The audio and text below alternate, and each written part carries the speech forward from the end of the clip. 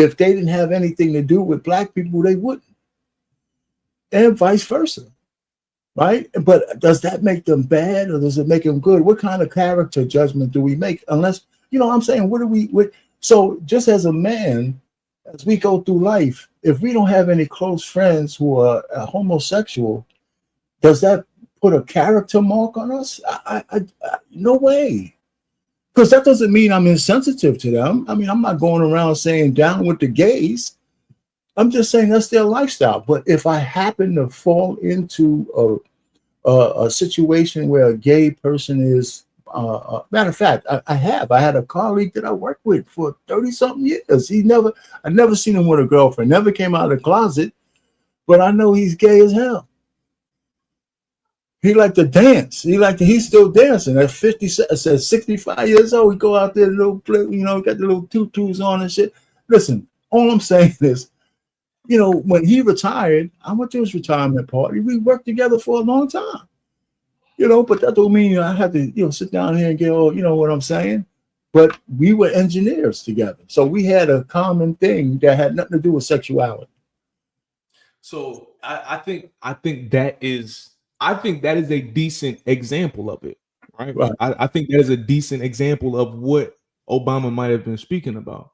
No, like I don't think nobody's saying you have to have a gay best friend. Like I don't think that's what the thought process was supposed to be. I don't believe that's what the thought process was supposed to be. But I do think that heterosexual men, in a general sense, are okay with not interacting with gay men. I agree. Any point for any reason whatsoever. Well, I do agree with that. I mean, but I don't know what kind of statement that really makes. Hey, Coach, you want to jump in here? Man, I know we're talking. We go back and forth. You want to take a piece of this, man, a little bit. Man, what's going on? Can you hear me, man? Yeah, we hear you.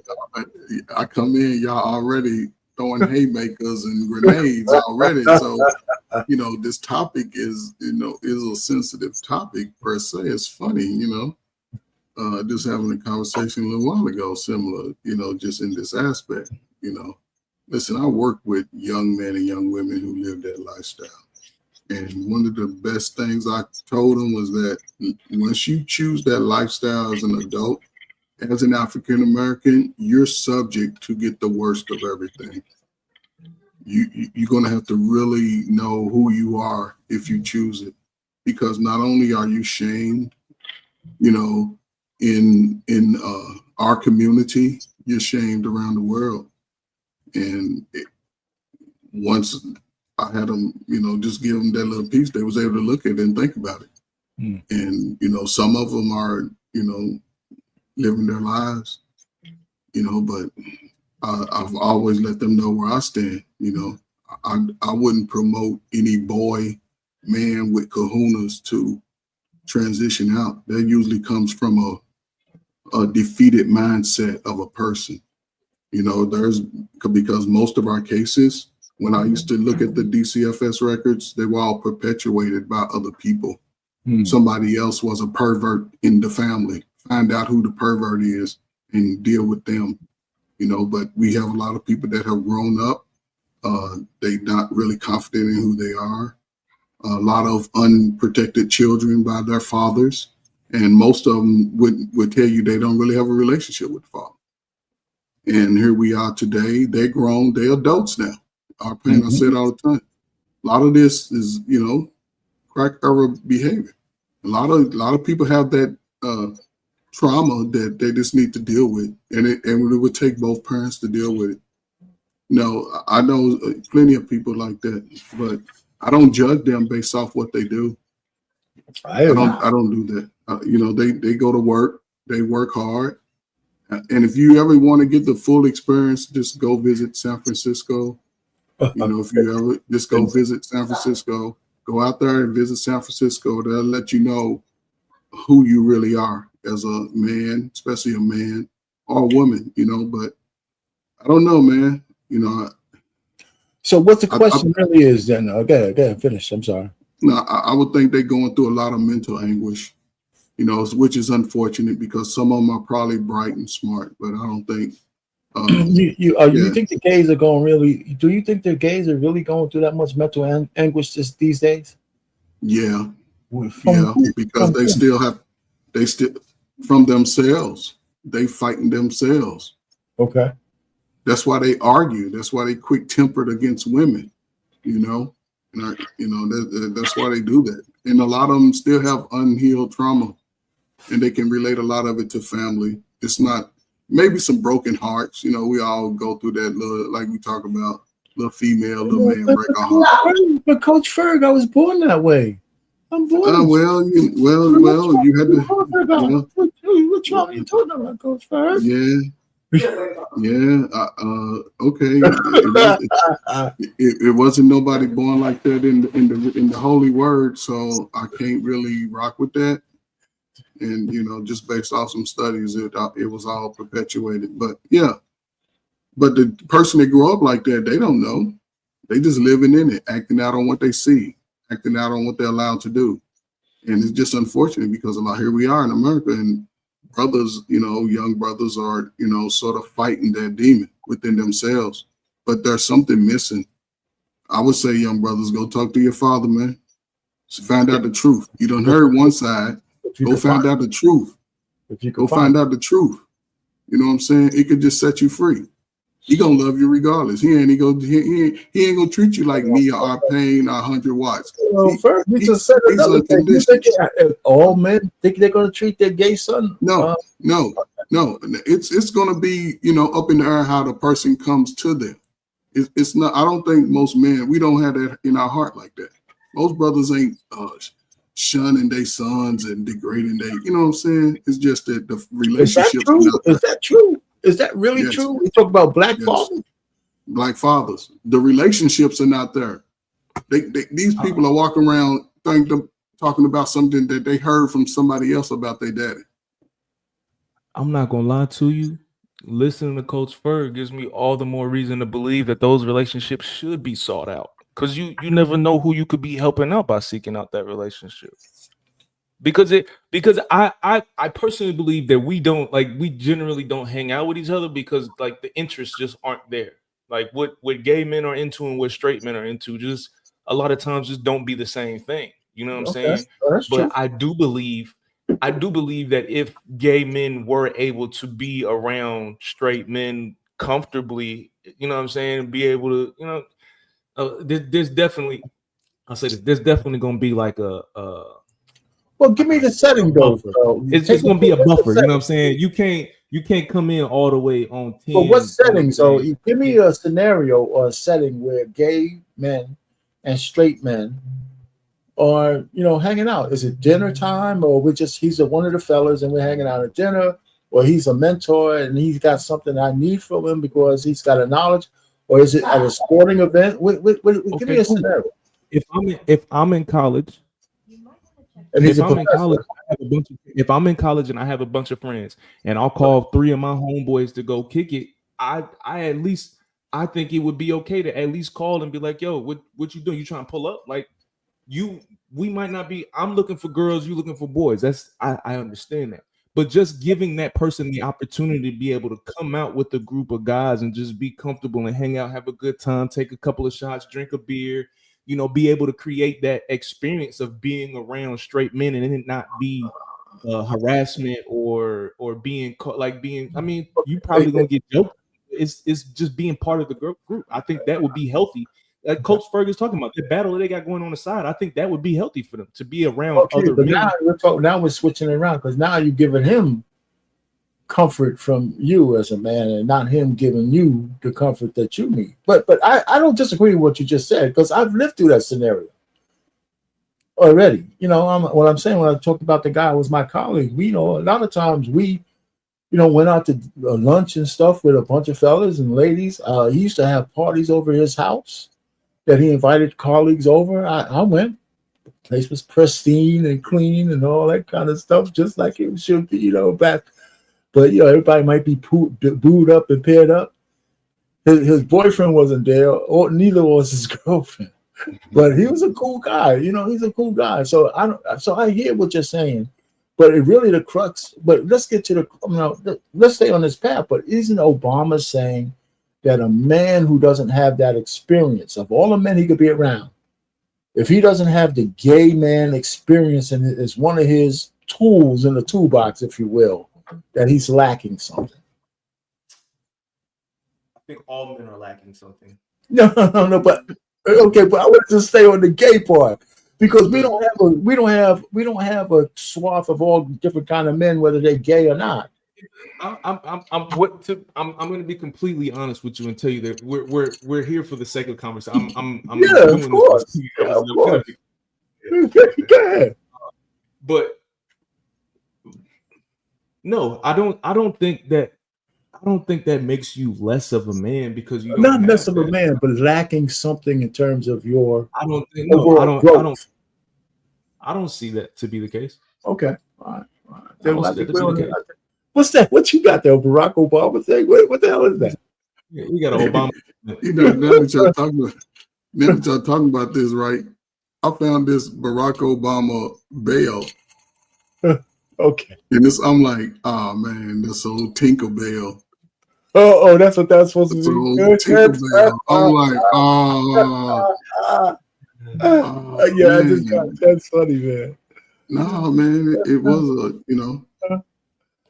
I mean, but that's why I watched the whole interview. I had to because I wanted to, because they really came up with here's the gay thing there to the end of them talking about the whole interview. And a lot of people ain't going to clip those because he said a few things along the way in the interview that I didn't disagree with. But I do disagree with society trying to dictate what a man is. And especially if it's a woman at the table trying to tell us what she would prefer a man to be. Because I don't think there's anything wrong with male nature.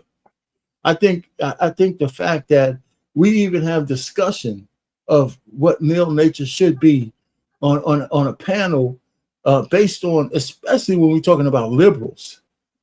I have an issue with that. If you just take a look at who are the men who are leading the Democratic Party, if you look at the DNC vice chairman, his name is Zesty Shasty or some bullshit like that. He's got eyeliner on and all of that kind of stuff. And he's trying to tell people, about how to be a man. I mean, I don't think there's we have our problems as men in general. But it's not, but all of the things that they want to correct wants to take a little bit of our nature and put it on the cutting room floor. And number one in that list is our masculinity. So I just don't give deference to people talking about around the table without any opposing people about what they think men should be. And then when Barack Obama has an hour-long goddamn conversation and he ends it with, yeah, you guys need to have a couple of zesty zabbies in your toolbox to be real men. I said, well, wait a minute, Brock. Man, if I have one, okay, great, but let's not try to force that shit. But again, that's just my opinion. Like I said, I've reached my own lofty age. I've had people that I know who are homosexuals, and I love them dearly. Some of them, a couple of them, family, friends, my cousin, and all that. But I didn't need that to be a well-rounded man. Not at all. Not at all. Yeah, but that's just me talking. So again, look at us shooting ourselves in the foot. We still shooting ourselves in the foot from the top. From the top, if he can say it, and he's been at the top in position. Well, the big nose and the big lip. He's lost a lot of zeal for his positions, man. But look at it though, and look how that could play on the ideology and the psyche of brothers under him who would strive to be, a man, because it already is enough trying to be masculine and being a man of color in America. It's already hard enough. We already coming out the gate like a 2-second, 4-second delay. And the fact that a head man like that could say, no, it's part of the nature, creed of nature You don't acquiesce to, come under that behavior. There's nothing godly about that. To me, to other people, they may accept it, but I don't connect nothing of my energy to stuff like that. Once I see it and realize it's diabolical in a sense, hey, I respect it by moving away from it. I don't need to hear about what's going on. I don't want to see it. I don't want my children to see it. I don't want my cousins to see it. I don't want my best friend to see it. If they choose at some point, it's different. But no, if I see a grown person doing something diabolical, I'll get away from it. Especially because I think about the youngest 21, 22-year-olds out here. Ain't seen a whole bunch of this crazy stuff that's running around here. And then they saying, oh, you can't be a strong man and go conquer the world because you have to fall under this behavior, which before welfare, it was considered a mental illness. So think about the mental pain that they go through, but don't push it on people. So what say you, 100 Watt? Because I do have one more thing I want to say on this. Well, not one more thing, because it's me. I always got one more thing. I feel like Columbo. But go ahead. If I'm going to give my personal opinion about how I feel about it, that there is way too hard of a push for children in this alphabet. The world is pushing way too hard on kids in this alphabet. I don't like it. I don't like it on TV. I don't like it in schools. I just don't. I'm not with it because I don't think anyone should be pushing sexuality on children at all. At all. Heterosexual or otherwise. Almost, it doesn't matter. I don't think people should be pushing sexuality on children at all. I do think it is of the responsibility of parents to be involved with their children, to teach them about the repercussions of sexual activity and all the other kind of shit. I don't really think the school should be responsible for that. Yeah, exactly. Because who's to say what the perspective is of the person that's teaching it to my child? Only I know what the perspective is. You know what I'm saying? So, well, the perspective, but most of the teachers are women, and most of them are liberal. In most schools, black, white, across, most of the teachers are liberal, and most of them are women. So you know what their perspective is. This is perspective that you probably wouldn't like. So then you never want to roll the dice and happen to have your child be in the class of a male teacher that likes young, you know what I'm saying? No, I'm saying that if you do have a male teacher, he's probably liberal as well. Most likely, agree. Yeah. And so my stance, I think it is pushed way too hard on the children. Okay. I think that it has become very popular for people of influence to just, hop in. So why do you think that is, though? Let me ask you the question and move it forward. Why do you think that has become so pervasive? And actually, it took the revolution of Donald Trump to bring it to the forefront to say that shit's got to stop. Why did you think the liberals wanted it to be so pervasive? Why did you? Because the work of the matriarchy is to get rid of the patriarchy. So now they're in control and can do whatever the fuck they want to do. The feminism wants to, like Coach Ferguson just said earlier, the feminism wants to make men stop being men. So now women can do what they want to do and have men below them. And we already know how on that spectrum we come under the gay best friend. So I already know what the fuck that is. Well, the funny thing though with 100 Watts is that even though women have and the feminism have stolen the narrative, it's still a patriarchy. It's a matriarchy living under a patriarchy, and the people who can't, so they can only get so far. Right, and they only have gotten so far. That's why. But there are some seats of power that's still after. Right, so we know that they haven't captured that yet. But the money people who are in charge like it this way because of consumerism and things of that nature. But I have one for everybody though. Why is it that it's so important for people to talk about men in these conversations? Okay, and they're not talking about, nobody says, well, if you're a well-rounded woman, you need to be around a bull dagger. You need to have a couple of bull daggers in your pen so you could be a good woman. You know, nobody says that shit because they're you know, already attached to that. If maybe. because if you go to a Beyonce concert, who's arm in arm with each other? They're already arm in arm with each other. Yeah, no, okay. So you're saying they have a propensity of kind of lesbianism in general. They're working together. Okay. I don't have no argument on that one. Yeah, So, they already arm in arm with each other. So it really is this election that just passed, and not even being political, is a shock in the system, because even though it wasn't the majority of men, not just black men, but enough black men have said, you know what, enough with this bullshit, man. We thrive when we could act within our nature. Men thrive best if we can thrive within our nature. Period. Every time we go outside of our nature, it turns into some fuck shit. You know, we lose control, we lose leadership, we lose everything. You know, that's the whole notion about house husbands and shit like that. Well, you know, it might work for some men, but it will never become the norm. Because if it did, then we might as well throw society away, because that's not how women are in their nature. You know what I'm saying? Hey, man, what's going on? Yo, what's happening, man? I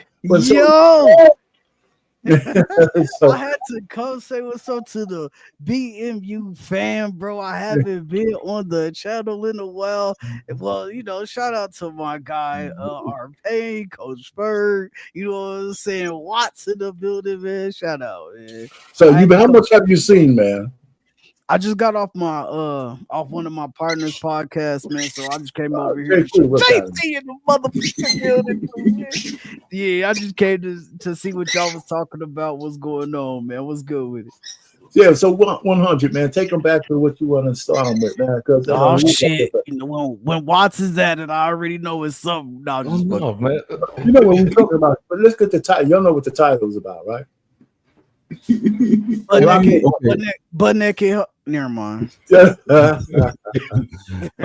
order for me to know where to start, have you seen the conversation between Obama and his wife at all? Yeah, I watched some of that the other day. And the conversation today is pretty much at the end of the conversation when he was saying, in order to be a full, well-rounded man, you had to have one of the alphabets, in, you know what I'm saying, in your friend circle. You should seek those relationships should be sought out in order for a man to be a full, well-rounded man. What do you think? I don't agree with that, but I understand what he's saying. I don't agree with what he's saying, but I understand what he's saying. He's saying that like being around people that have different perspectives can help you become more well-rounded, is what he's saying. But he's using the ABC community because he said somebody that when he was in college that helped one of his professors that helped him out and helped him, like, you know, get to where he wanted to get, was from the alphabet community. So it's you know, if you were using that outside of the alphabet community, it would be just you being around people who are not always like-minded, you know, but they can still, like, you guys can still come to the table, you guys can still have conversations, they can help you see things from different perspectives, you can help them see things from different perspectives, and that's how you become a more well-rounded person and grow as a person overall. But I don't agree with the whole alphabet shit. So yeah. And he said it out of context, though, like the way you just explained it. And I would love to go back to the time that he was in college, because the time that when he was in college, you wouldn't know your professors was living that lifestyle.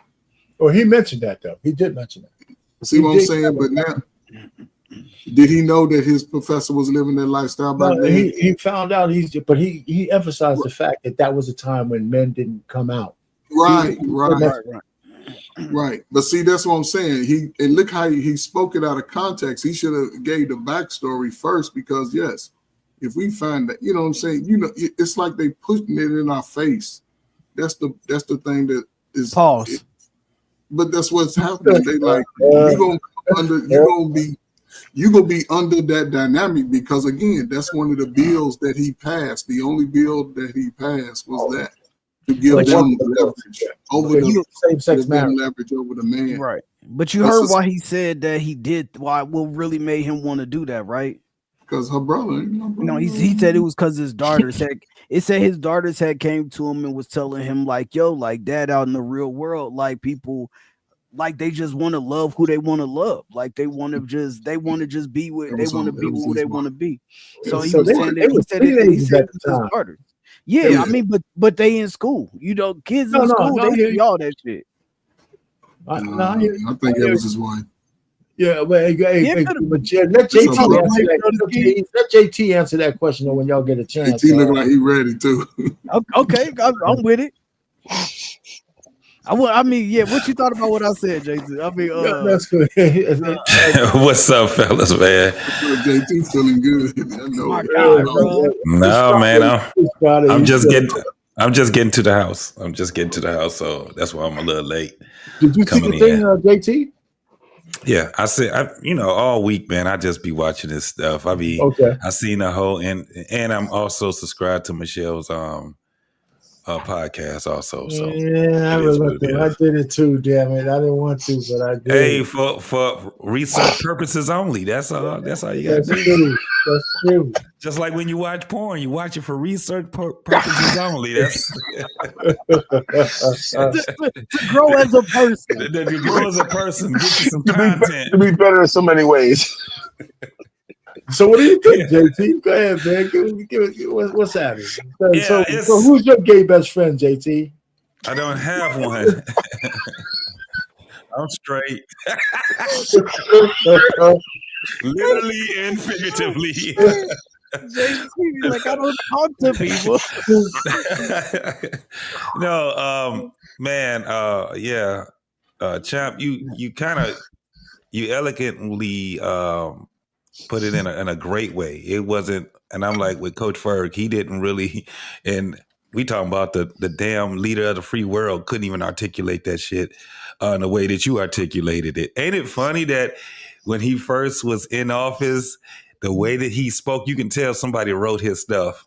Somebody, because now he stutter, he do all kind of stuff now. He sit there and pause, and he can't get his words together. And it's crazy now, ain't it? Yeah. He was so well spoken. Yeah. I mean, you would too if you rehearsed what somebody wrote for you. I was about to say what you said. His raps was written. His raps was all written. He was biting. Ghostwriter. But yeah, I got what he was saying about the whole thing of I think it's more of having a well-rounded way of looking at things, right? To have prejudice with discernment, right? So just because someone is, they think different, they love the same sex and all of that, just that alone, you just can't just say, throw them in the garbage or something like that. I get it. And he also was saying that you can learn a lot from pretty much, anyone that has the knowledge, regardless of, what their background actually is. So I definitely understood that. But my only thing is that, what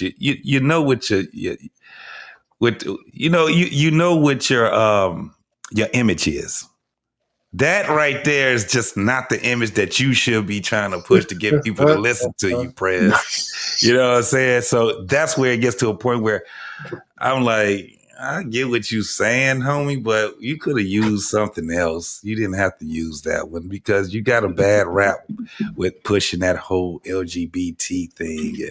And so that's why, the majority of people ain't even trying. If they totally against what he's talking about, they didn't even hear what he said, right? And they didn't even try to reconcile what he was talking about. So yeah, that's where it gets to the point where here you go again, pushing that gay shit. That's basically what the majority of people gonna be saying.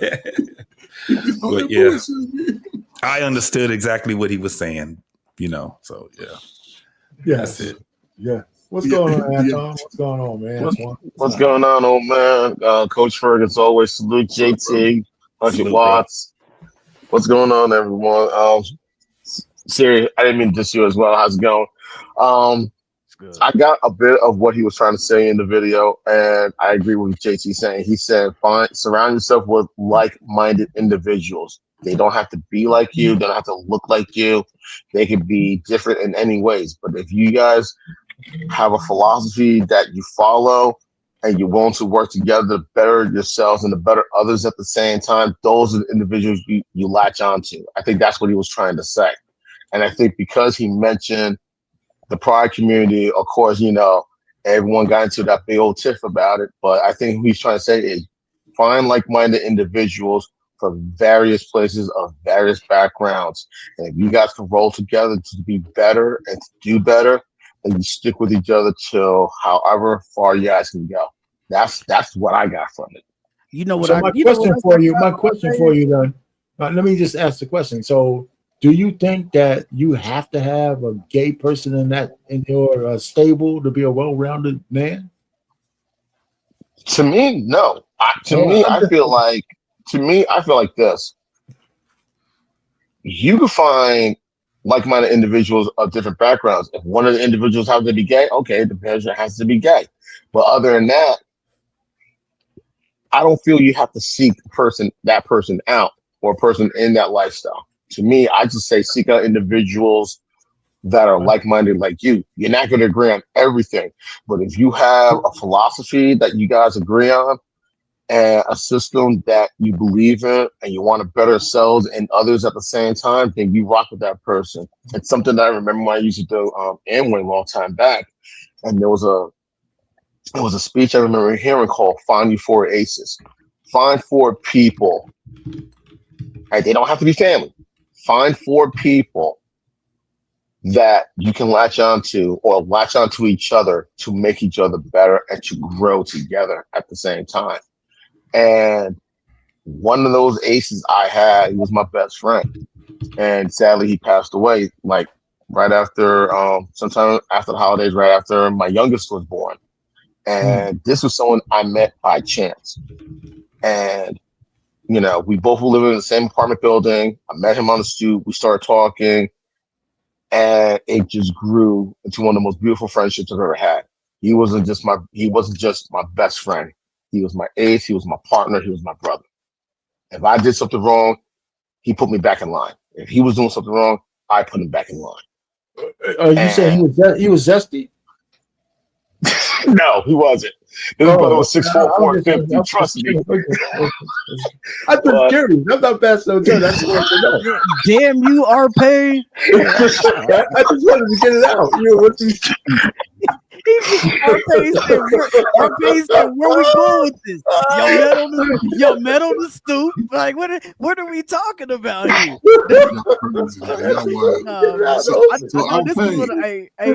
Let me ask y'all this question though, real quick. Now, based off, it is President Obama, right?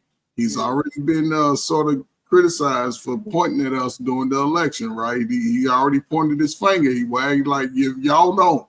Do y'all think he was only talking to people of color? Because I believe he was only talking to the Negroes. That's me. That's what I believe. Because think about it. We all may know somebody regardless, or we know somebody who lived that lifestyle. We never really had a problem with that. But the problem is when he literally just he pushed an agenda that sort of told the world that we are more that way. And it's not a lot.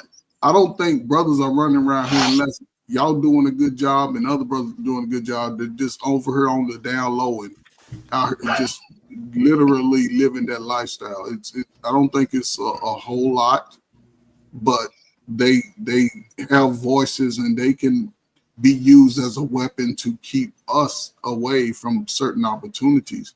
But for the most part, I believe he was talking to us specifically, because I know white folk don't listen to him about rules and regulations and the history of how to make America good.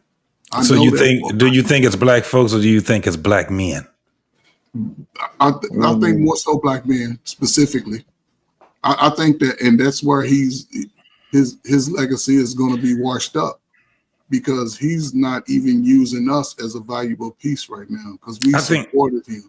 I think he has a different legacy. I think with black folks right now, they're not really feeling him. But I think once we get, further and further into the future, the present start being more into the future start being more into our present. I think he's still going to have a decent legacy. I think it's going to be a little bit more because even after his 2 terms, they're still out amongst the people. And now, first time ever we've ever seen something like this where the first lady ended up getting herself a podcast and actually speaking about things post his presidential terms, right? Mm-hmm. So I think it's going to be something once it starts to the smoke is clearing and things are starting to change. I don't think his legacy is going to be that much tarnished. I think it's just going to be a lot more people got a lot more to say.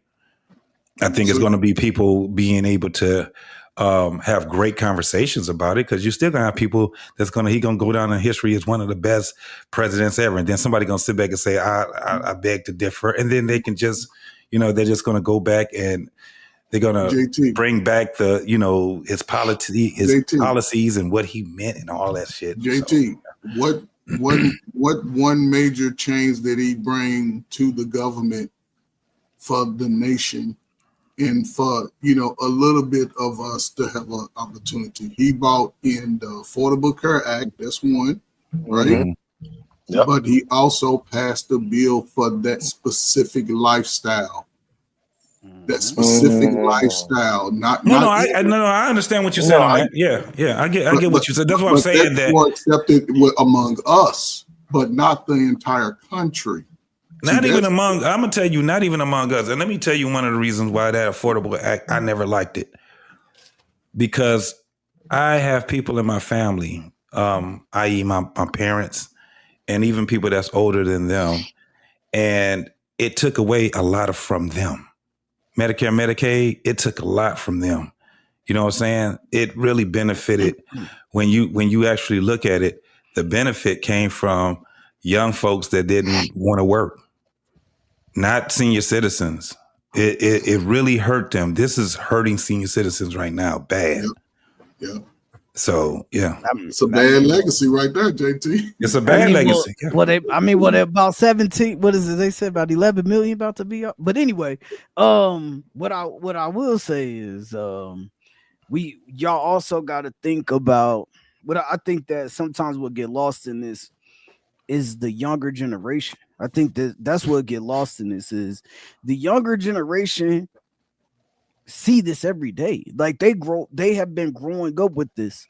Mm-hmm. You know what I'm saying? So to the older generation, to us older folks, us older people who this was like foreign to, this ain't foreign to them. So so to us, it may be where you may where he's not in good favor right now and it's all that, but like if my daughter and them, that's the only president they talk about. Like, you know what I'm saying? I'm just like, that's the only one. They don't be around here talking about President Trump and all. That's older people. Like the younger generation, I'm talking about younger kids in high school and all that. When they be like, man, I wish a President Obama was back. Like that's them. So once as time continues to go on, the younger generation they not gonna shun Obama. Like that's not. I don't think that's what's gonna happen because that's what they're coming up in. So it's just like it's just. I kind of disagree. How you guys doing tonight? I hear you.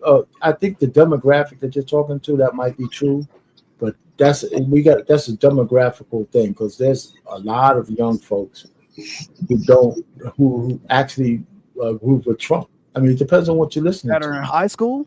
Yeah, that I'm talking about high school kids. Yeah, I hear a lot of when I hear Colorado is 90% white. Wait, my man, listen, I'm not saying you're wrong. I'm just saying you're talking about a demographic of people. Yeah. So there's other demographics of folks who don't necessarily drive the way you're driving. So I'm not saying you're wrong, but we got to open that up to across. I think it's wrong. I think it's wrong. Hold on. Hold on. Go ahead, finish. Go ahead. Because I was talking. Hold on, because I was just saying, because I live in Colorado. Colorado's 75% white. So I'm saying when we're going to when I'm going to my daughter's school, it's also a liberal state, brother. It's also a blue state. It just turned blue. It was red. It was red for a while. At first it was red, and then it turned purple, and now it turned blue. But It's I'm a just blue state.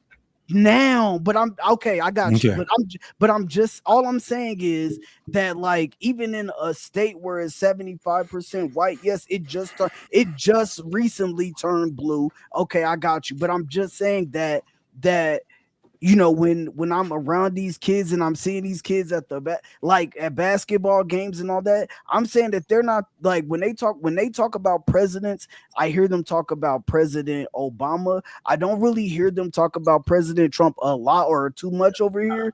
But I'm that's all that I'm saying. I'm not saying that. I just said I agree with you, but it's a demographic. I'm saying. Let me say this. Let me say this. The baby boomers are sexual freaks. The Gen X, Come on. the Gen X, right? The Gen X are out of their goddamn mind. Millennials. What are you Yeah, on, come man? Whoa. Don't worry, I'm He's a millennial. somewhere. That nigga's an old ass millennial. Let him finish, man. Let him finish. Go ahead, man. Are you talking about the topic, or are we going to Africa and everywhere else? What are we talking about? Around the world in 80 days. And then millennials, right? Millennials are sexually confused motherfuckers. Then Gen Z is the ones that are correcting things. So my brother, you're not telling the actual truth, because Gen Z, right? Gen Z are the ones that are forcing the culture back, because their parents, which is the Gen S and millennial, screwed up. So the Gen Zs today are the ones that are challenging the women. But I'm talking about the men, not the women. I'm talking about the men of Gen Z. The women across all demography are just freaks. They mostly for gays and homosexuals. They're the one that is part of this gay shit problem happening now. Is the women. It doesn't matter which generation they are. You see what I'm saying? Yeah, but I don't think this is the thing. I think it's way more deeper than it being just a gay thing, right? It's always been gay people. I mean, amongst everyone, it's always been that, at least in the 40s on up. It's just, look, we had a guy that was brilliant. I mean, brilliant philosopher, James Baldwin. And that man was flaming. Oh, flaming. He was flaming, and people understood it. They knew it, and he wasn't by himself. You know what I'm saying? So, but he already understood how much he had against him. He was black and he was gay. So, but he was brilliant. He had a brilliant mind, and the man was very flamboyant too. You know what I'm saying? So he had to get a different way on how he had to move around the world, and that wasn't. So he wasn't a man that had a fragile mind. What we have right now, especially in the Z's, is a bunch of fragile ass kids. It's not going to start with the Z's. No, they caught up in the same shit too. It's going to start with a generation that sees how bad it is, and they're going to say, I'm not dealing with none of this right here. It's going to be, but the only reason it's going to happen is because it's going to be, look what we're seeing now. We're seeing a lot of people suffering. We see a lot of suffering right now, right? Mm-hmm. And so when you're talking about one generation worse than the other, no, one generation was because of the other. Let's just keep that in mind. It was because of the other generation. But we have to understand exactly where we went wrong. And I'm telling you right now, baby boomers, we kind of like saying, look, we trying to get y'all as much as we can, and Yeah, I'm not. Trying to give him a pass. And next thing you know, we just gonna be sitting there like this. We gonna be looking at y'all like, fix it, nigga. I don't know. I got 2 more Christmases, and I'm out this bitch. Our family go fight strong for the Let me boomers. say this about Gen Zs, though. See, the thing is that Gen Zs say a lot of shit that's free. However, they're still under the power of the baby boomers. Yes, Because we ain't dead yet. You know, just like when the guy told me, you know what, I'll be happy when all you motherfuckers die. He said that. A guy said that to me right there. What right here on BMU Network. I said, what do you want us to do? I want y'all to die. I said, what you want us to do? I want y'all to die. And he, anyway, it's the alpha generation. Because savage. But it's going to be the X's are going to be front and center in the next 10, 20 years. Mm-hmm. And people are going to You got no choice. People are going to be saying shit about the Xers like they're saying about baby boomers. They already said about us.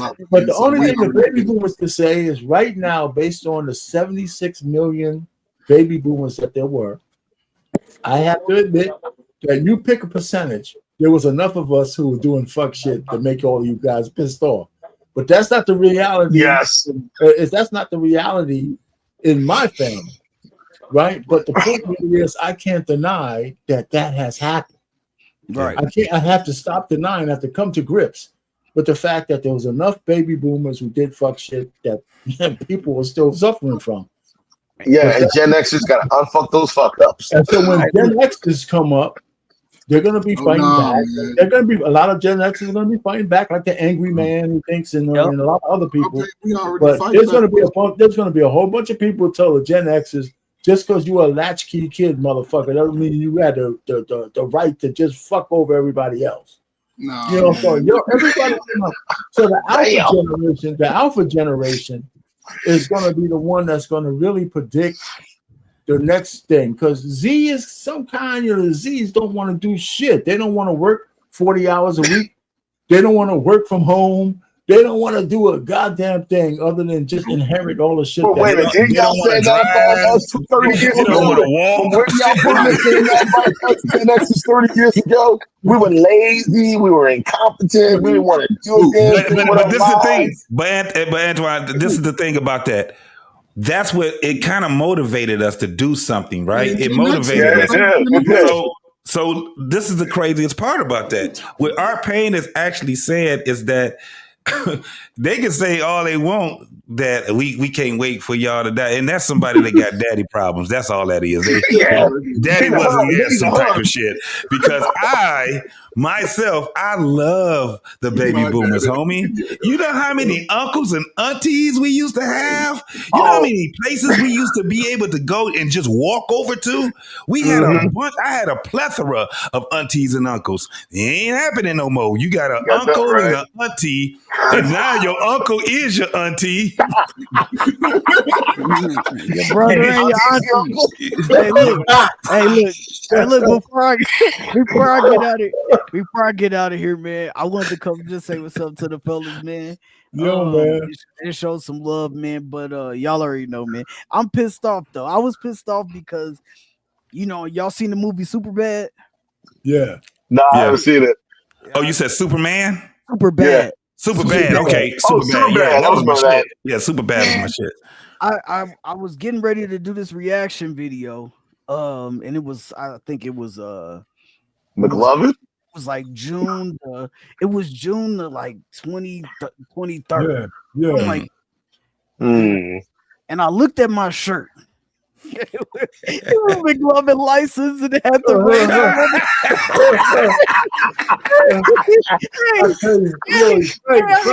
had to go take that motherfucker off so quick.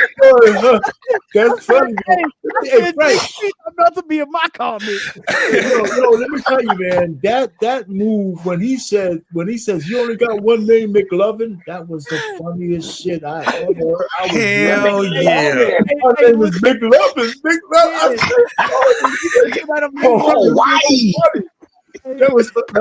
was such a great. Hey, RP, bro, I recorded my video on July the 1st. Yeah. Damn. I said, I put my McLovin shirt on. Thank God for July 1st. Yo, y'all guys got to go check out Frank's channel, man. What Champ? Go ahead, man. Champ. Yeah. You know, man. Champ talk reactions, man. I'm just. Yeah, man. He got it going on, man. He's got the little dollar sign coming up and everything, man. He's just in the scene, man. Hey, listen, man. I tell you, Frank, man. The introductions, I love them, man. I do. Yeah. Thank you, man. I've been working on my intros, man. Yeah, man. I do. I'm gonna be back, man. I just we got to get ready to head out, but you know, I had to come show some love to my fellas, man, and I will be back, bro. All right, appreciate you, brother. All right, bro. All right, be safe, man. Yes, sir. All right, man. Oh my God. All right. It's funny as hell, man. I just subscribed to his channel too. I was looking it up. I had to subscribe. He does great commentary too, man. So yeah.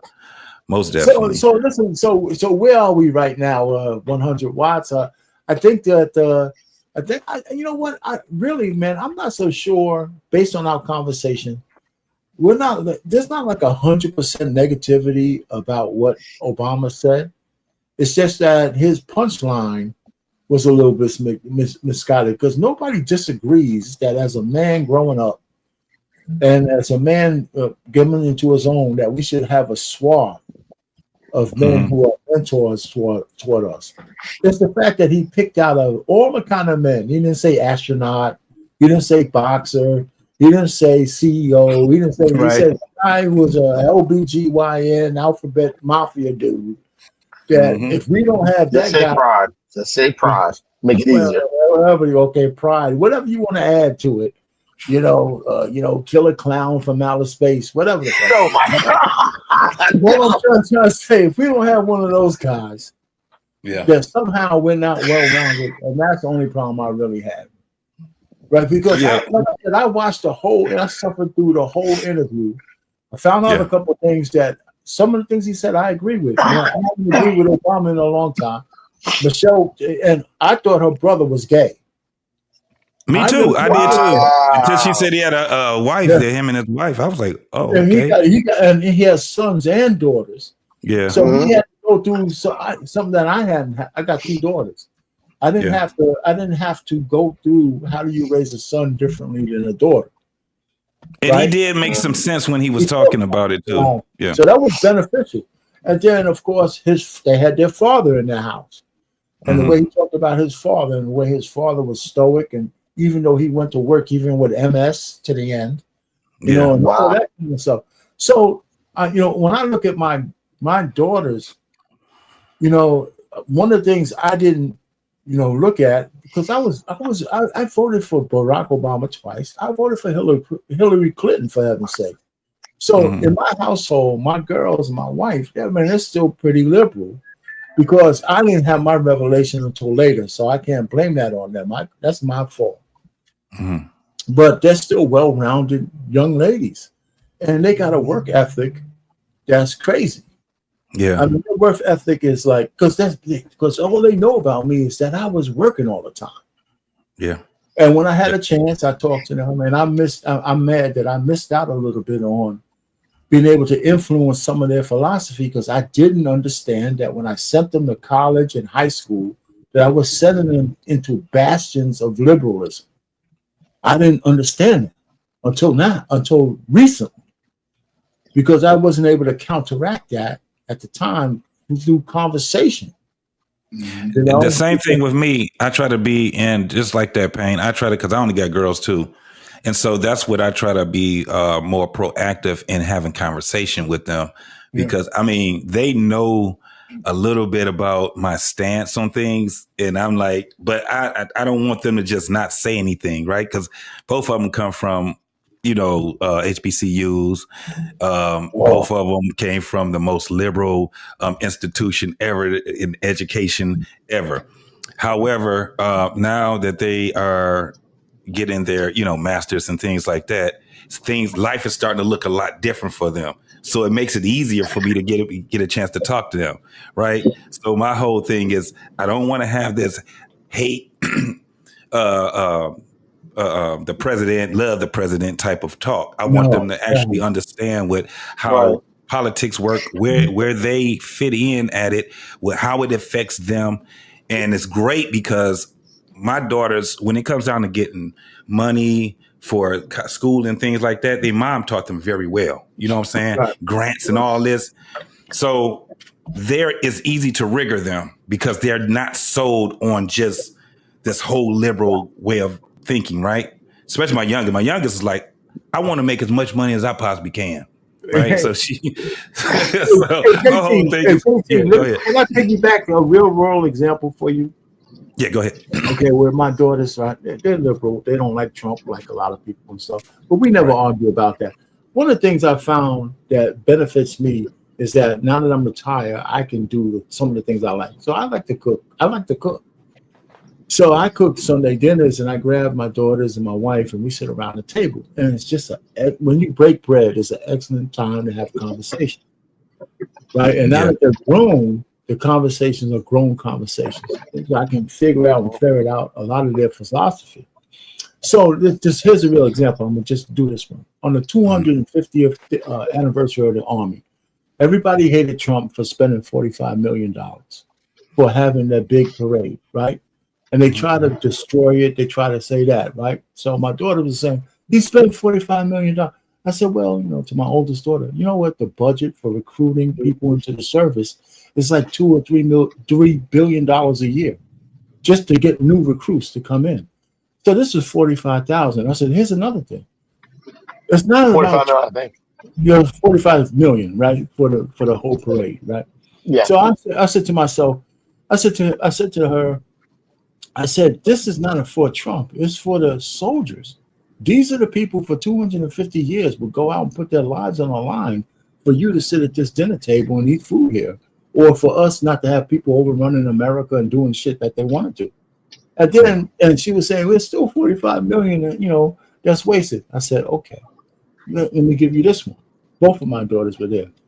I said, listen, you have a college education that's paid for with no loans. So does your sister. You live in a house that most people would envy. You have a father and a mother. And guess what? Everything that you have, the fact that you have the bank account you have, the job you have, the life you have, is because the Department of the Army has been giving me checks for 38 years. I work for the Department. I worked for the Department for Army for 38 years, and I'm retired now. And all of this, I said, everything that you are is because I got paid by the Department of the Army.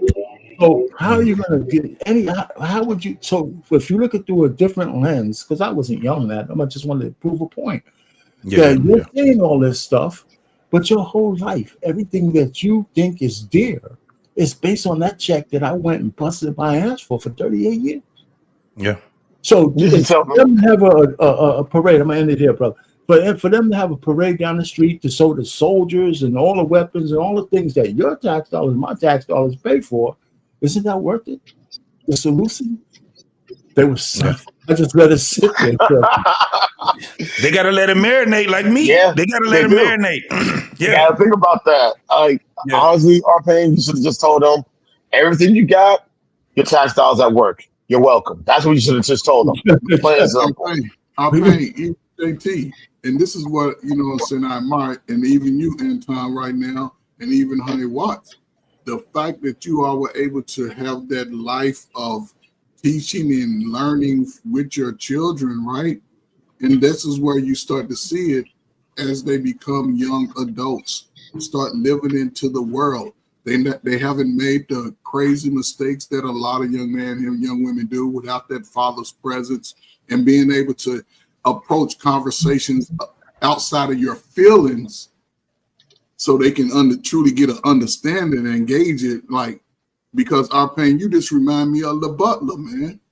Your life is similar to the butler when the son was like, Well, you a butler, that mean everything you got is because I'm a butler. Yeah, his son was on his high when he was on his high horse, trying to be Black Panther or trying to be a righteous man. He trying to find himself. While he's trying to find himself, you being funded by your dad doing what he has to do to make sure that that you can be able to live in the free world, and he can give you what he got. So it did that. I think that movie, and I didn't too much like when people was saying that they didn't like the movie, they didn't want it. It's like, damn, y'all too goddamn sensitive, bro. Sometimes you look at the story and especially like, listen to the message. Yeah, I really love old boy. I just like the movie he plays in, Forrest Whitaker, right? Oh yeah, but the message was the most important message that I seen on how that man can go. And still, he had more pride than any other of those damn white, those black folks that was out there. Let's bring it down to the brass tacks. Every so often, and we don't like to do this because I never brag about this thing, but every so often, in order to ground people, you have to let them, because sometimes they're blinded to what's obvious around them. Mm-hmm. Right. So everything. So that kind of conversation I had with my daughters wasn't really that heavy, other than the fact that they knew what I was doing for a living. It's not like they didn't know, right? They didn't know that I was a civilian guy going around making sure the weapons that we made sure that our soldiers could come home. But the point really is that you have to remind people every so often about the basics, right? And and the thing is, and they didn't say anything. We just went on. It didn't really get too much heavier than the fact that that both of my daughters, because they're women, they were quiet for a second, and that's a victory. Right? Yes. That's a victory. It sunk in. It really sunk in because I let it sink in. That's everything you got is based on that check from this same army of those dudes marching down the street. And what I did, and like I said, I don't want to brag too much. Let me say something about this. I think I'm just going to play a little bit of on the other side. I think personally, that's my analysis. I think they were thinking that the money was a waste. And also, due to the $1 trillion, a lot of people, that $1 trillion right now is a big controversy. And most people, we're just talking about the parade, though. No, I know. We're talking about the parade, but I'm also looking at another picture, the bigger picture of it. So the $1 trillion right now, people see it as a big waste, and a lot of people, I won't say most, a lot of people in the United States believe that half of the defense budget is fraud. But to me personally, if half of the defense budget is fraud, which is $500 billion, $45 million is nothing. That's the way I would say it. Either way, yeah, but that wouldn't have got the because I got to tell you, if it was a different administration, they would have said that should cost $1 billion. For real. You know what I mean? They would have said it was $1 billion. And if you've ever worked for the DOD, if you've ever did anything when it came down to either purchasing or buying ammunition, with weapons, vehicles, and things like that, you can get a bigger scope of that. So a lot of people, and then being in the military, man, I used to be in charge of a motor pool.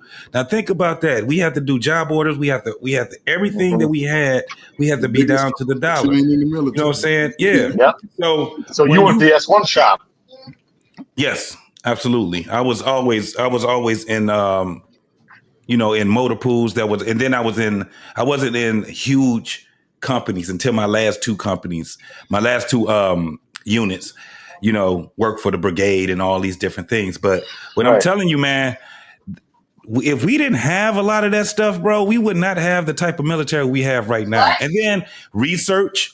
Look at all these doggone proving grounds that's around the world, not just in the United States. So think about the money that goes there too. So when people sit there and they talking about, waste of money and this and that. I'm telling you, unless you actually work for the defense of man, you really don't understand where this money is going through. I'm going to counter that real quick. Let me respond to him real quick on that, right? What you gonna say? Let me wait, hold on for a second. What you say? Why don't you? Did you have something to say? No, I was listening what JT was saying, and knowing how many small businesses are on websites bidding for military contracts like that. That one parade, you would have no idea how many civilian companies got contracts off that one parade in that area. You know what I'm saying? There's people making it might be a waste to some people, but it's plenty of people eating off of those contracts. And they get money off of fucking tissue, fam. Like if you've ever read these contracts, they getting money off of tissue, iPads, shoelaces, belts, all kinds of shit. So you can consider it a waste. And then also knowing that there is a percentage of this that has to go to small businesses, it has to go to veterans, it has to go to minorities. Like once you start understanding all of this shit, then 45. If 45 million is on the table, let me get 4,500.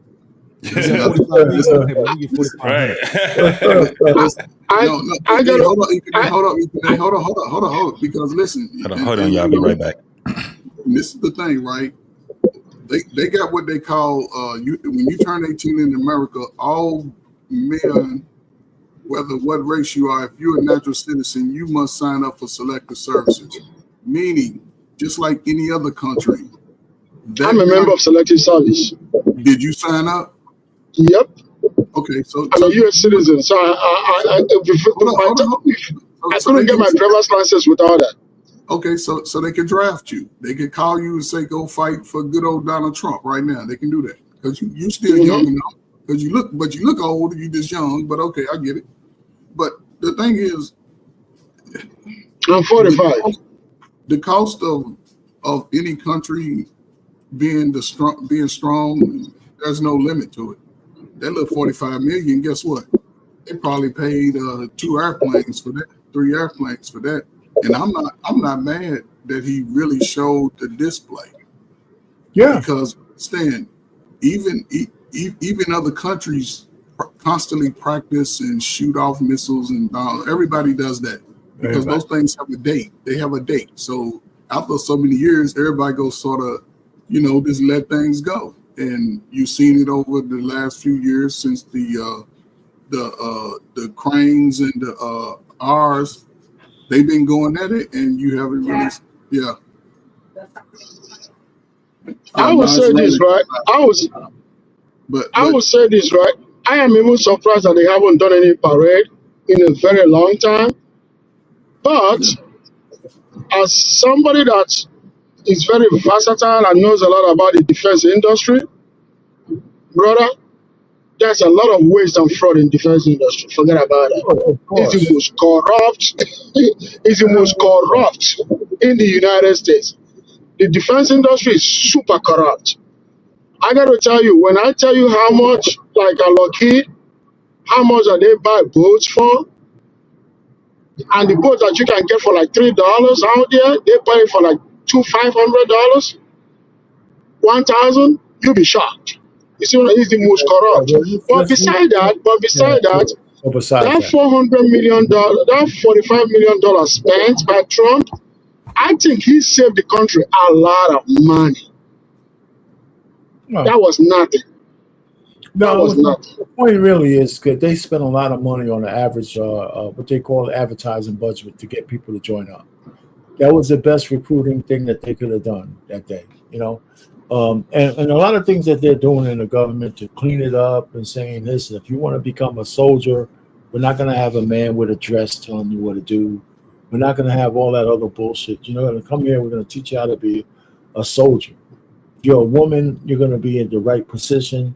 Anytime when you put a battalion on the street, the logistics string behind the battalion is almost 3 times larger. We got to get you your supplies. We got to get you your bullets. We got to get you all those kind of things. It takes almost 3 times as many people to do that, to put a deployment out there for effective battalion. So there's a lot of shit that goes behind it. You either want to be a free nation or not. Whether you like all the stuff that we do, that's another story. What's going on? Uncle Jeff is here. Right. Hey, There you go, man. hey, fellas. All right. Y'all hear me good?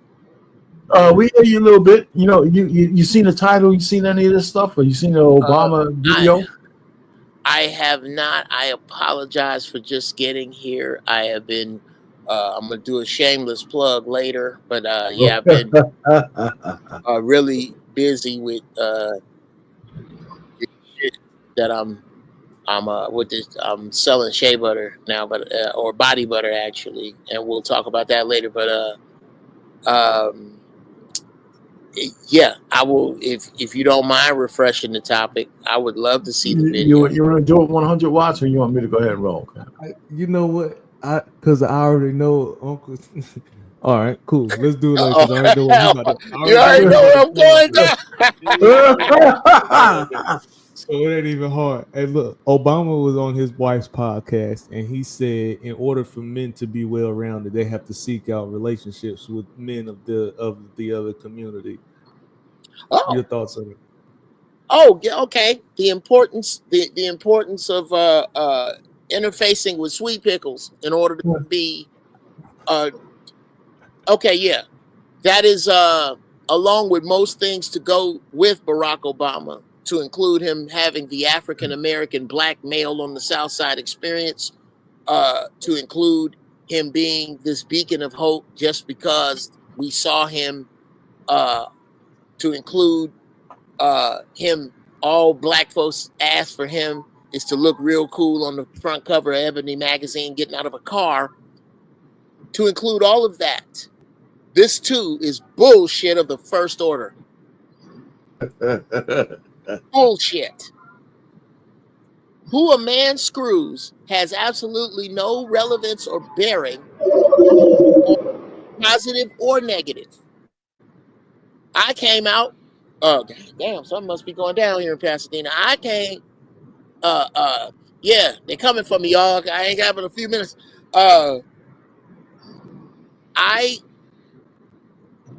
Where's she? Right here.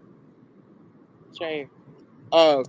I and my friends all came up extremely well-rounded, understanding that culture and not having to be a part of it firsthand. Did he give any other becauses? Did he expound on what it is that I can learn from a dude who cornholes another dude that I can't learn from a dude who don't? Did he make it? Let me give you some context, though, right? It was an hour-long interview with his wife, and then he came at the end saying, listen, men, black men, or men in general, he didn't say black, but men in general, in order for you to be a well-rounded man, you should have a swath of different men that are your quote-unquote mentors. Your father, can you hear me? I think yeah, I'm here. I have to get some weight. Your father, and plus other men in your, I guess, sphere, teachers, this and that. And then when he got specific, he used an example that one of his professors, who was gay at the time, became one of his best mentors. And so that's what stuck. Out of all the men and all the things that men do, he found that in order for a black man, he didn't say black man, for all of the men, but he was talking about black men, to be well-rounded, it's okay to have some kind of gay, fudge dude in your purview. And I said, so you hit it on the head, but that's a full context. Let me say this before you go, Jeff. The point is that I don't disagree in terms of having many male, other kind of men in different facets of life as beacons in your life. But the fact that he picked a alphabet community guy as his example is the issue. What does that have to do with? Well, to put this in perfect perspective and context, I'll use his name because he uses his name and talks about it on stage, and he is fucking hilarious at it. It's a comedian by the name of Andre Kelly. He is a big, bald, black, gay man. And he is not a flamer. He don't be wearing eyelashes or none of that shit, but he is openly gay. And me and him is cool as a fan. I ain't never had a problem with Dre. When I'm in comedy clubs, we kick it, we talk. I run my gay jokes by him. I tell audiences, if you don't like my gay jokes, blame it on Andre, because Andre is gay and he thought it was funny. I ain't never had a problem with Dre. That's my dude. But I don't hang out with Dre. You know why? Because pretty soon, men always talk about fucking. And their talk is going to make me want to kill myself. Hey, well, here's how you. Hey, Uncle Jeff.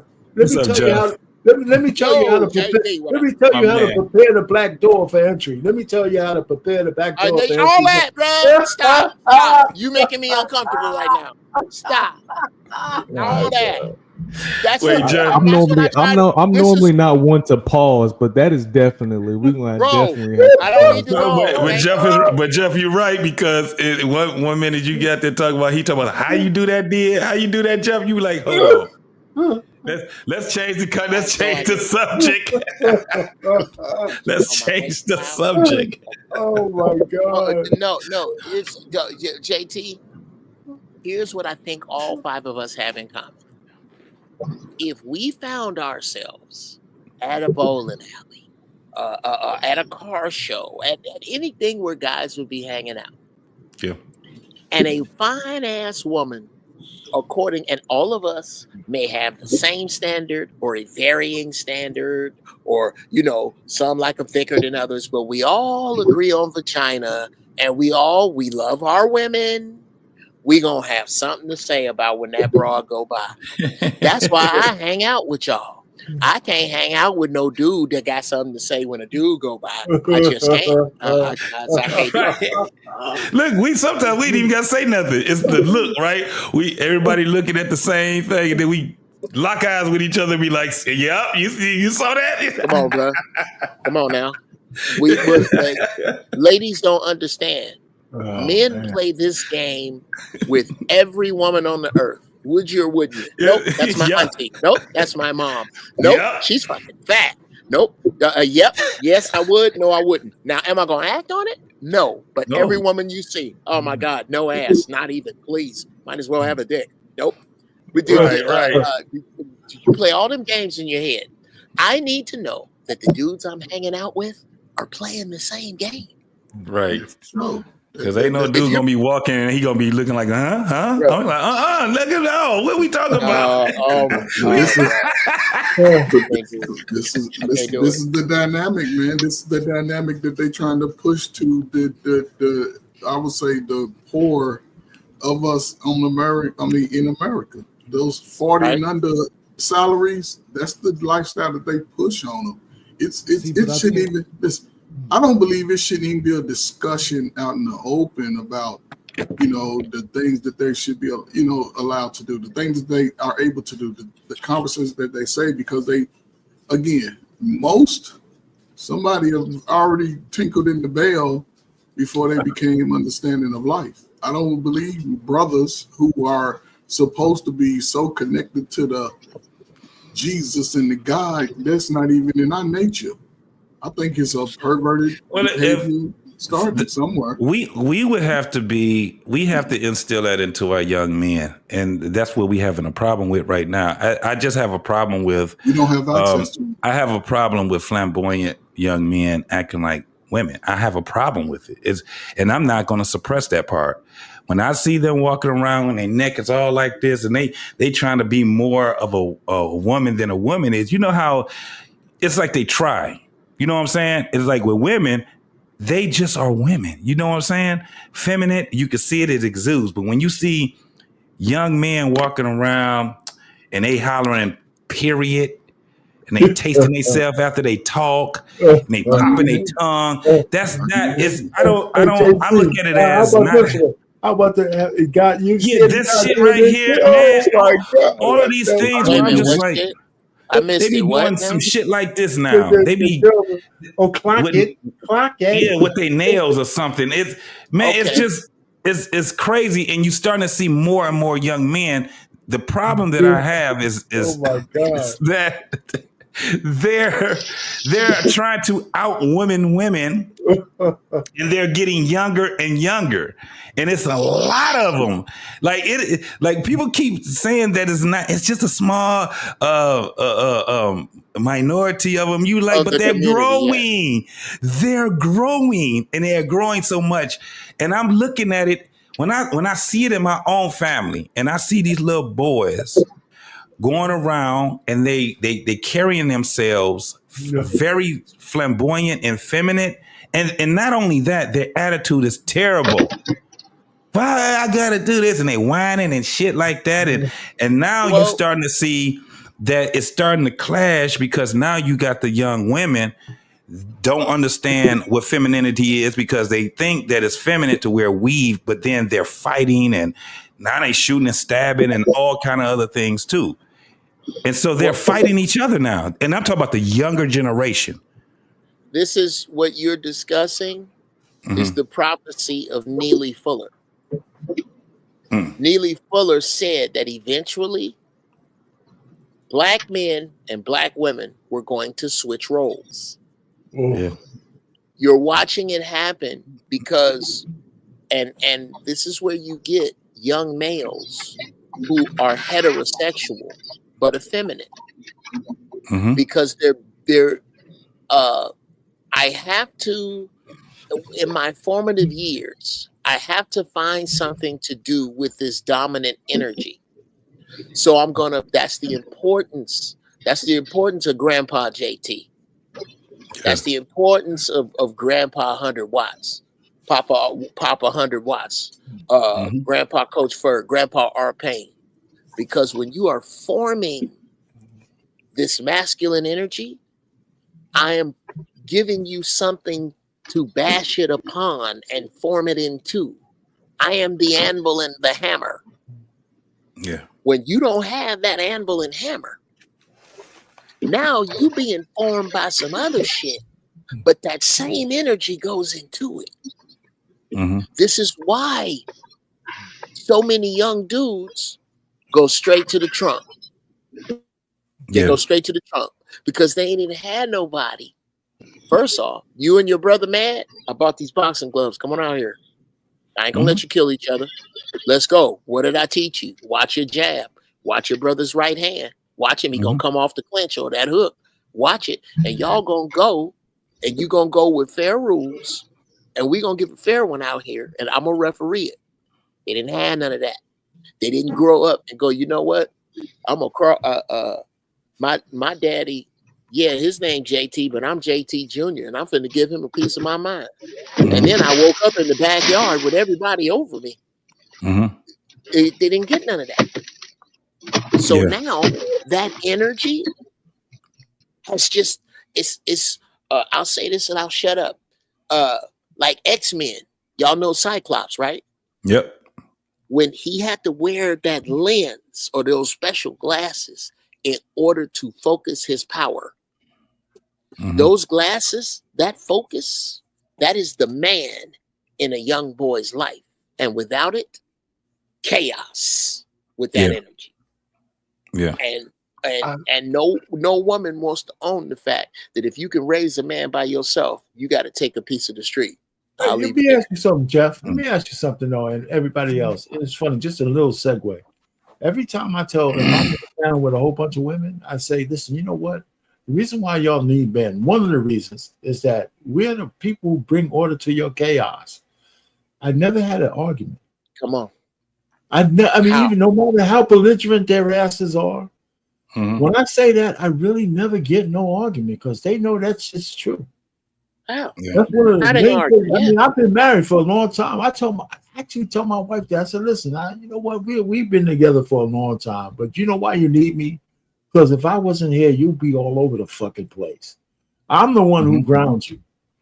I'm the one who grounds you, and you need that. And that's why you want me, because you know you need it and you get it from me. And no lie there. No lie there. There's no lie there. I'll give you a prime example of that, brother. When my brother got married, He got married in a South Chicago suburb, and my family is full of beautiful murderers, full of good. Look, of the most of the men in my family are very handsome and very violent. Same thing on his ex-wife's side. When we were in a place where we were getting married with another group, like it was another black couple was getting married. My brother-in-law, my brother and his wife to be had this sand sculpture inside a glass. It was very beautiful, and it was going to be part of the ceremony. And all the sisters in my family were out there around it. This little boy that we didn't know, dressed in the other family's colors, come out here running around. These two little boys running around the sand, looked like they was about to knock it over. One of my cousins, the one with the sharp mouth, I said, no, you're not. You're not. You ain't finna say a damn thing. I mean it. You say nothing to those children. I will handle this. I went across and I said, excuse me, y'all. Best man. Can I talk to the best man? Yeah, he right over there. I go over to him. Yo, bruh, congratulations, man. Best man, best man. Hey, here's what's happening. We got this sand sculpture that we going to do this ceremony in about 45 minutes. It's very delicate. And it's some kids I don't recognize. That's probably Dennis kids. God damn it, LaTravion, get your ass in here. That's how you handle that. Because I know that I don't have a license to talk to nobody black kids like this, like I did when I was young. And all them niggas over there is itching to do some shit, just like all these niggas over here. And all it take is for one of y'all to snap off. Oh no, this bitch didn't talk to my baby like that. Who you calling a bitch? And it is on. All it takes somebody is So all it takes is somebody to pull the lever. Who gonna pull it? Who's gonna flick that switch? I find my difficulty in parenting, right? Because I was raised in what y'all was talking about, right? I was raised in a time where if I was walking through my neighborhood in a place where I wasn't supposed to be, one of my mom's friends will pull up and, hey, does your mama know you out here? Nope. Get your ass in the back seat. I'm gonna take you home. Like I did grow up in that time, right? So now with my kids, raising my kids now, this shit ain't that no more. You know what I'm saying? I can't have my kids outside the same way that I was outside. I was outside till the streetlights came on. I can't have my kids outside like that no more. If I can't be in the vicinity, able to watch them eyeline, earshot, something like that, I can't have them out there like that no more. So when what y'all talking about, right? So my oldest has been cheering since she was 5 years old. She's about to go into high school right now. And the higher she goes in grade, the more often it is for there to be a boy on her cheerleading team or to be on the team that she's competing against or something of the sort. So it starts putting me in this place where now there's this generational thing between where how I was raised and how now my kids are interacting with other kids. And then there's this other thing that I'm also battling between genders, because my son, I don't have to worry about those experiences with my son. When he goes to soccer practice, I don't have to worry about him being around a flamboyant boy. That's just not something that I see. But my daughter, that's something that she sees all the time. And I agree with you, JT, because the habits of some of these, like, it's just like, how can I say this and not be disrespectful? I agree. You don't like the way Sweet Pickles move? I'll be disrespectful. The attitude of some of these little motherfuckers. Oh yeah. Sometimes I see my daughter like battling back and forth. Like, is this how I'm supposed to be acting? Is this not how I'm supposed to be? Because, like you said, he's trying to be a girl. So for some reason, he receives the actions of a girl to be this thing. So I see her doing this battle between, is this how she's supposed to be acting? So it's really difficult because I can't just We just ain't in that place no more. We just not in that place of raising your kids like that no more. I think that they're dangerous. I think, and you know, I express this to a lot of my people. I think that flamboyant boys are dangerous when they hang around a bunch of girls, right? And that's the reason why they would hang around girls. They won't hang around men, because the thing is that unless those men are just as flamboyant as them, and even in that space, guess what they end up doing? Fighting each other. They end up fighting each other because the problem I have is that there's no boundaries, right? There's no boundaries. With us, think about how we communicate with one another, right? We don't communicate with each other like people think. Like if a woman see men communicating, for the most part, we're very amicable with each other. Shit, for 90% of the time, if we don't like you, we just not gonna hang around your ass, right? That's just how we do. That's true. That's just how it is. Women will hang around other women even though they don't like them. Stand. Right? So that's what happens when they hang around those flamboyant gay boys. You hanging around somebody that you really don't like. Now, this is the thing. It puts a bad stigma on, you know, cats that are just gay and minding their own business. You know what I'm saying? Let me tell you who they really hang around. Men that are gay. They don't hang around women that are gay because they end up having a lot of arguments with them. They will be friends with them, but when you see it, you be like, oh, they have that LGBT bullshit they be doing. Mostly those be all men. If you ever looked and seen how when they had those clubs that are, you know, that LGBT club shit, it'd be a bunch of men. Because they get along with each other a lot. They get along with each other a lot more than, think about this. You don't, normally when you see gay women and they go to clubs and all these things, you know who they hang around? Bunch of fucking men. The men are not hanging around the women. The women okay, wait a minute. With love, brother. With love. I got to push back on that.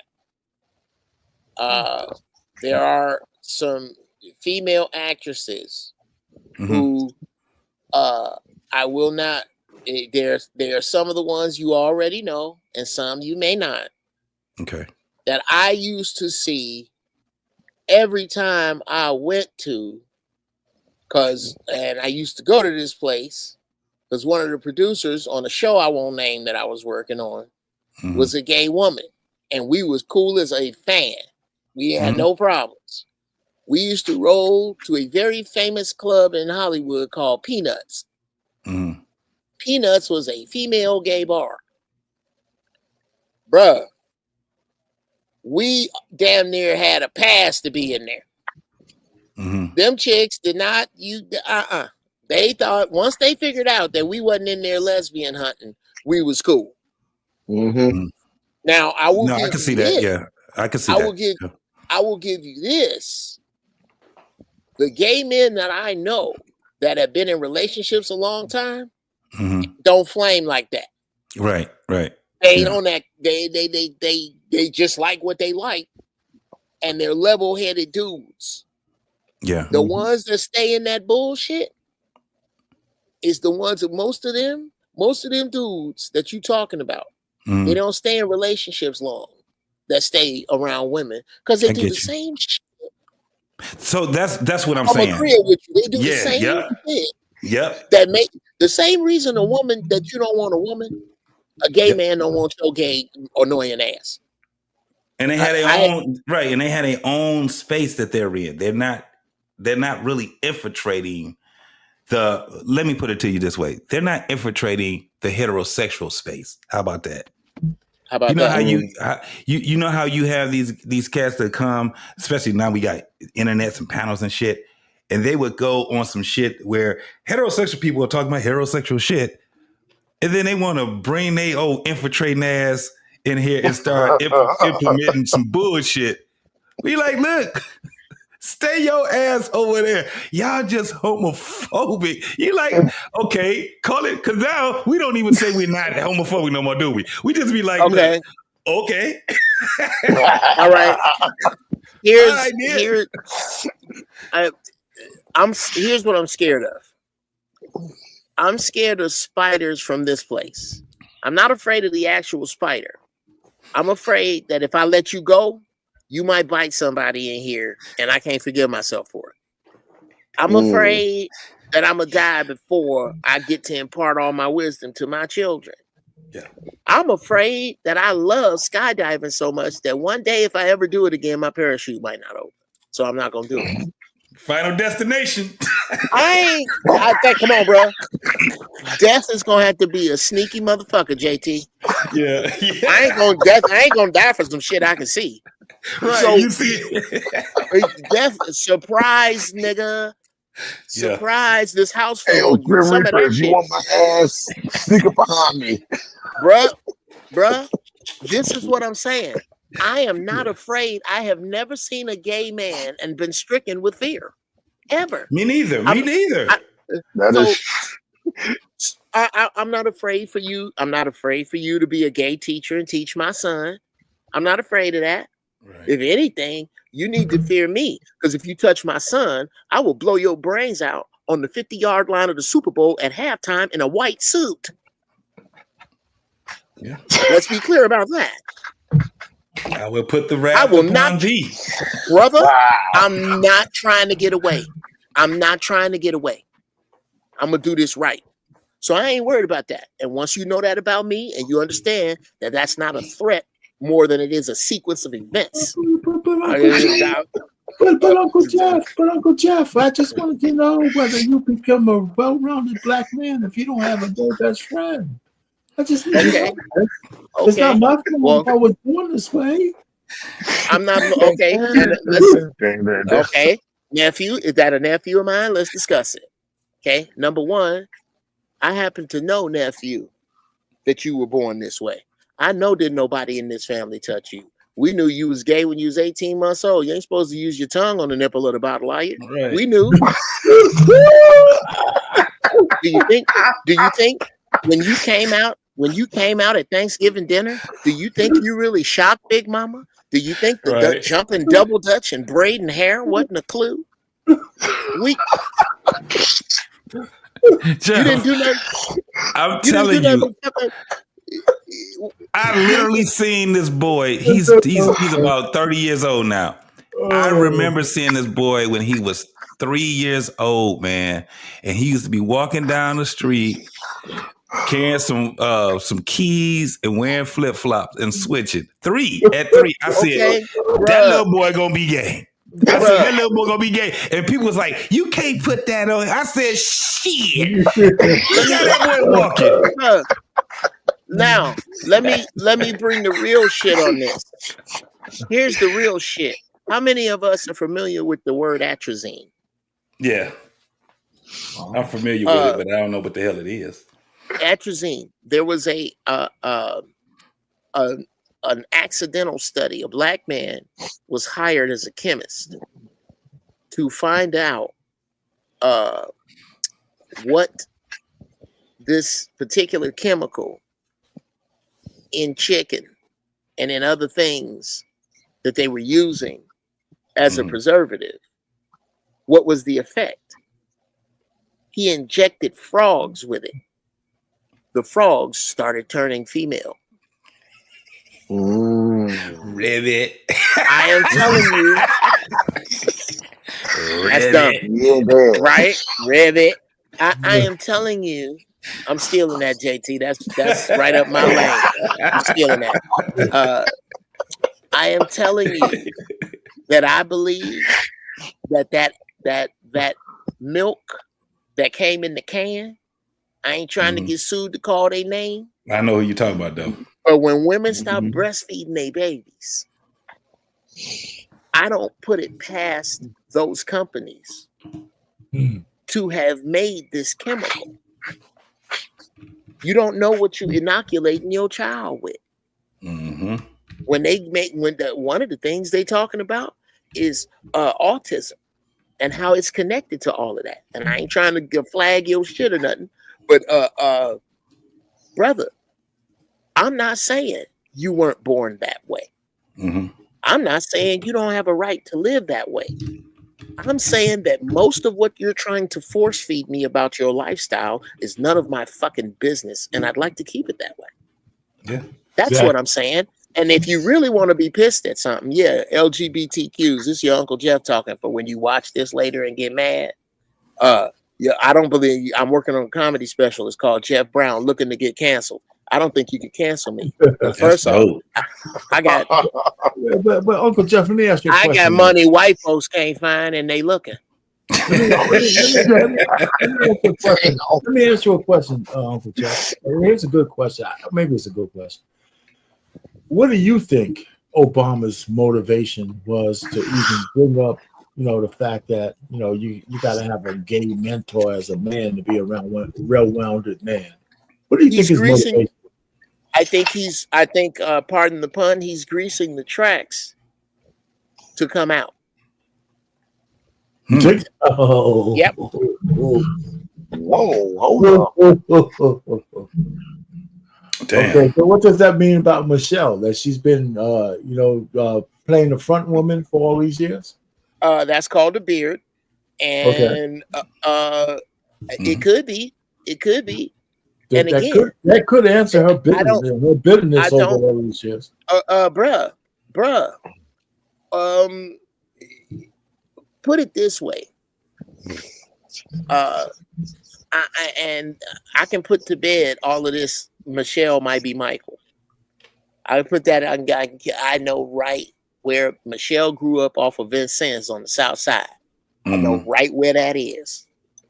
But besides being the most capable, smartest, sexiest, Jackie O wasn't even close, first lady we've ever had, she know where all that nigga bodies buried.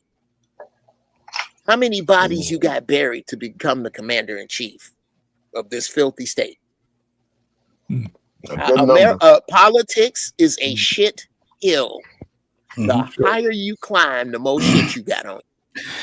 And when saying that, Jeff, this is the thing too, and I had to take a step back, right? Because, Michelle got a bad rap when it came down to this whole thing going to the president's funeral and all these other things that they were having, right? So my whole thing is maybe she's seen some shit that she really, really didn't like and she didn't want to be a part of, right? Maybe it was that shit that was because this is one thing with black folks. We've always been talking about the so-called conspiracy theory of, politics and government, how evil it is and all these different things. And we finally get a black man in office.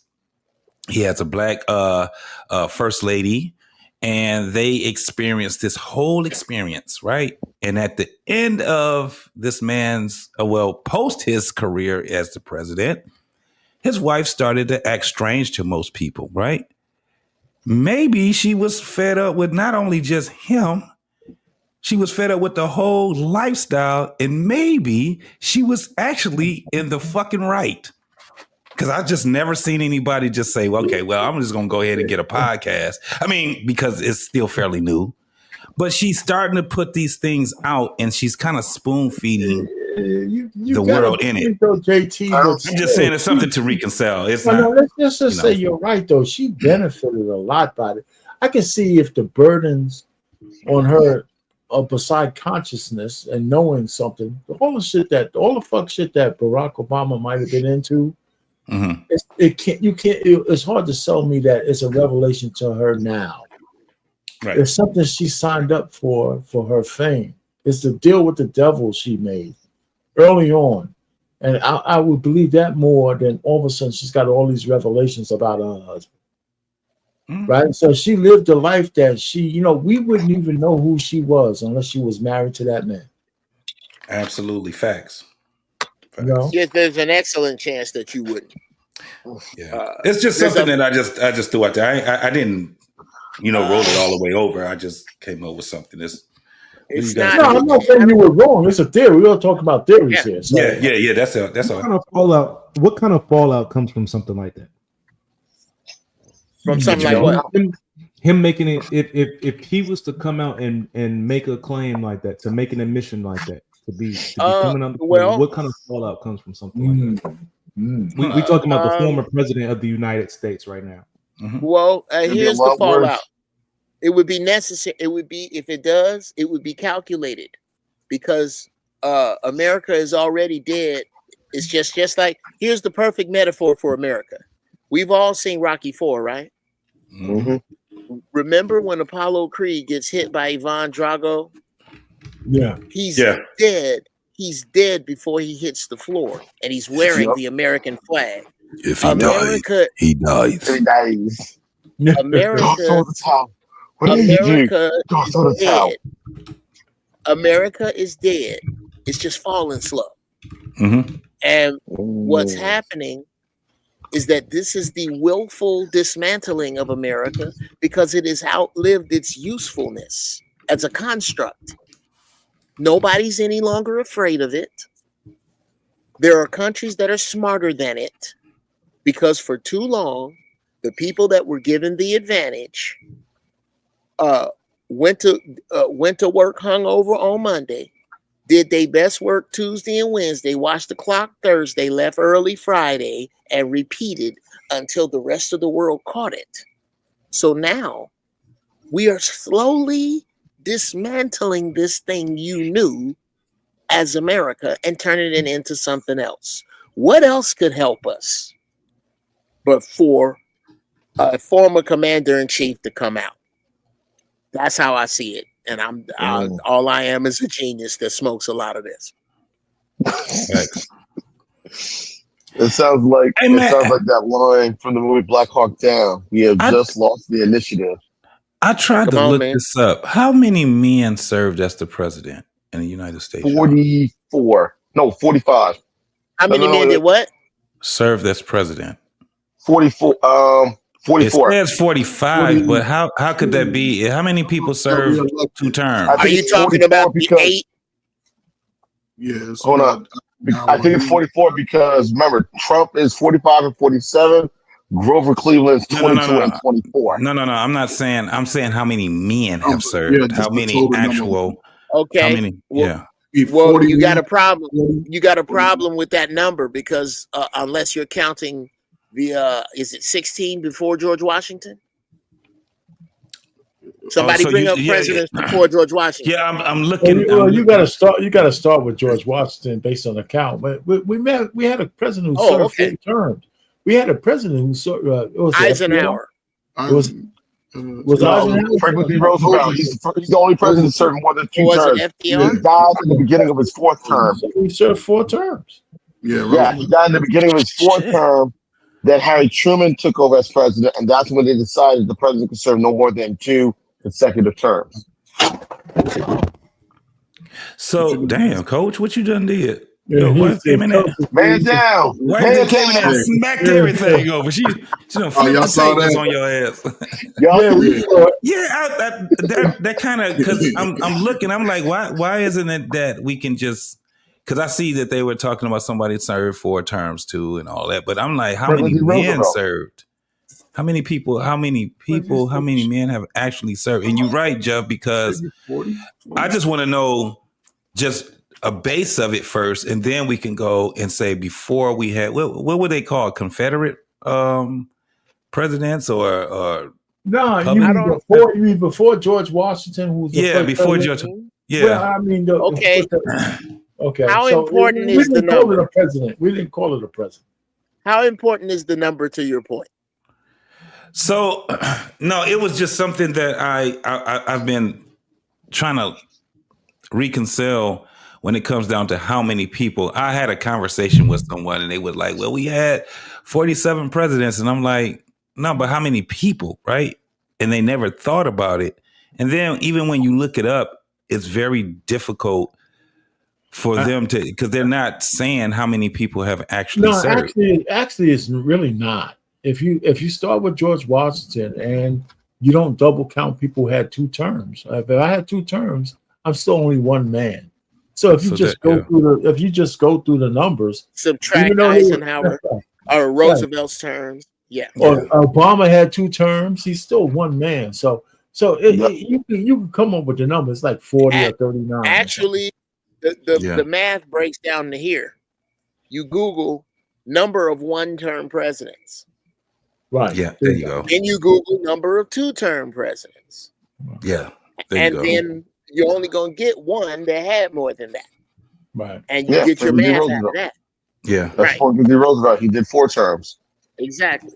So there I you kind go. of figured we was going to have to do that anyway, but I was thinking that somebody already had it up under their hat already. But you know, and what Trump is doing now, what Trump is doing now is he did something called the Grove of Cleveland. Cleveland's the only president to serve 2 non-consecutive terms. He was 22 and 24. What Trump is Trump is the second person to do it. He's 45 and now 47. And you know what? For Trump, it's thank God for him, and whatever divine intervention was there, he would have been a horrible president if he would have got it during the pandemic.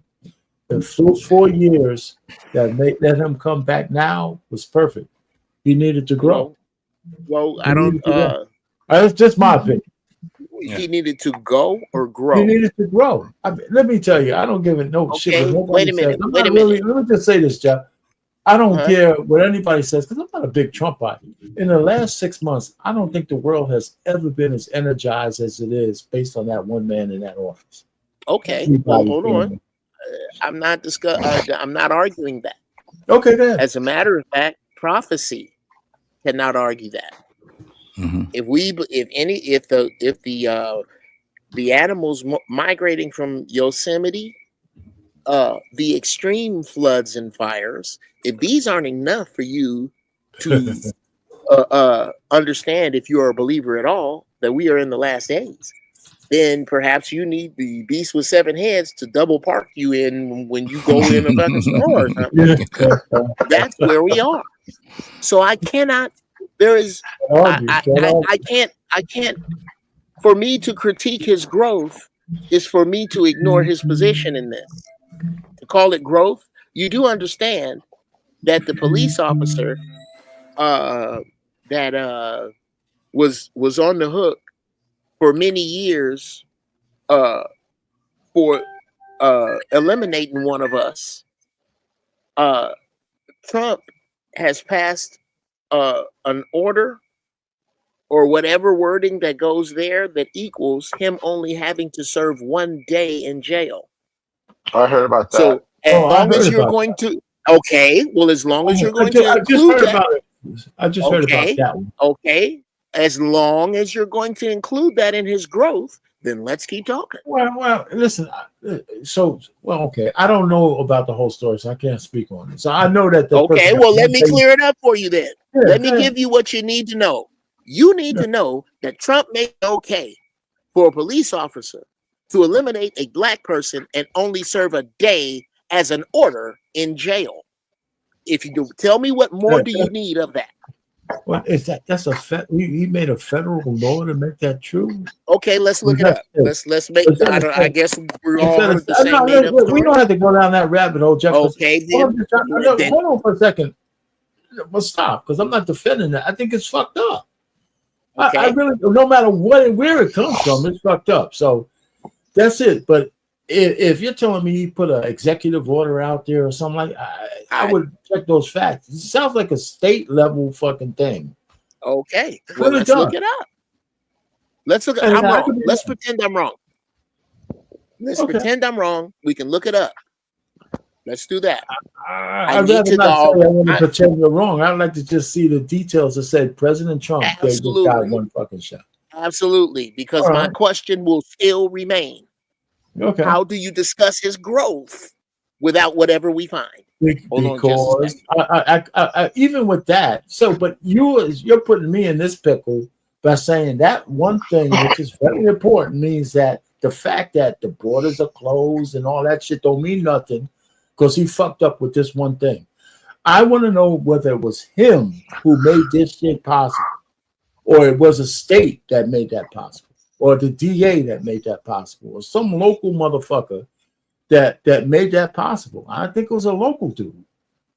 We can find that, but I did hear that, but I just heard it the first time today, and it's fucked up no matter what. So I don't want to be on the side of defending Trump or anybody else. I just want to know where the blame goes.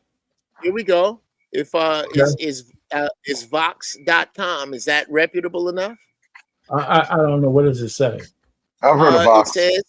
It says DOJ seeks single-day prison sentence for an officer convicted in the Breonna Taylor raid. The sister that was gunned down in her home would have known. If it's the DOJ, then you're correct, because I don't even see why the DOJ is even involved in that. Okay. So I have. So if that's true, I'll just say this. That's true, I agree with you. If that's true, okay. And I don't know if you do. What I'm saying, because what I'm asking you is, okay, when I see the borders closed, I as a black man here on this rock am neutral to it. Well, I'm neutral.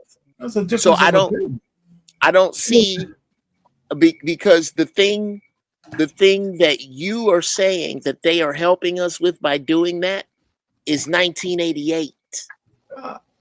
It doesn't help now. No, it's just I don't want to be on any side of this fucking argument. You know what? Just as an American citizen, I just believe that seeing no motherfuckers coming across the border is a good thing. I don't want to get into the details of the thousands and thousands of motherfuckers coming through, and now it's not that many. I think that's progress. Now, all the other shit that I might believe is another thing. You know, whatever the reason is, I still don't like the fact that motherfucker was just floating in here taking tax dollars away from everybody, whether those tax dollars belong to us or not. That's sure. There's no other. Okay. That's all. That's all. I got a couple questions. Yes, sir. And I'm dealing with it out here. I'm telling y'all, there is a profound absence of Mexicans on the street. You can't buy an orange no damn where out here. They are gone. They gone, nigga. JT, I ain't never seen the street. There's the traffic is less. There's less traffic. Okay. Well, let's get back on point. Who put this up here with this AI review? I put it up. So this is just an AI overview. It says reports suggested that the former president Trump did not issue an order specifying a one-day jail sentence for police officers involved in a death. However, the Department of Justice under Trump's current administration requested one-day sentence for a former Louisiana officer convicted of violating Louisville. That's Trump. Violating Breonna Taylor's civil rights. This request has drawn significant attention as a maximum possible sentence was life imprisonment. In contrast of the specific case in 2025 executive order by Trump focused on strengthening the unleashed law of enforcement, which includes measurements to expand legal protection for police officers, increase federal resources for aggressive policing tactics. Uncle Jeff is correct in this thing because all the rest of this is bullshit. You know, if it's the DOJ, if it's the DOJ, it's wrong. So we know we see what sparked it. It was the whole thing that happened with the Breonna Taylor. All right, so there you go. I learned something today. Yeah. And it's not. Put it this way: if my dog run out from under my porch and bite you, I didn't bite you, but my dog did. I could have stopped that if I really wanted to. I could have had my dog run up to the fence and stop. I didn't. I let him bite you. And what I'm asking is, with your relief of all of these illegals being kicked out of here, who do you think is going to replace them jobs they was doing? Who do you think? I say, you know what? I think that's a secondary thing. I think if you're here illegally and you're getting whatever benefits you're getting based on tax dollars, your ass just needs to get out. We'll figure out the rest. Okay, absolutely. No one's arguing you that. I'm going to give you that so we don't have to discuss it again, and we can discuss this question. Okay. Who do you think, in the absence of Mexicans and the need for hot labor in the sun for minimum money, for jobs that you need to take now that Medicare and Medicaid is gone. Who do you think, and I want you to take a wild guess, and you can even include the Puerto Ricans, who do you think? Maybe, nope, we got the inmates where we want them, right there making cheap shit behind bars. Who do you think? Yeah, they can't get out. You ain't going nowhere. Who do you think is going to replace these people, and how are they going to live? Well, are you asking me directly on who do you think? Yes. Listen. Who do you think? Not who you know. Hold on for a second. Here's what I believe. I believe that and this is quick. I mean, we could put all the shit aside. I believe when there's a vacuum, the vacuums tend to get filled. And the point we're going to have, the issue we're going to have is it's not going to be filled at the same price as a fucking illegal alien. So so that's why the president perturbated some of his rules for certain kinds of workers, because he understands what you just said. Who's going to replace all these guys? Now, his dilemma is that if he keeps all these farm workers in, is he going to give them a pathway to citizenship? Or is he going to give them some kind of temporary, a new TPS just for these kind of workers? I don't think you understand. What I'm saying is that when we say that nobody in America will take those jobs, if they're starving enough, they fucking will. They will. Exactly.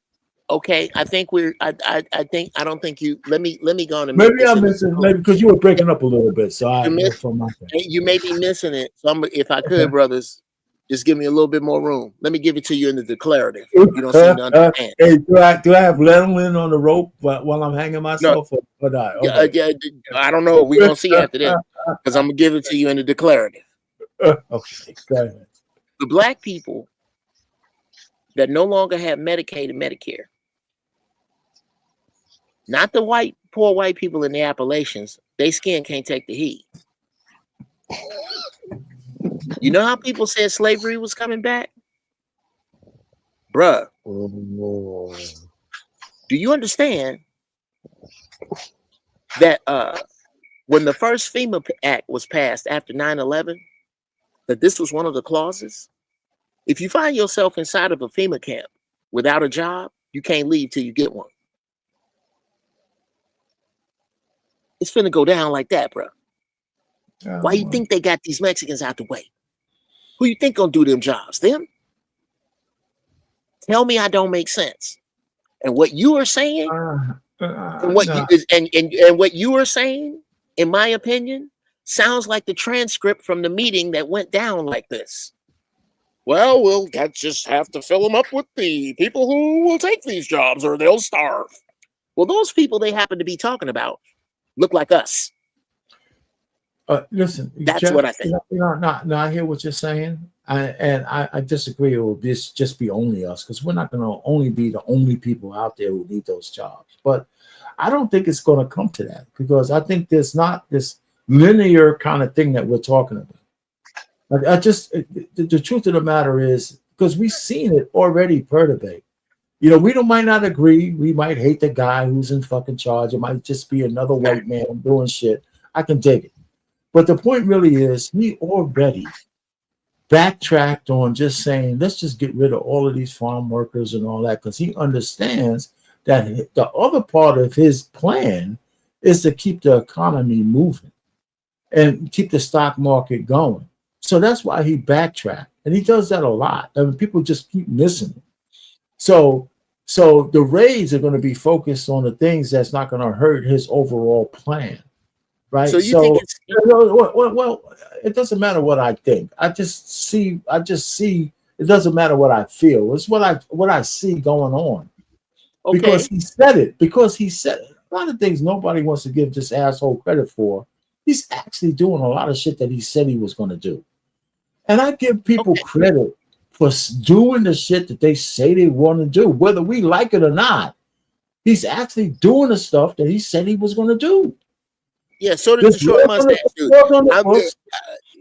So hold on, in the American system of justice, American system, this is the beauty of our system, beauty of the Constitution. that it could be interpreted, and it could be changed, and it could be modified. It could be that's how we've all lived. That's why we're no longer 3/5 of a man. That's you're why scaring me. I'm not. Are you serious right now? No, yes. you can't tell me that. You're frightening me right now. Listen, I mean, we could come back with quips, but this is how we're living. This is how somebody actually wrote some of this shit out. Like, for example, the birthright citizenship. That's on the blacks of black people. We could deny it and all that when they made the 14th Amendment to make free slaves American citizens. The Chinese motherfucker in 1898 won a court case so he could become a citizen on the backs of us. And everybody who was born here, no matter whether their parents were Americans or not, are Americans now just by being born here. Guess what? Because of fucking us. Okay, bro. And, so we can't deny certain things just because we hate the fucking system. I won't go after this if somebody else want to talk. No, but I got 500 pounds of problem with that. Yeah, okay, just go ahead. And then if somebody else want to speak, man, I've been speaking. I don't want to be disrespectful. Well, you know what? When you want to break the whole thing, you can decide whether you want him to go first and just. I'm gonna let Jeff finish his thought, man. Go ahead, Jeff. All right. I do owe him that. Okay, yeah, and thank you, brother. Let's just start with this Constitution you boast about. I'm not boasting. It's a real Constitution. Okay. Let me know when it's my turn to speak uninterrupted. Okay, go ahead, Jeff. I don't want you to talk over me. I got a zipper on my mouth. Thank you. I don't want you to talk over me. I don't want you to. I don't want you to talk over me. I don't want you to talk under me. Okay, I got you. All right. This Constitution that you boast about, when it was written, everyone who had to have it signed just about owned slaves. They weren't talking about you. A pig, chicken, nigger. They were not speaking of you. To this day, these laws you boast about, the Department of Justice just said something that you don't agree with. And it's the difference between what the words say and what they mean to you. Republican, Democrat, conservative, liberal. Those are terms white people use to describe each other. In the end, they ain't talking about you. And I don't care how much money you have. When your commander-in-chief was black, he was compared to a monkey by the people who were there were people who worked under him who said, I will not do anything he wants to do, regardless to what it is. These people hate you, brother. And I served this country and put my ass on the line in the most elite fighting force of its size on this planet, the United States Marine. I am not here as some dissenter. I criticize this country because it is my land to begin with, and its soil runs rich with the blood of my people. And to say or give any credence to laws where a creator give this no power tomorrow, either one of us that's on this podcast right now could wind up shot in the street like a damn dog, bruh. I'm not gonna let that pass. I get into this constantly with people who have somehow lost sight of the fact that the real root word meaning of vote is wish. You voters. I always get into it with y'all because I don't know. I, for the life of me, don't get.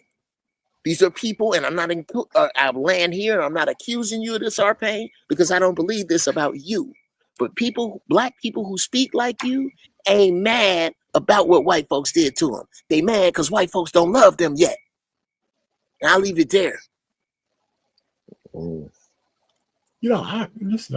know if I disagree with anything you just said. I really don't. I just think a lot of times we speak as what we want things to be as opposed to the way they are.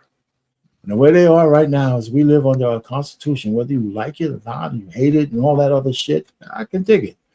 What I'm just trying to say is I think it's fucked up. If I just saw the evidence that was put up here that says, you know what, in the bottom line, no matter what they say about Trump, the DOJ marches to his drum. If they gave the murderer of Breonna Taylor only one day, no matter how much he's trying to distance himself, they did it because in his name. I can agree with that. It's just fucked up. They did it in a meeting that he was in. Yeah, so it's fucked up. But okay, so there's the bath water, there's a baby in the bath water, and all that kind of stuff. To me, it's always a trade-off.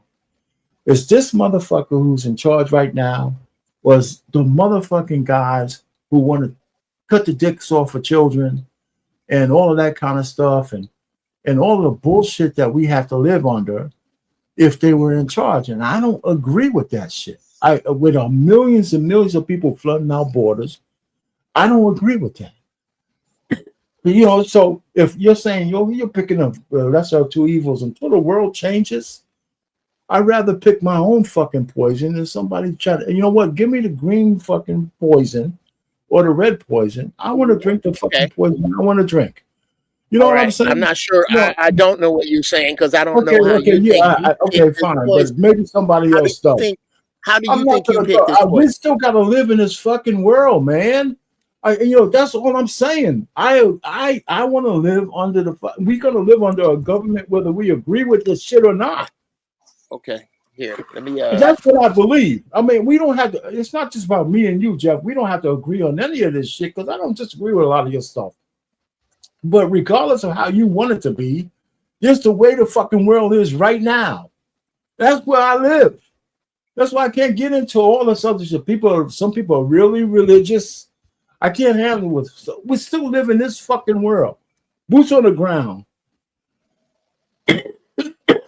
So anyway, like I said, everything you just said before, I don't necessarily disagree with. I don't, whether you want to put it on me or not. All I know is we got a constitution.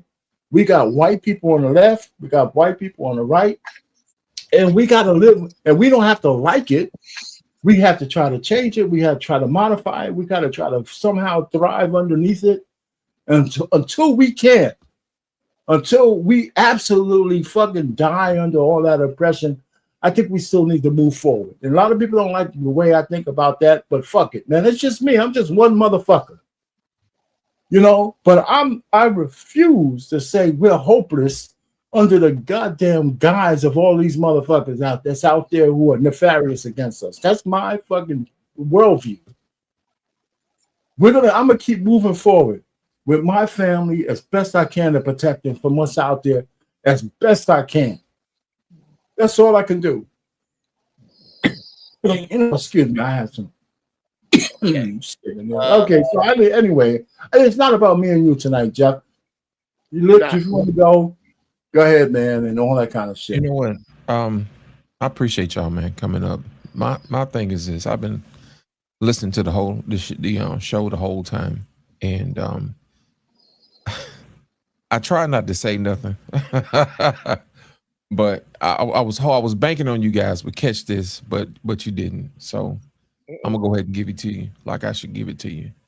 The whole premise of the show was this whole Obama saying that you should have a gay friend, you know what I'm saying, and listen to the gays and all this other stuff, right?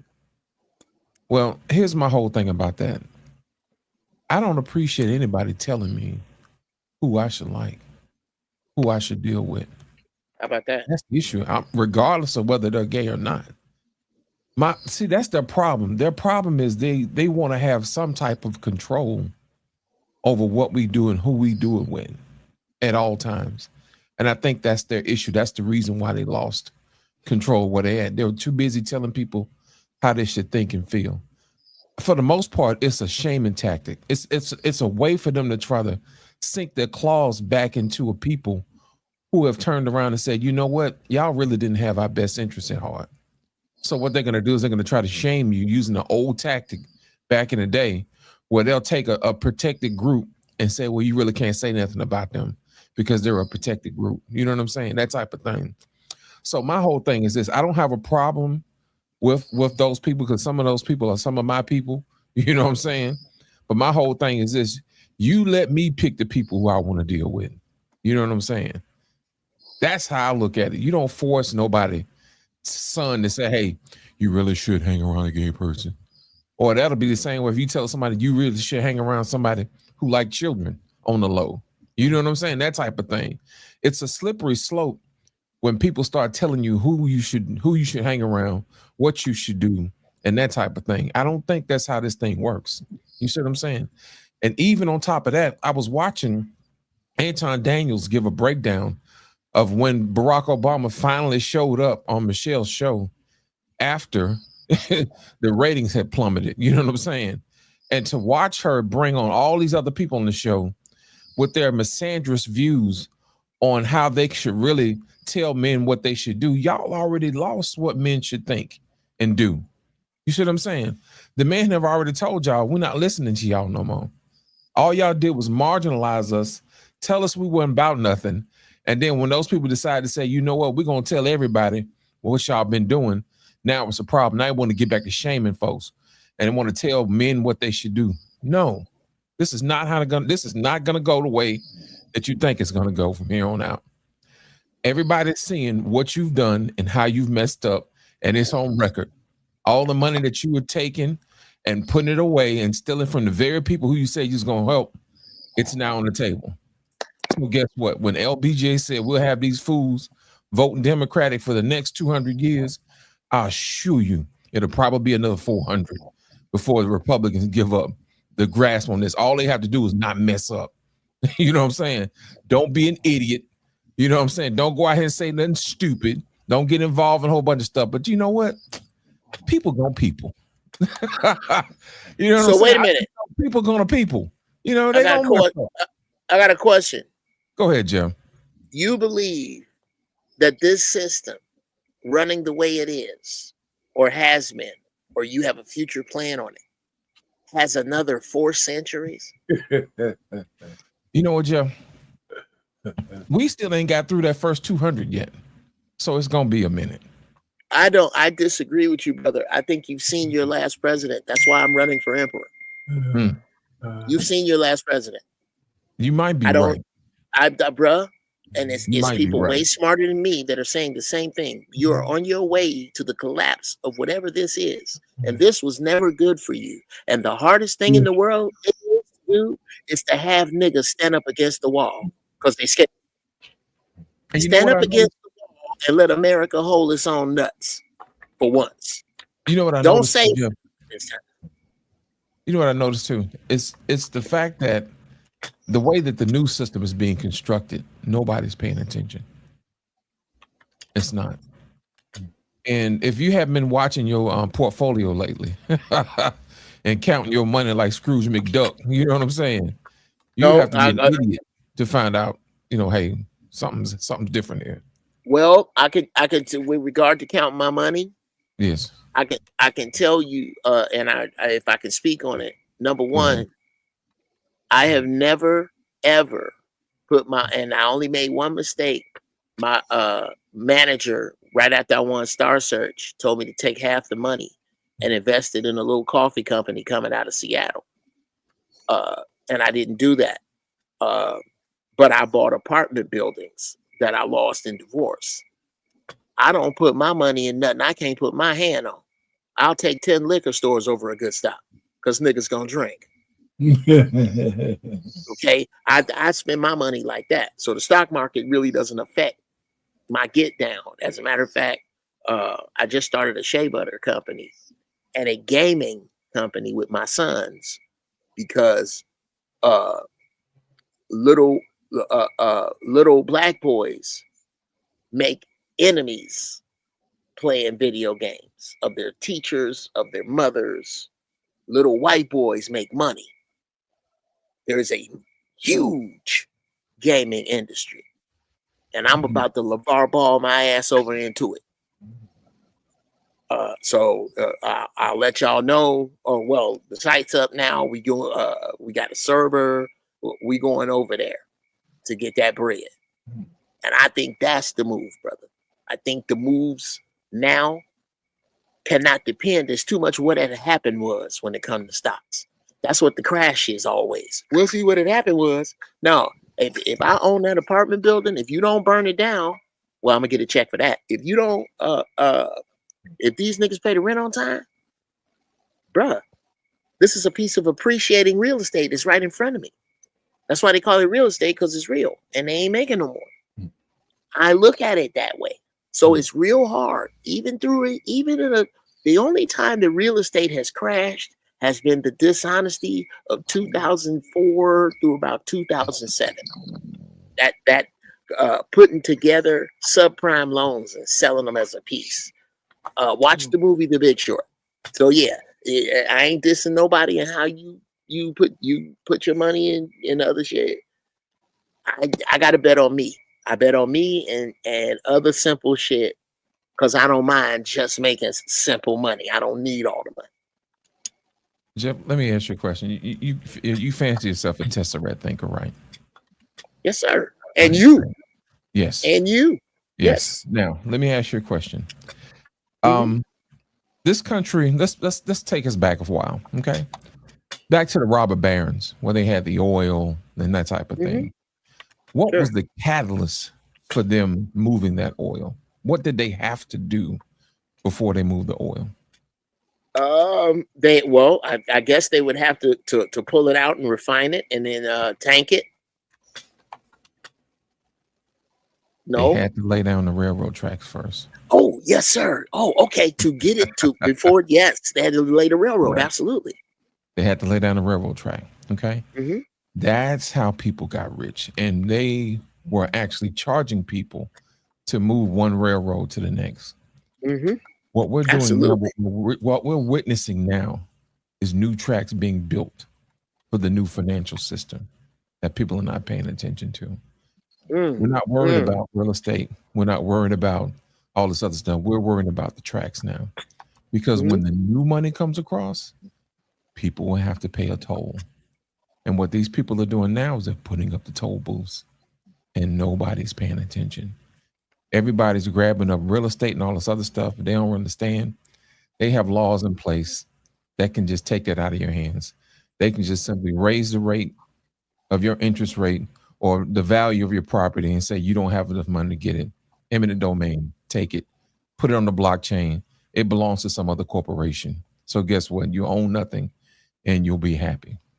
Okay, I got to slow you down. I got to slow you down right there. Go ahead. I got to slow you down real quick. You're absolutely right.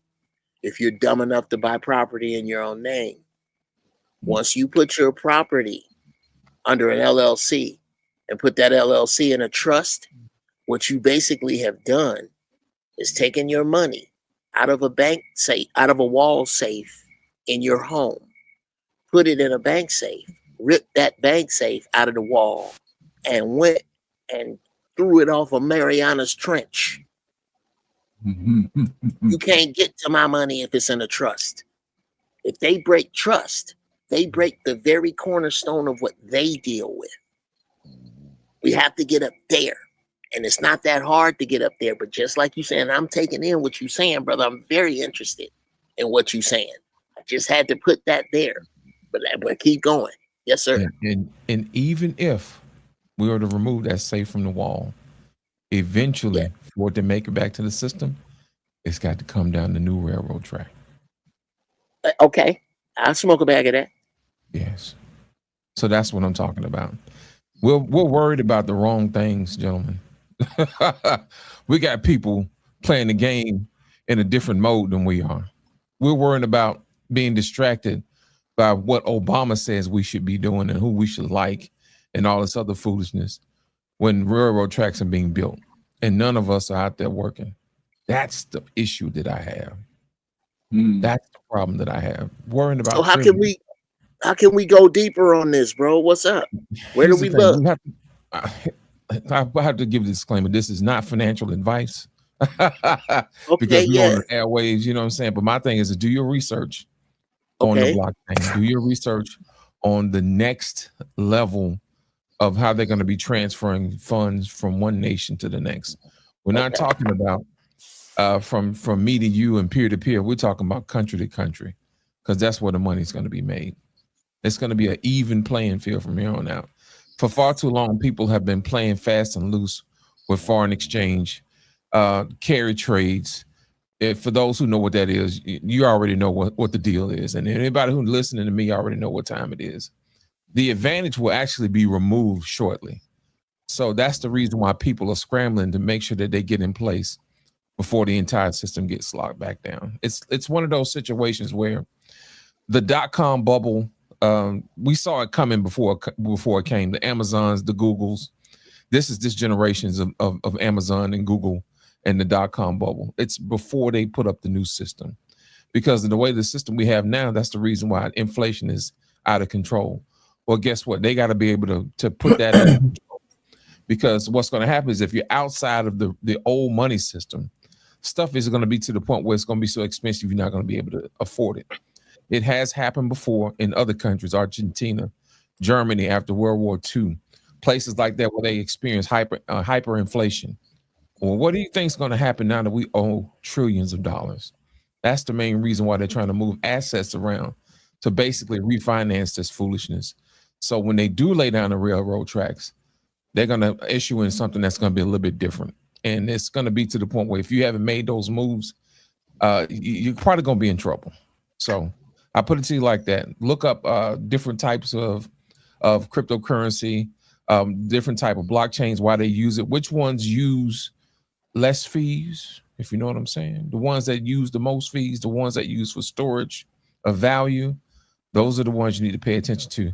Or I should put it, I'm going to give you a shortcut. Look at the top 5 cryptos and start there. And then after that, do a little bit of research. But I don't want to go into too many details because, we got folks listening. I want us to keep the advantage a little bit.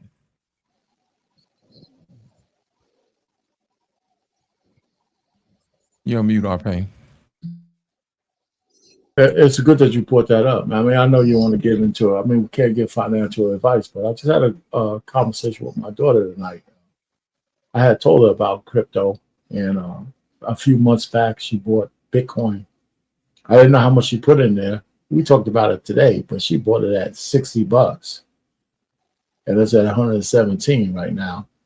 And so I said, that's cool. I said, well, the reason why I'm calling, because with all the other investments, there's other ones that you might want to look at. So do your research. XRP just came out of a big oppression by the whoever, SEC or whatever. So they're free. Right. Who knows how that's only $3 or something right now. So who knows how that might explode. And they are talking about transferring money across countries. So it's a lot of different ones out there. Do your research, but that's true. So she's going to move some more money over. What's up, Lit? What's going on, boy? What's up, JT? But that's what I was telling you about earlier about this Obama thing, man, and them trying to tell people who to like and who not to like. You know what I'm saying? Y'all already lost the game. How it is, man. I don't like anybody else like it. I just want to say something. Listen, Uncle Jeff, I like some of the stuff that you're saying anyway. So I know you're really, peel back the onion when you speak. And so I don't discard anything you say. I just I get stuck in the reality that I'm in, even though I understand that, the world's going to take a turn one way or the other, So as I prepare for that turn, I still got to live where I'm at. It's the same argument I have with my pastor. When they give me all the flowery, what would Jesus do kind of stuff, and I can dig it. I said, yeah, it's cool. I'm spiritual, this and that, and all here. But even though I still have to keep one foot in the fucking non-secular world. I mean, because that's where reality is for me. Everybody, some people could get themselves lost in this and lost in that. I can't. I just can't afford to do that shit. I got to see things the way it is and navigate that. And hopefully I put my family in the right direction so we can navigate the changes that's coming. That's all I can do. Regarding your pastors, Arpain, if you really want to acid test them, get in front of your pastor, in front of your wife, and ask him to his face, who should she respect more, him or you? Oh, that's cool. It's a Go test. find out who your pastor is. I didn't know. No, you know who's who your answering wife the question? Or who's answering the question? Him. Okay. You know who your wife is. Oh, you know her. You've been with her for decades. Okay. You're gonna find out who your pastor is. I got you. So we have I did find some stuff on the Barack Obama, going back to the subject what we were talking about. But I ended up seeing this thing with MTR, and he was breaking down this whole thing on the Obama's I call it the Obama's podcast. And I want to play this video and then see what you guys actually think about when it comes down to this. Let me make sure I got the right one. Okay. So let's look at this right quick, y'all, and then we'll just go from there. Let me make sure this is it. Yep, this is it. All right, here we go. MTR. Utilize my link or.com/. Can y'all hear it? In the description box down below. Yeah. Can y'all hear it? Yeah, I can hear it. Okay. To try 2 weeks free. That's way more than enough time to see if your personal data has been exposed. Go now. Let's keep on listening. You got along with your coworkers. Nobody wanted to be considered a jerk. That is true. Some of the definitions of manhood, I think, were negative, right? You don't whine, you don't cry. No emotion. You're not a jerk. Mm-hmm. I do like the thing you brought up, though, about being a... How is that negative? No, you're not supposed to whine. You're not supposed to be a victim. You're not supposed to act pathetic. You're not supposed to complain, or more accurately, over-complain. And I would argue that the current modern young man of today gets more of these references that it's okay to be a victim. It's okay to be this over complainer. It's okay to simp. It's okay to display and, let all your emotions go. No, that's not okay, because too many of them receive this goddamn participation trophy shit. They get told that everybody is equal outside of level of effort that is put into something. We're reducing the strength of men and told that they're all equal just for showing up. Bullshit. I don't want to see no whining. Men shouldn't be whining and crying and shit like that unless there's something significant that happened within their life. Don't talk to me until you have a major death in your family or you break both your legs. But outside of that, I can't stand when they lead with all this weak ass shit. Be a respectful man. Be a stoic man. Be a responsive man. Don't over leverage being a jerk. But hey, listen, sometimes as a man, you need to be confrontational. Protector. Because for some reason, that part of it, I think, appealed to me. And at its best, it then counterbalanced the idea of being strong, right? Like, you're strong not to pick on people, right? Not to be a bully, not to dominate others.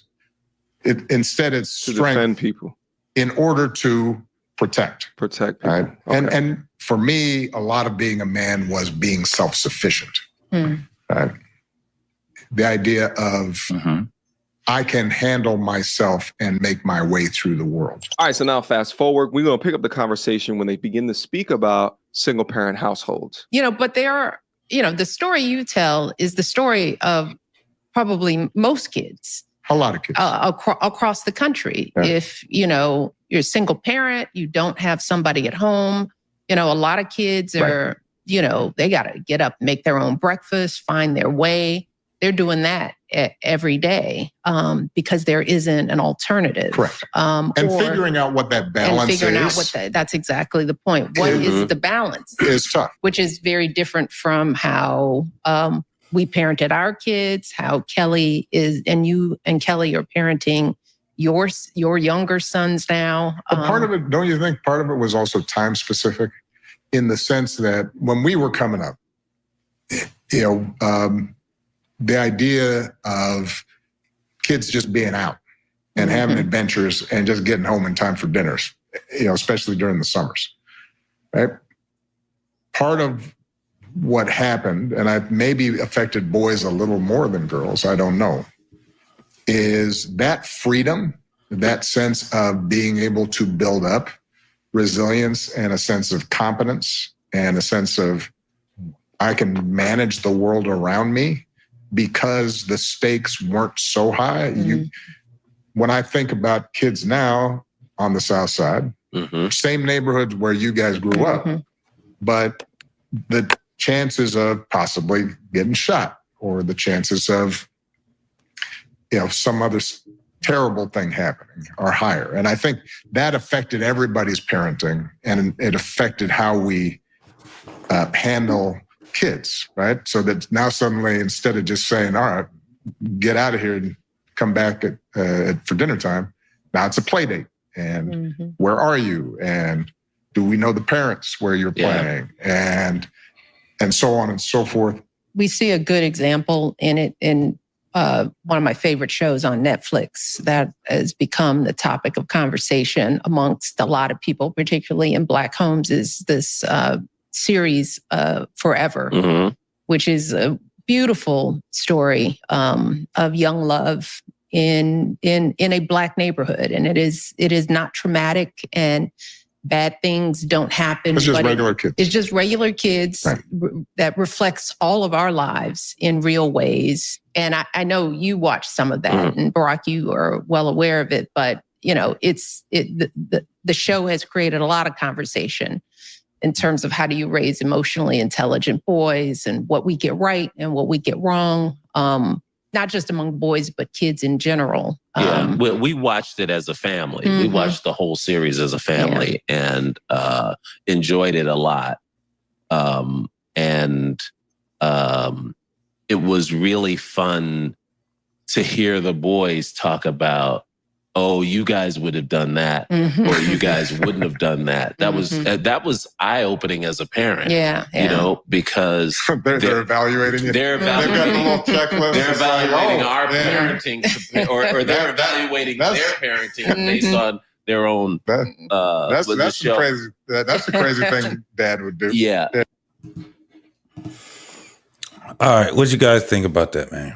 Listen, let me go ahead, Trey. First, go ahead. No, listen, man. Listen, man. Seeing him up there with his legs crossed that tight, man. Listen, man. Man, listen, man. All of this conversation really, man, technically goes back to the one dynamic that a lot of adults have been suffering from over the last 35, 40 years, and that's the father. The fact that he was in the life of his children every day, he was able to give the children the best advice possible. They were not raising their children like typical Americans, typical working Black Americans. How about that, bro? The children had the best of everything. The best of everything. And even then, they were still sheltered in a sense, because as soon as they were set free, didn't they go to the other man? They went to the other man. But the fact that he's saying this right, listen, we've already talked about it. Everybody's sort of coming. There's never really been a time where I believe any of us on this in our generations ever just bullied people who lived that lifestyle. We didn't have time to be thinking about them and looking around, having pity for ourselves. The people that were in charge of us didn't allow us to have pity for ourselves. You wanted to have the best front, you went to the projects, where most of the homes that was ran by single mothers. It was safe. Wasn't no boy walking around trying on his mama's robe. If he did, she probably cussed him out. Wasn't no boys walking around hanging out with the girls playing double dutch all day. And nobody was sitting around. I don't remember my friends talking about woe is me and my mama hurt my feelings and our pain bullied me in the school. No, we talked it out and we had to fight it out, and we understood the respect that comes with it. What he's saying is scary to me. It's scary.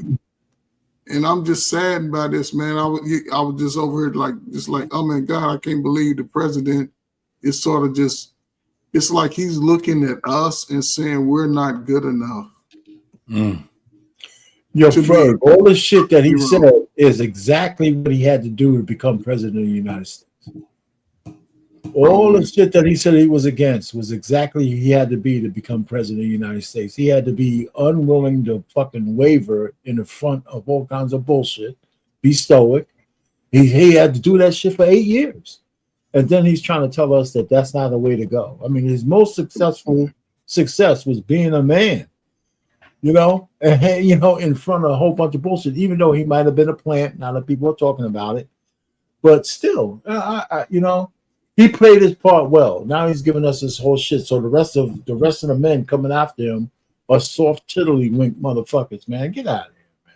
You think he would go? Y'all think he would go on a white platform and sort of speak the same message? Hell no. Oh. Here's my I don't know whole what thing, you mean. Hey, do you think he would have been able to chastise white guys like he tried to chastise the brothers? Basically, is what he's saying. I don't know. I'm pretty sure he wouldn't, because the one brutal cop, I believe he had a beer with. Anybody remember that? Something about Obama sitting down having a beer. Yeah, I don't think. To long story short, I have never been a fan of this brother ever. And you know what He's the killer part about it is, Jeff? Hold up, Uncle Jeff. He's from your neck of the woods. He's right there up the street. No, he's not. His wife is. Okay, he ain't from Chicago. No, that nigga's not from Chicago. And his name is Barry Soweto. I tell you, that's his real name. Look up. Yeah, YouTube Judge Joe Brown, Barack Obama, and buckle up. That's all I'm gonna say. You know what, Jeff? Here's the thing. What people don't realize, I've been telling people a long time ago, man, we wrestle not with flesh and blood. That's the main reason why you have to listen to what people say and don't look at what people say. That's the reason why a lot of us have got caught, because we've had people who dress up in wolves and sheep clothing hiding in the doggone chicken coop. You know what I'm saying? Act like they're the doggone, the sheep dog when they really the wolf, and they jump out and eat your ass. Then next thing, how could he? You know what I'm saying?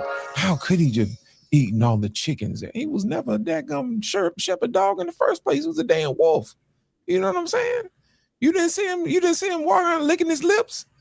You know, shepherd dogs don't do that. You see what I'm saying? So my whole thing is this, man. People have to get past what people look like, man, and listen to what they say and watch what they do. That's how you not get caught up, because there are going to be plenty of people who dress up and who look just like you, who will send you up the river. Ask Malcolm X, ask Martin Luther King, you know what I'm saying? Anybody else who want to hang around us, you know, pay attention to what these people doing and it won't catch you off guard. That's all I'm saying. And here's my whole thing, JT, to this whole Obama versus the manosphere thing. Let me tell y'all something, man. What you're looking at is you're looking at two people who have been defeated. You know what I'm saying? Anytime somebody will address you after the fact, after they've lost, they already know they lost. You know what I'm saying? You can, because think about how much zeal they had before the election. They were talking about, oh, this misogyny. And they had all type of conviction. And now they all mealy mouthed and stuff. Well, you know the manosphere. Oh, no, now you know our name. Now you want to put a name to it. Let me tell y'all something. If the manosphere don't take a damn victory lap, I'm gonna go ahead and do it for your ass. Gentlemen, at first they laughed, and now they have to damn acknowledge. Now, my whole thing is this: what are they gonna do when they come to the table, when it comes time to make a deal? That's all I want to know. What are you gonna do now? You know, at first they ridicule these guys. They call them incels. They tried to say you ain't this and that. They call them gay at the same time with gay buddies and friends. You know, all type of foolishness. And now they get up here and they have this whole spectacle where they ran out this chick who wanted to be vice president, wanted to be president, all this other stuff. And then all of a sudden they get beat, losing $1 billion, taking shots at the other president behind his back and all type of foolishness. Well, guess what? It wasn't in your cards to win this time. We'll play again next time. But until then, we got a few things we need to discuss. And that's how I'm gonna look at it like that, JT. Man. I was trying to find the part where he, has spoke to what the title was talking about as far as like black men need gay friends as role models and it's after certain the hour, things. it's after the hour mark. It's something like hour and 5 minutes or something like that. Yeah, I was looking. It's just so much going on, man. Because there's a lot of people that reacted to it too. But my whole thing is that again, what we said earlier was that this brother had he says some things that we can agree with, but it's kind of hard for us to be able to agree with what he was doing because we understand what he's pushing, right? And we've already kind of reconciled this whole thing of this being gay and homophobic and all that. We've already reconciled that shit some years ago. That homophobic shit, I don't even know why they still use it as a phrase or a word. It's an old tactic, man. It's sign language. It's using shame. Yes. That's all that is. Just regular shame. And now that people know how to deal with it, don't work. They're gonna move on to the next thing. They're gonna go to the insults. Well, guess what? That's not gonna work. You know, and they're gonna roll with the guilt. That ain't gonna work. You know what I'm saying? So they can go down the whole entire alphabet if they want to. It's still not gonna work. I've heard someone say this, and I agree with them. Black men in America, we're actually doing a lot better than what they said we do. Right. Our whole thing is to keep, champion one another to keep going. You know what I'm saying? It's not. I'm seeing it. I see how we are separating in the mindset with a lot of this worldly things. Even when you look at it from a point of someone moving from religion to religion or being spiritual, however they're doing it on a spectrum of being a good person. Men, specifically black men. We want the world to be better, and I don't think that that's ever changed with us. When we protect our family, we protect our family from the ones that are doing terrible things out here in the world. This is what makes us strict. I've never heard anyone say, my mother, single mama, she was just so damn strict. Very seldom that you would ever hear something like that, right? But you always hear someone that has a father that's trying to be on the righteous path, that he's strict, whether he's fairly strict or he's very strict. We already understand that we are the foundation of righteousness. I don't care what anybody say, we are. However, we already recognize that there are a lot of men that are not on the path of righteousness. And what do? Protect our family from them and the ones that follow them. So when we hear this whole thing of these young women that's out here running amok, when we're hearing these things about these women, look what's happening right now. These young women are actually having criminal records like men. And they build a new presence for them too. Yeah, and they're building a new presence. It's getting to a point where that's where we're looking. Who's doing it though? Men. While the world is steady trying to say that men are the bad people, no, there are bad men, but there are also righteous men. At least the ones that are on the path of being righteous. We don't have to be 100%. There's no such thing as perfect when it comes down to human beings. We just got to be on the path of it, right? Right. And we learn from failures, and we end up getting more involved in life because the failures end up turning into the things that we accomplish. We overcame. Successes. Being resilient. So then when women follow that path, guess what they end up being? Pretty much the same thing on that same path. I know women, and it's in my head. I have a mother that I'm like, no, my mother tried to stay as far on the righteous side as she possibly can. She's a good person. But she was also married from 18 all the way until my father died. And she followed him. And that was a struggle that they had, but that was their business. Because guess what I did as being the recipient of it? I lived. I got a chance to have a childhood. I had a chance to have a teenagehood. And then as I got to be an adult, guess what I had too? Guidance from them too, both of them. And they didn't always see on the same note, but they were both on the path of righteousness. When I did some fucked up shit, I have both of my parents saying, "The fuck is you doing, boy?" That's what we're trying to get to. When we're hearing this whole thing on, well, people just, it's just a new thing and it's a new way of thinking. It ain't no new way of thinking. It's supposed to be an evolved way of thinking, evolved way. But when you get rid of something that you have no idea why it exists, and you just get rid of it, and you say, we're just going to some other shit in place of it, it's devilish, man.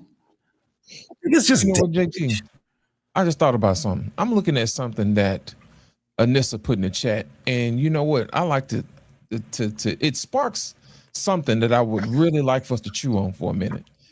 She said, and he accomplished everything he did with a decent or the deadbeat father who was never around.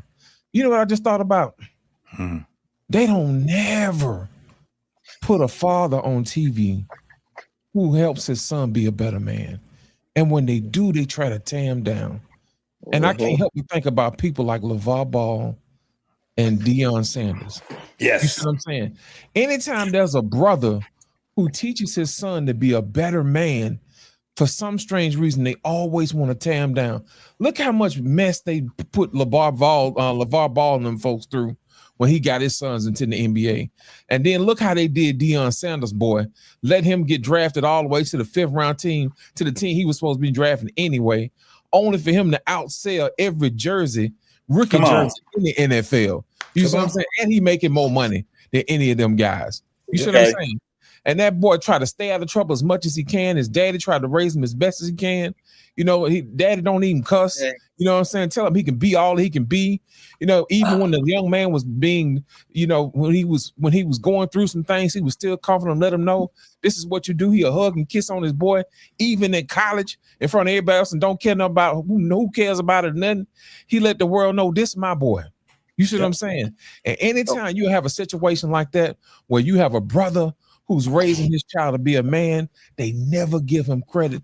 As a matter of fact, they look to tear him down. He's overbearing. He's an overbearing. He needs to just let his son be who he is. This is what they're saying to men that are on that righteous path. You know what else they Gentlemen? do? They'll always get some guy who'll get up and be like, you know what? Thanks for my mama. It was all about her. You know what I'm saying? Hey, thanks for mom. If it wasn't for mom, you know what I'm saying? All that old foolishness. But it goes back. It's almost. I didn't catch your sorry. As soon as a guy does the exact same thing, they try to tear him down. Go ahead, Antoine. It goes back to what Chris Rock said one time in his comedy specials. We always hear mom this, mom that, mama, mama, mama. What about thanks, dad? And sometimes that's the thing that we always tend to forget about, because it takes two people to create a child. And when you have two individuals raising that child, it's so quick sometimes to discount the dad. And it's like, nah, the father plays just as much of an important role than the mom.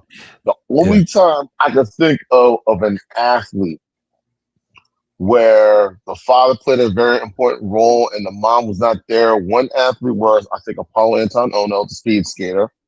There was another athlete, and I forgot his name. I think it was oh God, I might be getting it wrong, but I'm not going to try to mention it. But his mom wasn't there, but his father was there for everything, and people were surprised. Like, their father? Yes, my father. My father was there for this, for that. He was there for me in every single way. My mother was not there, and it sometimes frustrates me where fathers are being not getting the exact due that they deserve. But going back to that joke that you were saying with Chris Rock, right? Let me tell you why it resonated with me, because I had both my parents, right? I know, I feel too. I had both my parents, and my father was the one who threw the ball with me, raced with me. He played basketball with me. Everything that I did when it came down to it, And some things that I did, and it was just so crazy because I was one of the ones where I was, graduation and all these, you get accolades. And the first thing that I used to say is, thanks, Mom, right? So when Chris Rock did it, he was speaking more of the space of the kids that had their mom and their dad in their space. And the mom was the one to get the accolades because the father was the one to put the work in when it came down to those things. But it's when we really look at it, it is more of a synergy between mother and father. See, that joke there, it won't really resonate the way it was supposed to resonate now. Why? Because you got mama and you got daddy that's separate. You got mama and daddy where the kid has mama's last name now, right?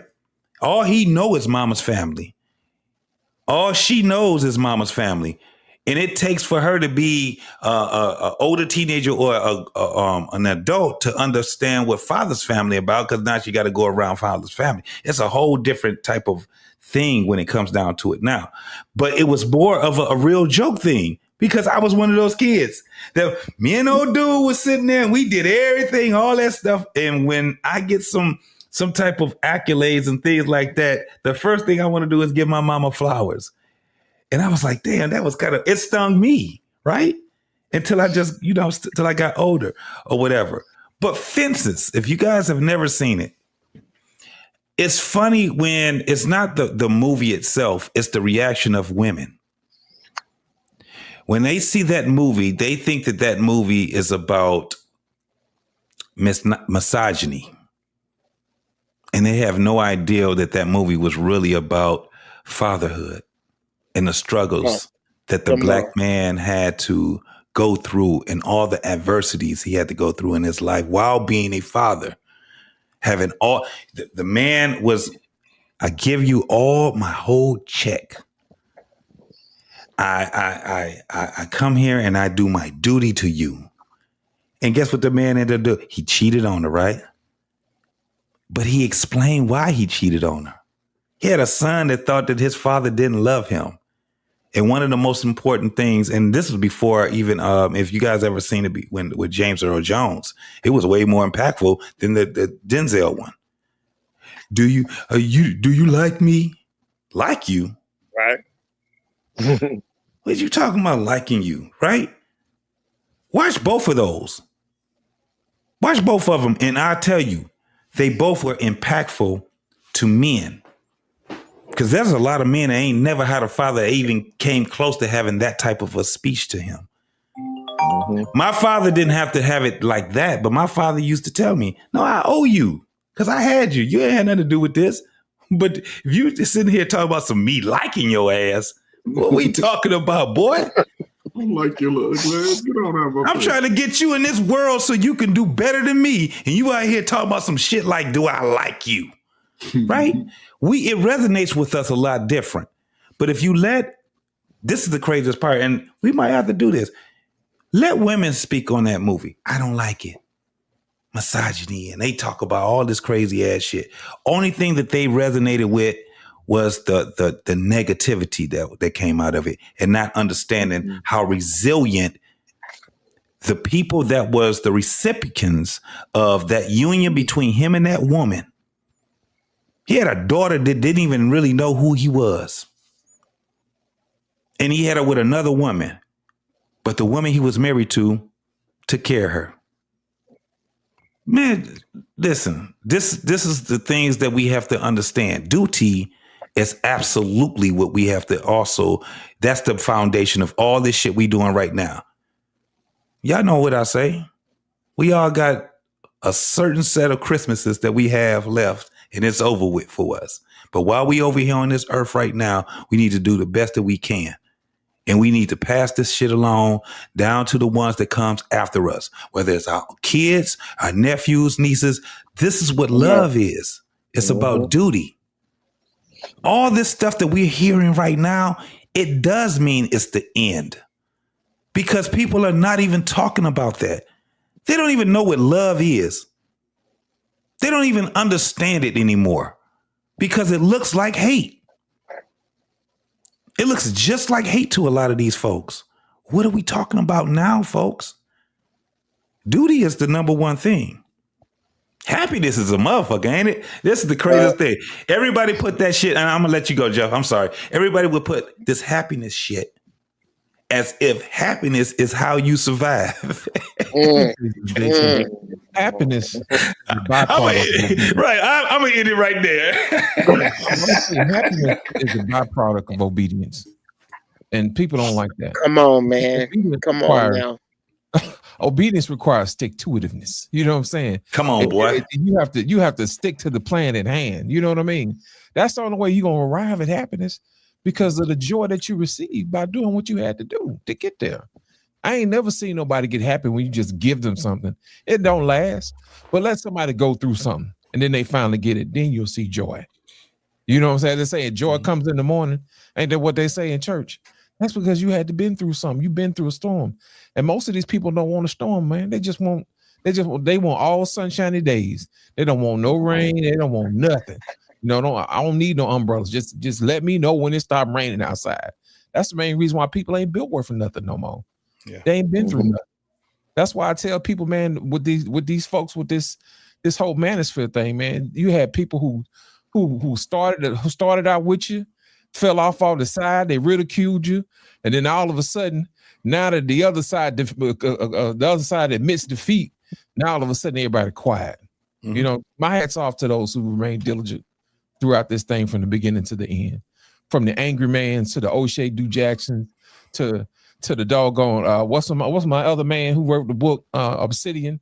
You know what I'm saying? All those guys, they took L's along the way, arrows in the back. Even Kevin Samuels, I can't leave him out. You know what I'm saying? Shoot, man. Listen, we showed up and up the creek. You know what I mean? I appreciate that, brother. But at the same time, there's a lot of guys who got up here and turned these microphones and cameras on too, day in and day out. Even Black Man Unfiltered, I know he watching, because he even give us a platform for us to do our thing. And I really do appreciate that. But my whole thing is this: when you taking slings and arrows, man, every single day, I want to tell you, brothers, man, thank you, man, for coming up every single day and doing your thing and waking up and being a man every day, even though you don't feel like it. Even though somebody don't tell you thank you, I'm telling you thank you. From the bottom of my heart, I appreciate every last one of you guys. And well, you, hunk of man, your brother. Running wild on you. You know what I'm saying? Oh man. Hey, yeah. I had to push not so much. I'm a yes and what you said, JT. Come on. Number one, absolutely 100% correct. We are the bearers of the streetlight wisdom. We're the last of it. It goes to shit after us. And we have an obligation to pass that down. The question is to whom? Mm-hmm.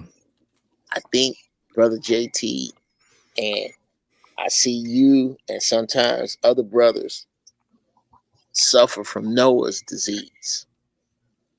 Noah had the tragic fate of having to listen to his friends and neighbors and relatives drown because he had a mission to save who God told him to save, which was his own. Mm-hmm. And y'all cried Noah's tears. You have an obligation, all right. But your obligation is to those who understand, JT, as in stand under. Mm-hmm. You stand under my covering. Under my covering is safety, security, provision, but it's going to require obedience, and especially as we move forward. And that's why I said I'm so happy that the word family, that family is being destroyed. Mm-hmm. But nothing could be better for the Black family right now than the destruction of it. Mm-hmm. Because what is more important is tribe. Your family. This is why the Bible says a friend sticks closer than a brother. That's because you don't pick your brother. You pick your friends. Nigga, you didn't pick your mama, and your daddy didn't pick your brother. Nigga, they rolled some kind of genetic dice and Tink Tink popped out. That's they didn't pick him. That was Keno. Pink. Yes. Bingo. Come on, man. Keno. Come on. So what's happening now is you got these savage-minded people, these twisted people that are related to you, that the creator is no longer any less than binary on. Mm-hmm. You either over here or you over here. And the importance of your position in this is it's almost like with Lot, God, or with Moses, with Noah. Whenever God was ready to get out, he separated his people first. I'm gonna separate you first. Then I'm finna show my ass out here. Mm-hmm. Now is the time of separation, brother. Ain't no convincing none of them over there. None of them. I'm separated. Who over here already believe like I believe? Who already over here understand that the closest place you can be, especially if you black, is to a capable black man? Yeah. Who amongst you women and children understand that I can only keep you as safe as you are obedient, not compliant, not happy, not consolable, not agreeable, obedient to what I say. That's my tribe. Everybody else ain't. And that's what it means. Like when this shit break down, bro. We are the elder. I'm gonna say this. I'm gonna land it. We are the elders of the future. This shit is about to get tribal. When you see somebody from my tribe, you got to know they solid enough to be with Lost Tribe or our Pain's tribe or any of y'all tribe. Mm-hmm. That's what it's gonna come down to. And a lot of them people in my tribe ain't gonna be my family. Yeah. That's how I see Yeah. it. I've witnessed a lot of that stuff, and this is the thing. I'm military, so and I spent a lot of time in it. So one of the things that I do understand is the tribalism when it comes down to being where we at. Man, I've 3 times Middle East, and then I was in Bosnia, and we were out there, man. I can't believe I didn't even realize how dangerous that shit was until I was gone. What the fuck? What the fuck did I just do? Got a convoy of 10 people rolling on some goddamn foreign ass shit. Oh my god! And it'd be funny because it you like walking through a Walmart or some dumb shit like that. When I used to go to different camps, right? And it was just it just so happened that I go to the camp, and when you go to like your checkpoints, right? Mm-hmm. Just so happened that I knew a lot of people in the military. And when you go on those checkpoints, man, them checkpoints can be something else, man. But I knew a lot of these folks. So they didn't have to do checking the whole vehicle thing and all the things that they asked us for you got to understand what the code word is, the challenge word and challenge and password. The challenge and password and all of that shit, man. And being a leader, I ain't gonna even lie to you. Hey man, man, when I thought that this shit was I gotta interrupt you. I gotta Yeah. interrupt you, bro. I gotta interrupt you. Please tell me Checkmate Baby is a woman. I don't know who that is. I have The no nigga- idea. Let me see something. Until Let me we look figure and see if that that's shit on out. mine. It ain't on Until my we channel. figure- I'll tell you that. I see the comment. I'm like, Okay. Oh hell, let me get that gotta be a woman. It better be a woman. It better It better be please a woman. identify It yourself. better be a woman, right?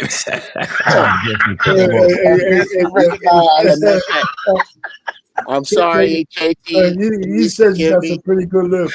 Right, that is something where you have to get a commercial break off of. Like, wait, hold on, wait a minute. I hope you as a woman. Take that shit down till we figure that out. JT said what he had to say, and Jeff was just like, pause. Hold up. Hold up. Swole up. I thought it was cute at first, but then I was like, nigga, you need to. You know where we are now. We need to figure out what's daddy, who that's from. Shit. Come on. All right. Recognize yourself. Yeah, let you recognize. Let you see by sight or sound. But I experienced this was like when I was like 24, 25 years old. And to experience what leadership was, it felt like I was thrown into it, right? But I didn't have nobody that they could sit back and say, well, no, you don't want to do it. You don't have to do it. It was like, no. If you don't do it, everybody dies. I'm on. Oh, feel great promotion, huh? So I'm like, being a leader, shit, I got to make sure, man, it was so stressful, but I needed that stress, right? At that time, I needed that stress because I don't know how this shit's going to work.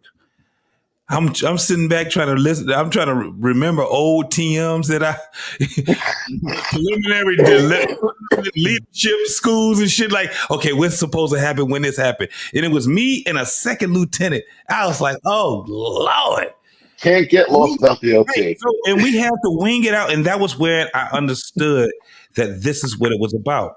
This is what it's about. How do you get a chance to understand that the world is not? It's not safe for you. Can't nobody save you right now but you, right? Mm-hmm. And from that point on, 25 years old, you it. So what happens after that, man?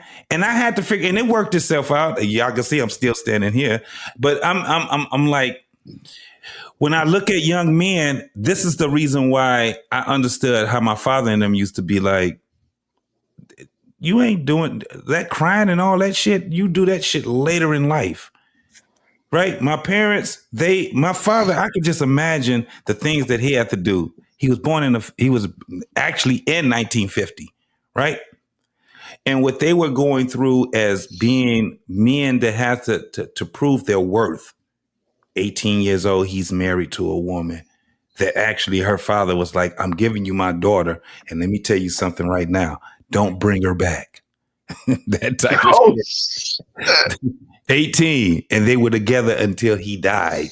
50 something years after that. JT, let us breathe for a second. Read that. Go ahead. I'm a woman. I saw it. I'm a woman, Jeff. Oh shit. Okay. That's all I laughed before you were talking. Okay. Well, we can put that back up then. Go on, put that back up. I know. Guilty as charged. You said no disrespect. At least she said no disrespect after she said what she said. You know how people do it now. They be like no disrespect, and then they start disrespecting your ass. Yeah, right. I'm just happy. Hey man, shit. You know, so, you gotta have. So that was a legitimate flirt, then, Jeff. That was legitimate, then. That was legitimate. Look, I can't be mad at it. Green light. Mrs. Brown. Green light right there. I'm not mistaken. That's the same lady who came after my man, Mr. Bennett. What? Jeff. Really? You can handle shit like that, but man, the blushing that Mr. Bennett was doing, it's just it's off the chain. Man, he turned red that day. Something turned red on top of his head too. Well, you know what, dude? To be honest with you, and I'm thankful. I'm thankful for it. I said earlier, I believe it was here. It was either here. Either I said this here or I said this 2 weeks ago, but I smoked the good shit, so I can't remember. I come from a long line of attractive, violent men. Like my family, bro.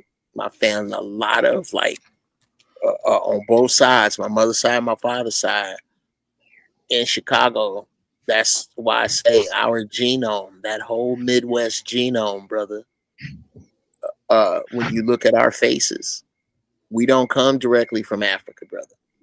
We were here, and I'm saying that because and it's not even an arrogant thing. My whole life, I ain't never went through no ugly phase. So for me, it became it's a so what for me. Brother, you got to be beyond this. What else are you, nigga? Are you just pretty? This about I don't mind saying it. I'm a pretty man. I'm 60. This is the ugliest I ever been. But what else is it? I some pretty niggas in my family ain't shit. So I take it as an absolute compliment, and I thank the sister. And like I said, Mrs. Brown thanks you too. But brother, let me tell you something. At 60, I gotta hit it over here, nigga. I can't come in when the lights is due. Yay, baby, I'm handsome. That don't work. Yeah. It just, I mean, I'm thankful for it, and I'm thankful you have it to say, because it's some ugly niggas walking around. But I don't put. Look here, yeah, that came to me today, brother Loss. Mm-hmm.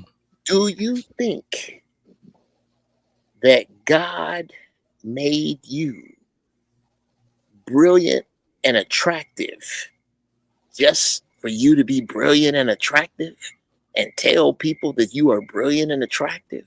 Absolutely. The answer is no.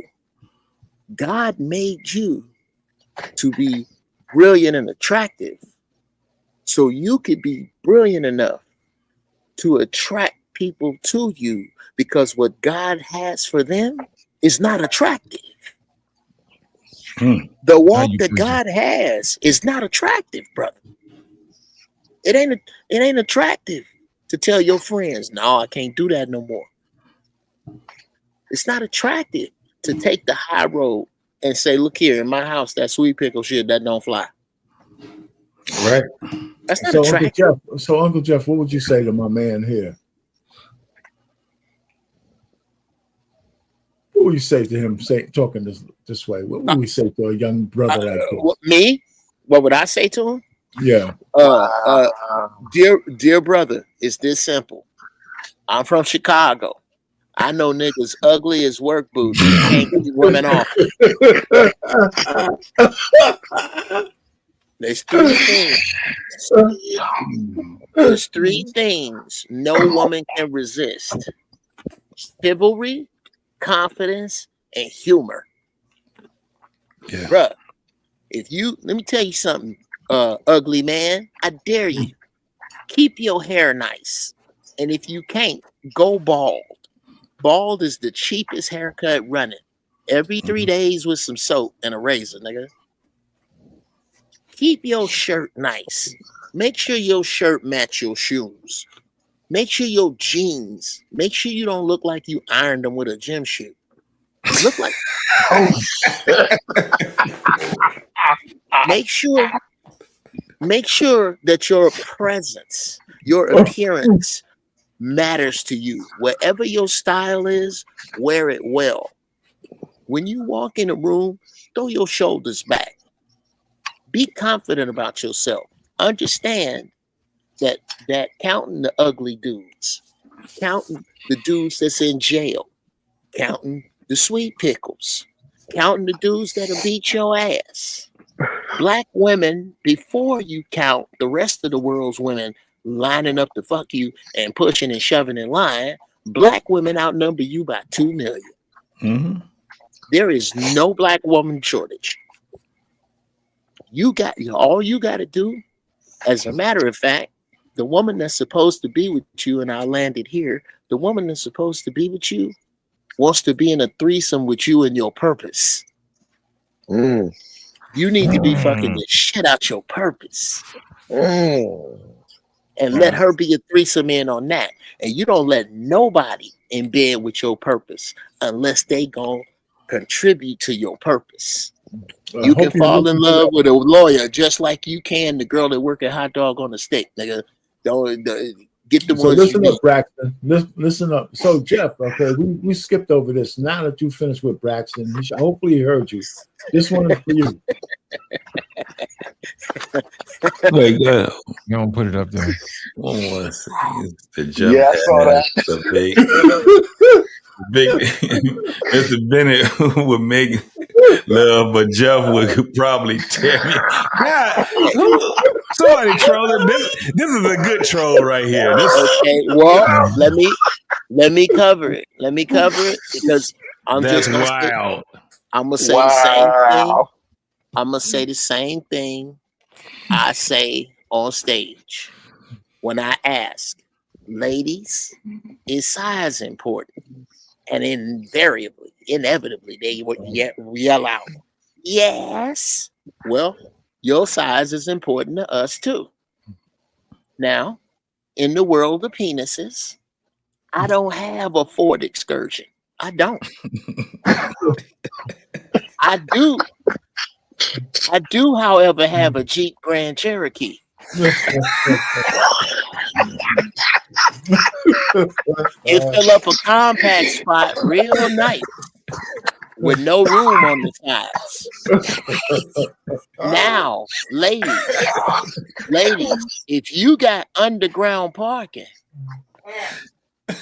how is that my fault? You telling me drive around. Bullshit. You shouldn't have parked so many cars in here. That's the real shit. So, really fucked up. Everybody thinking about what the fuck they got now. Hey man, I done heard it's some big dudes that don't know what they doing. So I'm just saying this. Look, the sister, I'm gonna overshare right here, but I can say it because I say this shit on stage. My dick is about the size of a really nice 7-Eleven banana. Okay. It ain't small, it ain't huge, but I'm masterful with this son bitch. This is I ain't been to a barbershop in forever. I have not been in a barbershop in a long time.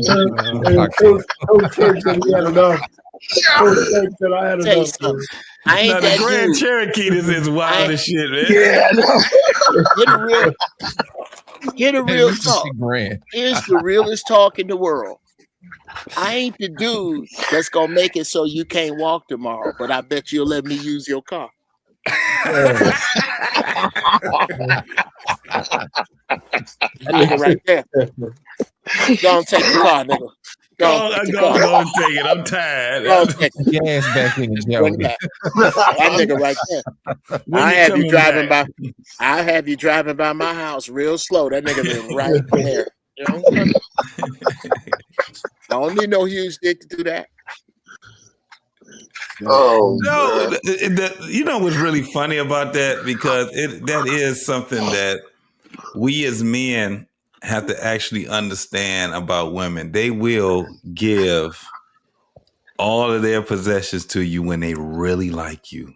Come on, man. Really put that shit down. This is the reason why you have women that sit back and say, I gave that nigga my car and he was gone all day.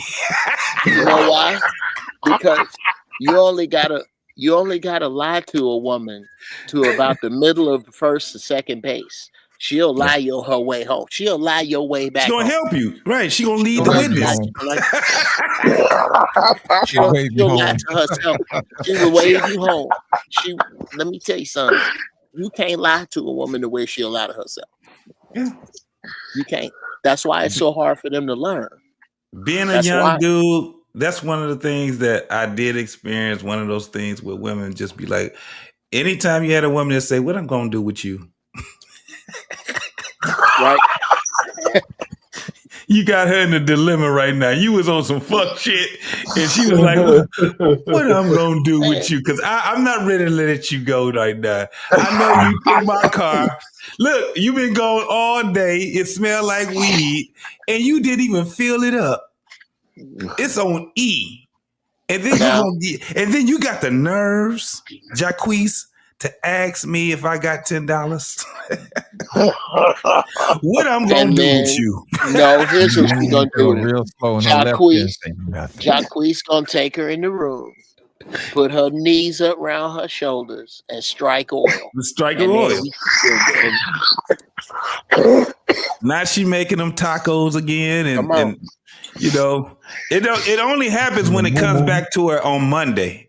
Bruh, in the words of comedian Evan Lionel, that's what happens when you reach in and hit the cooking switch.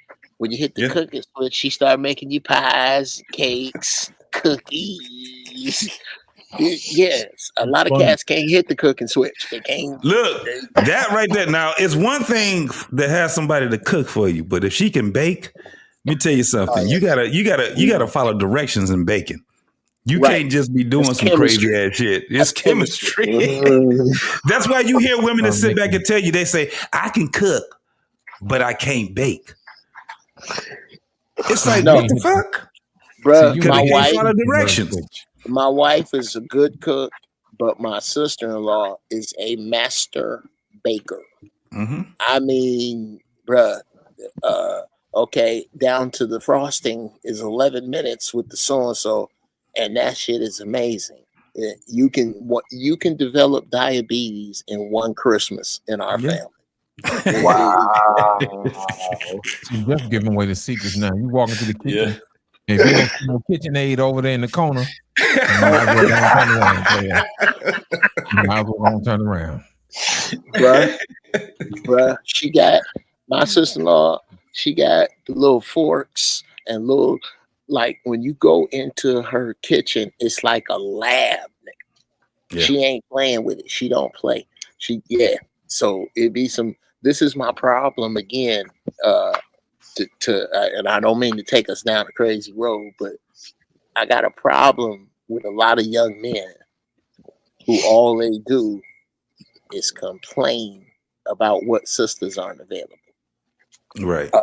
When they're not willing to look in the places for the good ones that they should.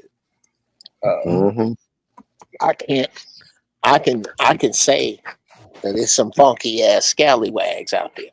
I ain't gonna lie to you on that. I ain't gonna even hold you. But to say that's all the sisters, all of them ain't shit, I can't do that, brother.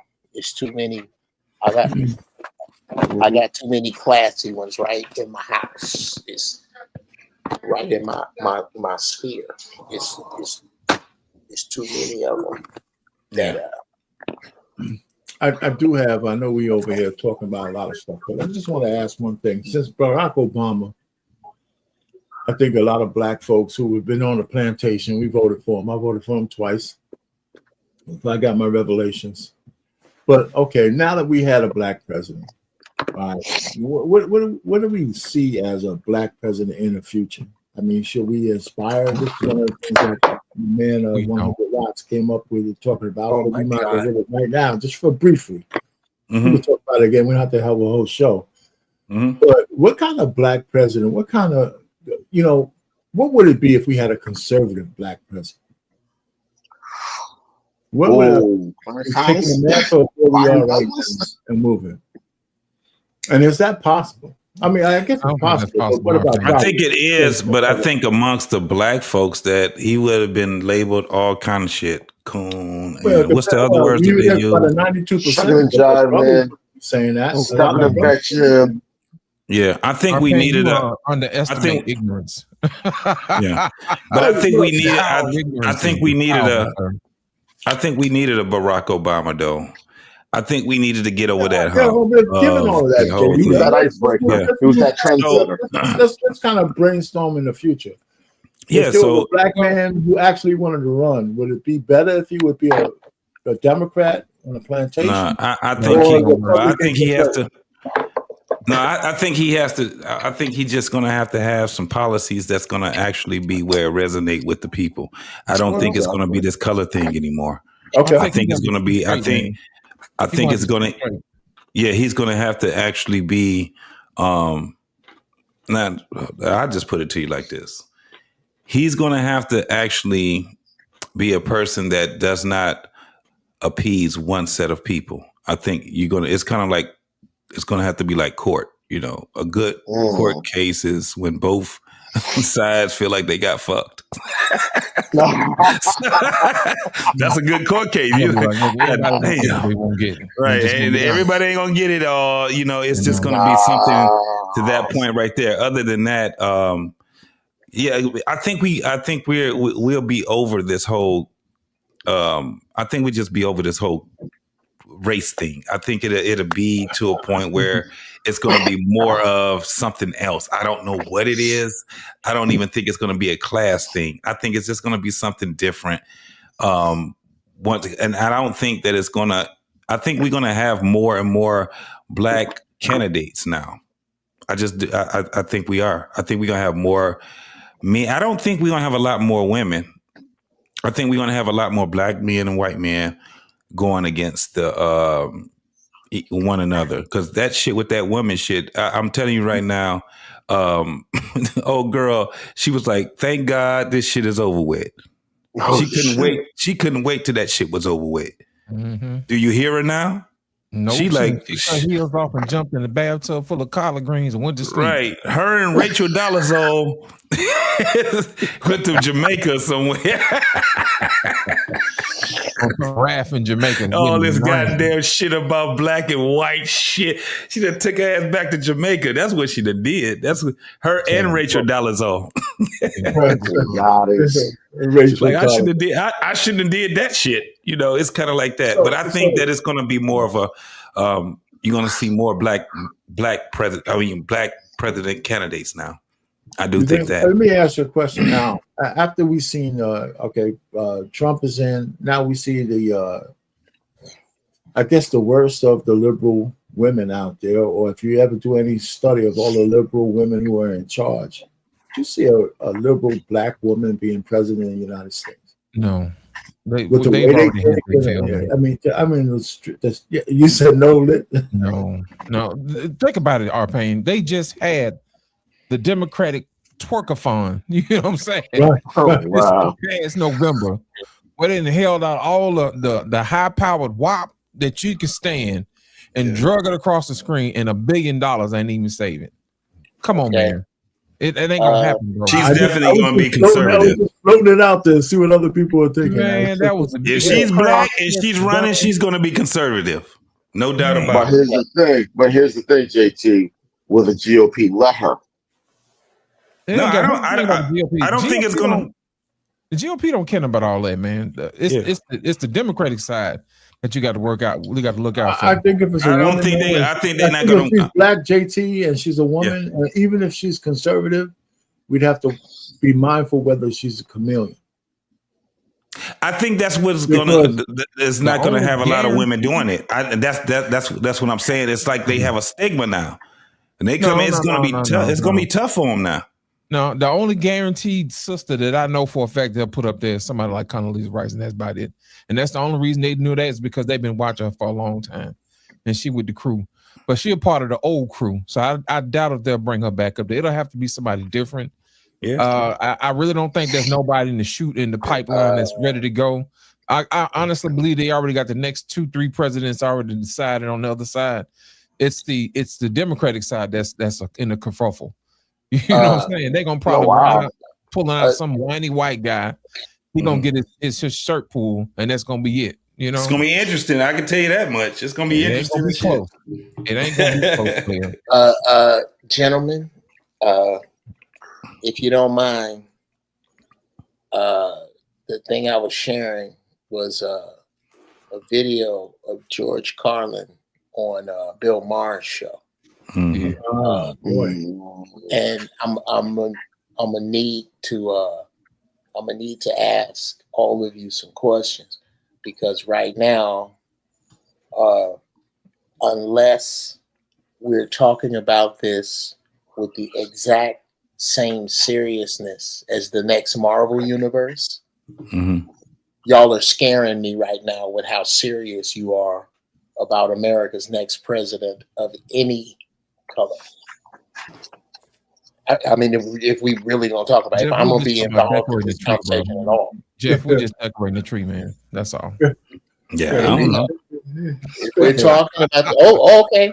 Well, as long as we just going. I'm just giving my idea. That's it.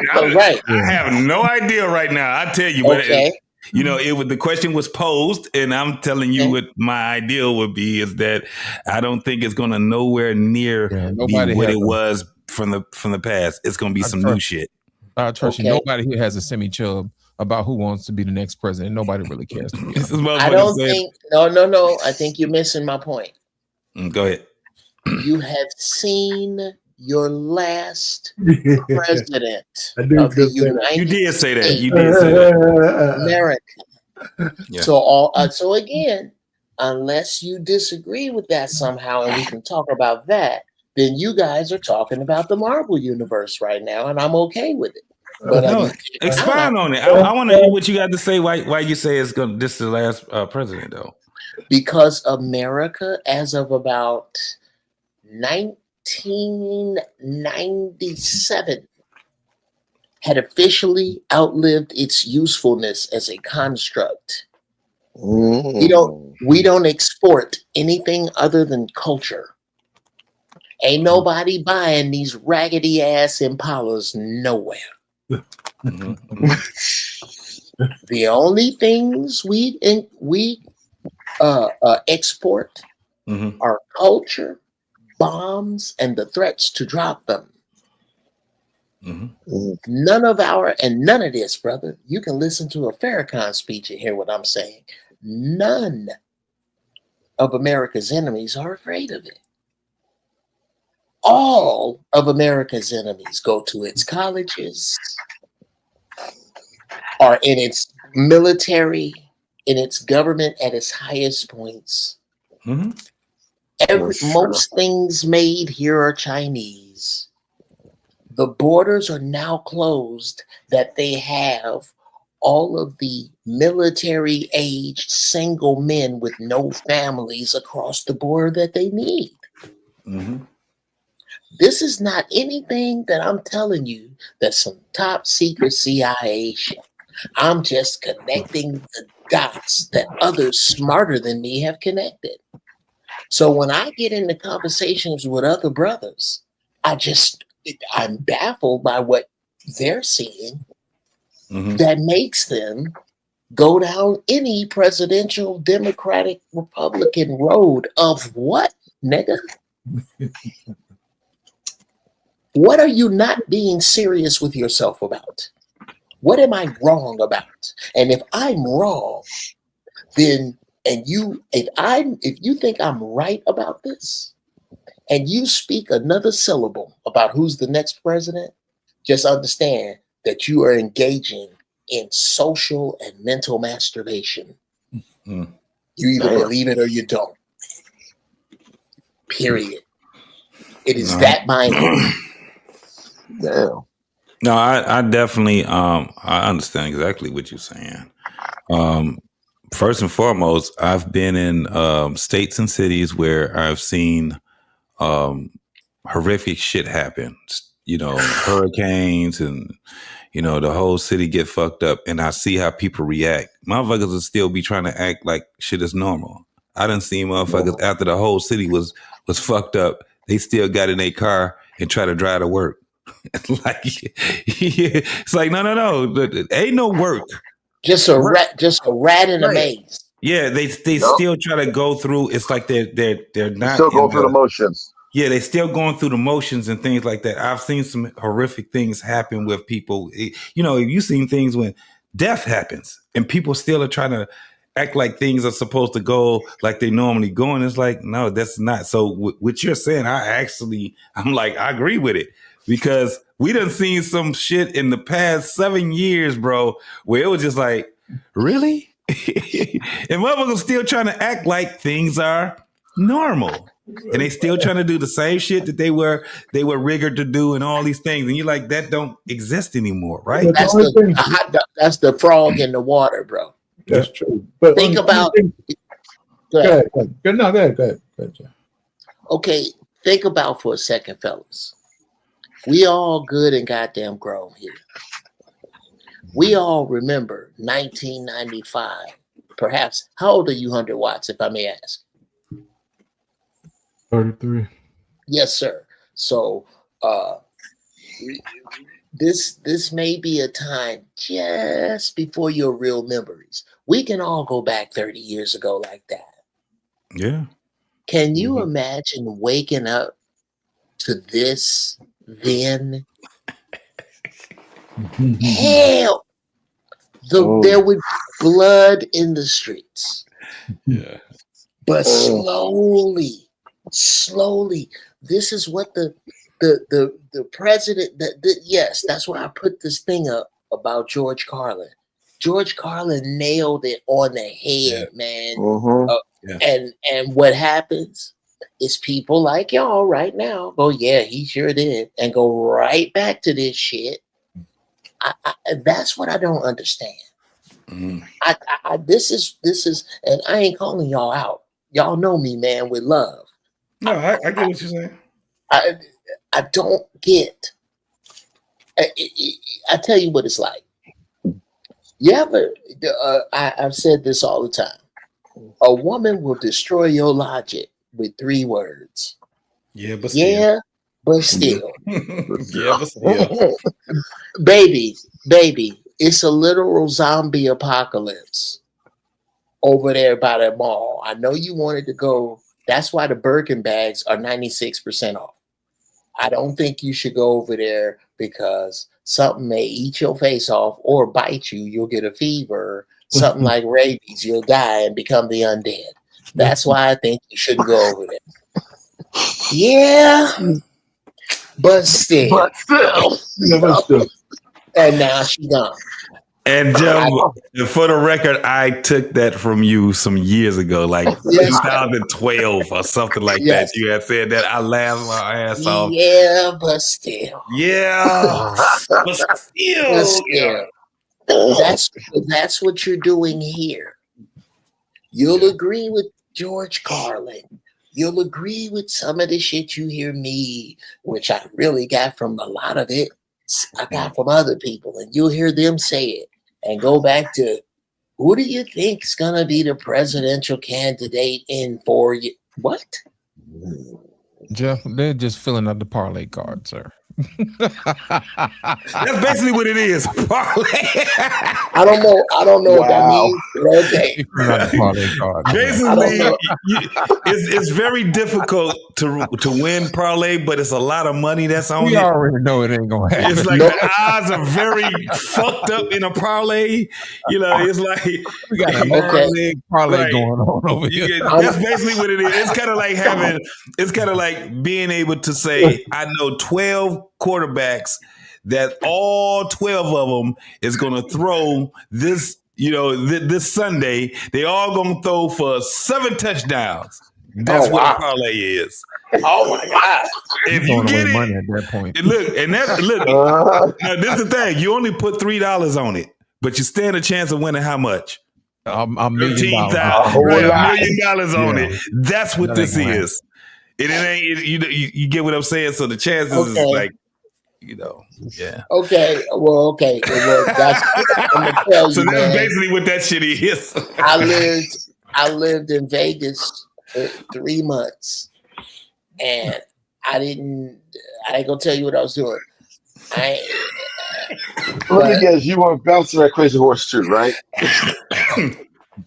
No, brother. I was there. I ain't doing it because it's name dropping. Yeah. I was there working, and I stayed there 3 months.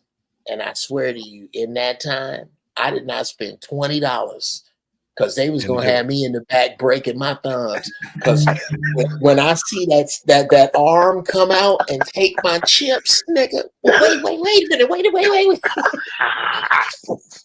I can't do it, man. I cannot. Hold on, wait a minute. I didn't mean that. I didn't mean it. No. See, and the mob don't play that. Let's do it over, right? The mob don't play that. What was old boy name at Casino? Sonny? Sonny, yep. Oh yeah. When he show up, you know it's some shit. Rick. They weren't gonna have me in the back. So, wait. So Uncle Chef, in other words, the chances are you never became Frankie Four Fingers, right? Come on, bro. Come on, what you know about Frankie Four Fingers, Antoine? He got no friends with serious people. That's why. Oh my God. On the fifth floor.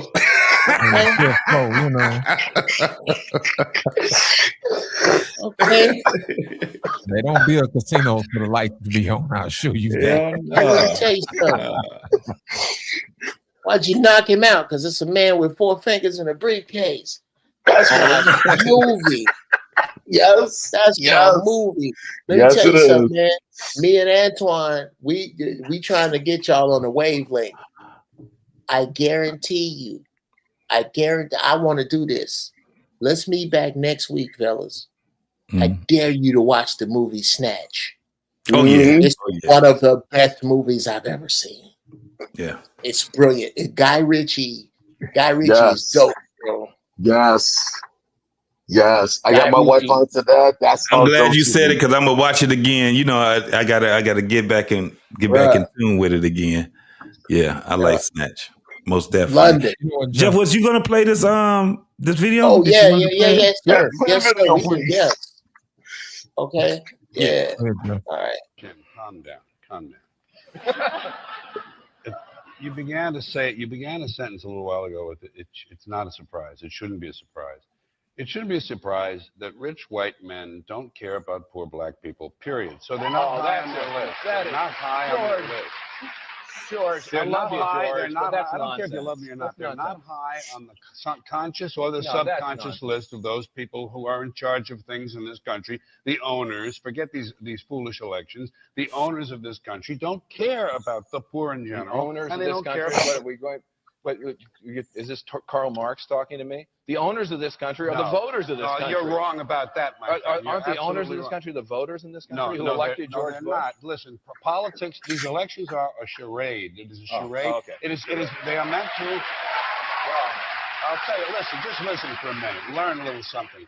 The elections and politicians are in place in order to give Americans the illusion that they have freedom of choice. You don't really have choice in this country.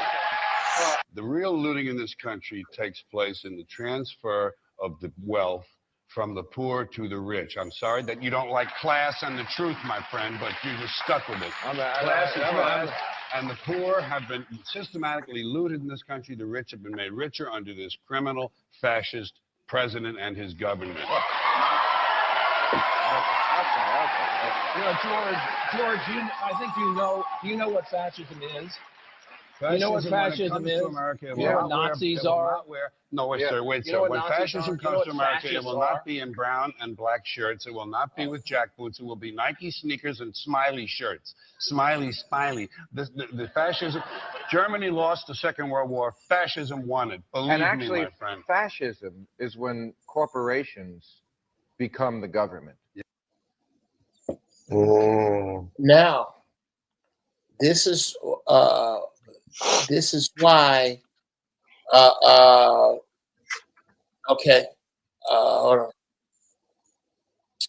on. Make sure it's not.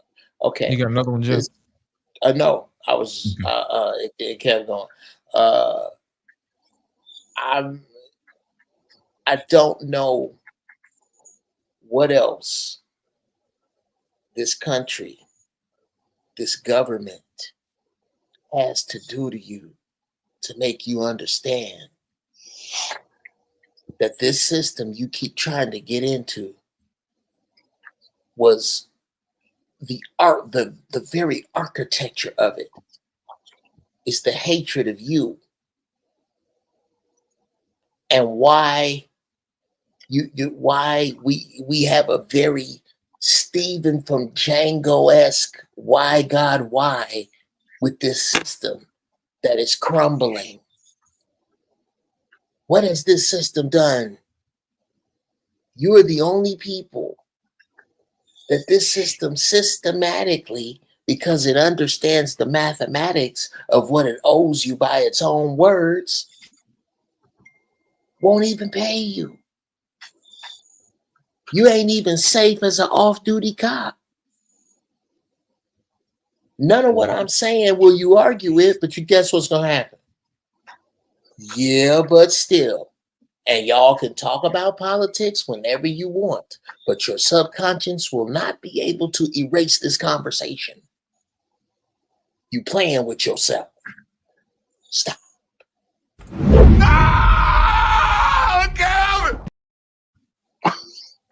Ignorant. Be a ignorant man. But like I was telling you earlier, Jeff, it's about the new railroad tracks. You know, that's what it's all about. I keep trying to tell folks that. But in the meantime, we're gonna fill this parlay card out.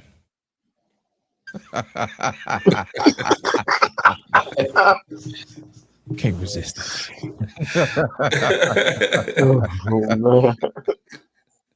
Because there's always going to be some winners and there's always going to be some losers. And right now, the losers in the chat crying. So my whole thing is this, though. Whether we want to or not, we still attached to this shit. Unless we move out of the country and go and be up under someone else's, power, we still have. Yeah. No matter where you go, there you are. I don't know. Yeah. That's not fair, fellas. That's not fair. But what I'm saying is this: we're still a part of it, whether we want to participate or not. No, I'm saying whether we want to participate or not. So what do we do from that point? That's the question, though. Let's just say Uncle Jeff is correct, right? So the point really is, how do you prepare yourself for the inevitable? Okay. I'm still listening. I'll get off camera. Would you like for me to answer it in some different way that I've answered this? No, man. You have talked about it plenty of times. Yeah, I'm serious. I mean, but Jeff, you gotta be fair that people gotta get their heads grasped around what you're saying. No, right? brother. I wasn't asking just for myself. I'm asking for the people that's listening. Because I've heard a lot of this.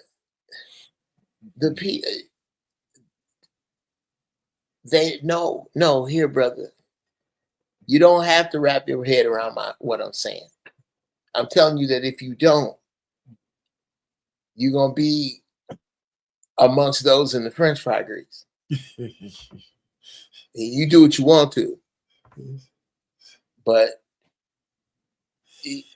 as men, the time is drawing nigh. You tell me I'm wrong. You need to find 9 capable men, black men, within a 9 square mile radius of your home. And y'all brothers need to get together. And in this group needs to be somebody that's good with weapons, good with food, good with electricity, good with the map of the city, good with various things that you think you would need. Things that each one of them could be in charge of, that the other 9 of you could help. And with the resources that you bring. You need to be on some of that shit for real and now. Or maybe not. Maybe shit is great. With everybody being laid off, it's going to get much harder to keep honest people honest. It's going to get much easier. This is what it is right now. We're going to treat them like savages. So now we have a license to treat them like savages once they turn into savages. That's where you at right now. I need somebody to jump in and go, no, Jeff, you full of shit. You're going to strip away all of these needed things from the common public. This is the onslaught, the slaughter of the common man going on right now. And most of this shit is not going to poverty and neediness has been painted black, brother. White folks, them white folks in the Appalachian Mountains and in the South, bro, it's finna get funky, dog. Because now that they don't need common people, they no longer need racism. Racism was a function of this. I'm going to get the white folks to think I love them just a little bit more than I do these niggas. And they'll keep the niggas in line to do the bidding for the power elite until we don't need them anymore. Now that we are outside of the Industrial Revolution, which ties into why America has outlived its usefulness as a construct. I hope that all makes sense. It really does. Think about it, Jeff. Racism was the old railroad tracks, you know. Yeah, come on. We built some more railroad tracks to run that oil down through here. And now we got a new financial system where there's more railroad tracks. We don't necessarily need the old ones no more. So it's time to dig up the old tracks to keep the new ones in place. No, they don't need the old ones no more. The old ones are slow.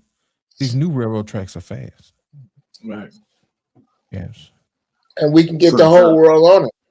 Exactly. So in other words, instead of closing those old rails, to just get rid of them altogether. Basically. Well, to imply the other thing is that to imply that particular way or rate of currency is the only way that we're gonna be able to trade. I disagree. I'm with you. I think what's gonna happen is it's gonna get down to this. These cities, we always talk about how we broke. These cities that you see all at the same time gentrifying. Yep. All at the same time. That's not, you know how many years of planning that take? That's a lot of concrete and wood and glass. And steel. Yes, and steel. At the same time, what's going to happen is these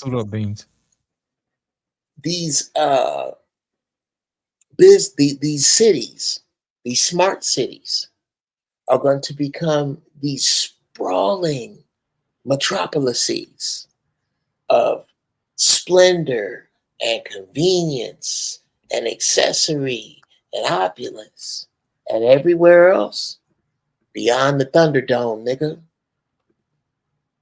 you're gonna be out here with these savages everywhere else. And what's gonna have to come from that is the strength of them 9 men I was telling you about. Because them 9 men know other men outside of your 9 that's dependable.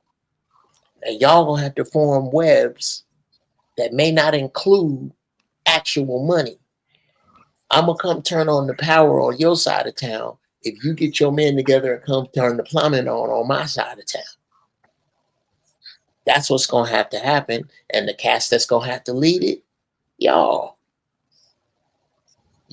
We this wisdom we have, brother, I guarantee you, there will be nothing that lives outside of it. It ain't gonna be a matter of whether loss is right, or whether Arpane's wisdom is right, or whether what Antoine has to say is right, or whether what crazy ass, high ass Uncle Jeff says is right. It's gonna work, or you gonna die. We'll see. And that's why I say I don't complain about these foolish niggas no more. Oh shit. What's up, Beans? Hey. In the building in 4K. What's up, Beans? Hey, I just need like 40 seconds real quick to steal from the show. Go ahead, man. I just want to tell Uncle Jeff. Oh shit. Uncle Jeff is a dumbass, bro. Oh my God. Wow. Uncle Jeff is on TV right now, right? And he telling this joke. And in the joke, he say, is it me or is babies being born big as hell? He said, my friend just had a baby. The baby was 14 pounds. Oh, wow. He said, a grown man. Okay, wait a minute. Beans, where are you watching this? Where are you watching this? You was on Byron Allen Comics Unleashed. Yeah, but would they air it? Did they air it somewhere? Live. I'm watching it live right now. Oh, okay. Well, that means that somebody owe me like $4 now. The residuals ain't shit. Royalties. Jeff is retarded, y'all. Thank you, brother. Hey, Jeff, Thank that's a you, railroad man. track right there, brother. Bro, he said the baby was smoking a cigarette. Come on, man. Yeah, that's funny shit, bro. That was and that's what I'm Beans. This is a good time if y'all don't mind. Oh my god. The other, let me see if I can find it. I'm in whole feels, bro. I had the show. I was watching the show, and then I started watching TV. I'm like, man, let me go see if he's still up here. So it's just so crazy that he on TV right now. That's crazy. The face he made, bro. I wish I could have clipped it and showed y'all the face that he made. Because he said they don't hold the baby like a baby, they hold it by mouth like a fish. Yeah. Okay. Here, man. Here. Let me do this. I don't know how this turned into the me show, but here. Oh, here. Wait a minute. God, bro. Okay. Thank you, sir. That's I got into here we go. I got into writing jokes because there was more bread behind the scenes. So I wrote for oops. Let me see. Hold on a second. Here. Okay. And let me put that in here. There y'all go. After this show, not right now. We're watching this. That's Comics Unleashed right there. Don't go over there. Man, listen, I appreciate y'all.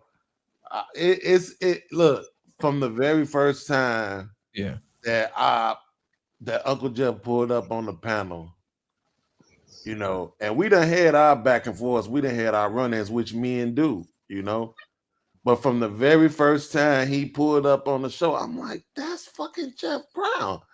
Right? You know what I'm saying? Yeah, man. Yeah, you know what? Bro, sometimes you forget. I was listening to That's love, bro. Thank you. You know what I was listening to, Lit? I was listening to Sade's album Love Deluxe. I completely forgot how fire that album is front to back, right? Having these conversations about who had the best albums, this and that, blah, blah, blah. And it's like sometimes you just forget, you know what I'm saying, the royalty, you know what I'm saying? Okay, stop. Uncle Nick, stop. You know what I'm saying? Stop, sir. Don't do that. We've been around, man. Like, it's just crazy, bro. Like sometimes, being in the same space with certain people, man. And yeah, man, it's just super dope to be able to pull up and on the Black Men Unfiltered Network, on Ham Channel, you know what I'm saying, all the places, Is Channel, all the places that Uncle Jeff visits, and it's not like he pull up on some I'm Jeff Brown, give me special privileges. He ain't never did the I'm Jeff Brown. Nigga, you know what? Okay, I got to stop you right there. Okay, you can't just talk about me while I'm sitting here. Now hold on. Okay. What up, Beans? I'm gonna tell you, Beans. I'm gonna tell you, Avatar, man. You waving for no reason. First, let me say this. I can't do that shit because this nigga he gonna know right where this is. Bruh, I was raised in 6023 South Damon across the street from Lindblom Park. Bruh, that is the jungle. I then picked a roach out of some cereal and ate it with water for dinner. I can't never get away from that dude. Number two, this is what I'm gonna try to not. Remember when I told y'all that God don't make you attractive and what was the other word? There was two words I said that God don't make you for yourself. Yes, he don't. Yes, he don't make you brilliant and attractive for yourself. He make you brilliant so he can get the people to listen to you, because the way he got for you to walk ain't attractive. And that's what made me so damn mad on y'all show a few weeks ago when Beans was really asking questions. And here's a brother who doubts the existence and has questions about God. And y'all fucking around with this brother right now? This is God gonna require that of you. This brother asks you genuinely, he asks you genuinely about God, and you here trying to prove the existence of Spider-Man with an issue of Spider-Man. God gonna require that of you. And I really wanted to talk to the brother, but I just lost my patience with it. And that's where God got to work on me. Beans. At some point, man, off the air, whatever, we can holler, bro, because you already know how I get down with God. I get high first. I ain't on none of this religious holy the boko shop bullshit. I was raised in church and read the Bible twice like a book. So I just happen to understand that God is so much bigger than any book.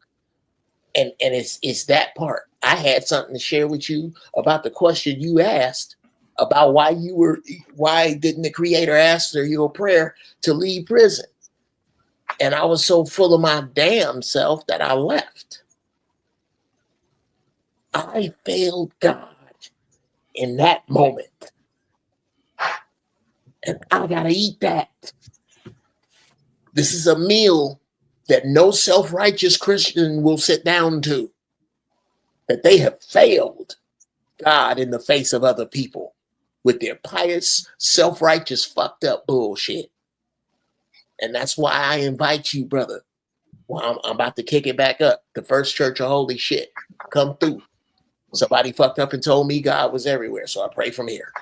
Saves me 10%. I never miss a game. Let's talk about God for real, bro. Yeah, I've been. I definitely appreciate that, and like I said, man, I think, like I said, sometimes we just get comfortable, man. You know, I've been doing a lot more music lately. Oh shit! Even with doing my music, man. Where is it? Can I hear it? You know, Hamp did a nigga did a session Friday. He was blending my music in. 3 of my new songs, like he was playing my songs and then blending them in with other songs as well. Oh shit! No, Jeff, you know, fuck what Beans talking about, nigga. That shit was so goddamn out cold, bro. And you seen Beans where I had to put the comment up under when you had posted your video, but I seen how Hamp, and because I'm a DJ and I seen how he did it. I knew he was gonna do you like that. Man, that shit was so fucking dope, man. You got that song, man. It was so crazy because I was like, why is this nigga on fucking YouTube?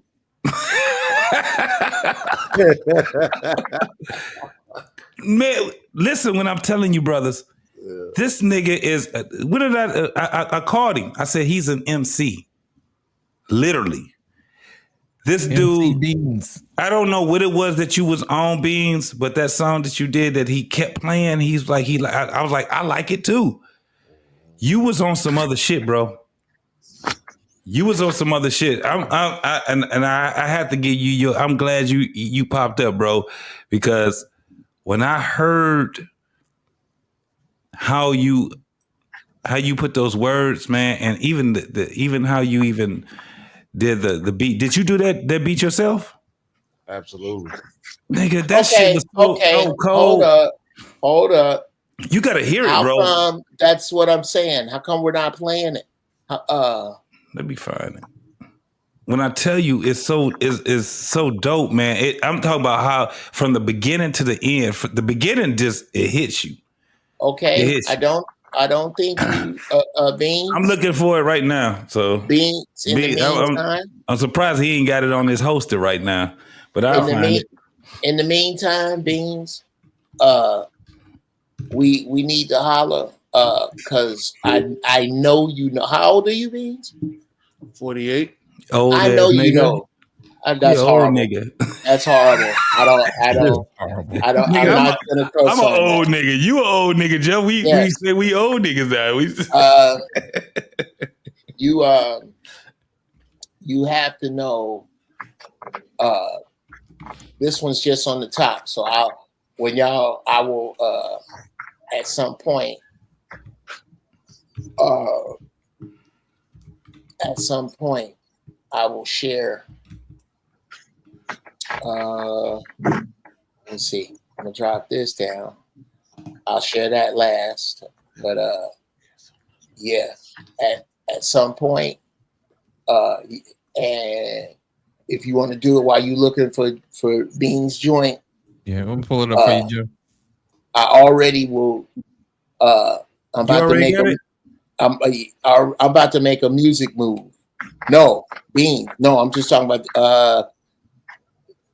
Here's my studio, Beans.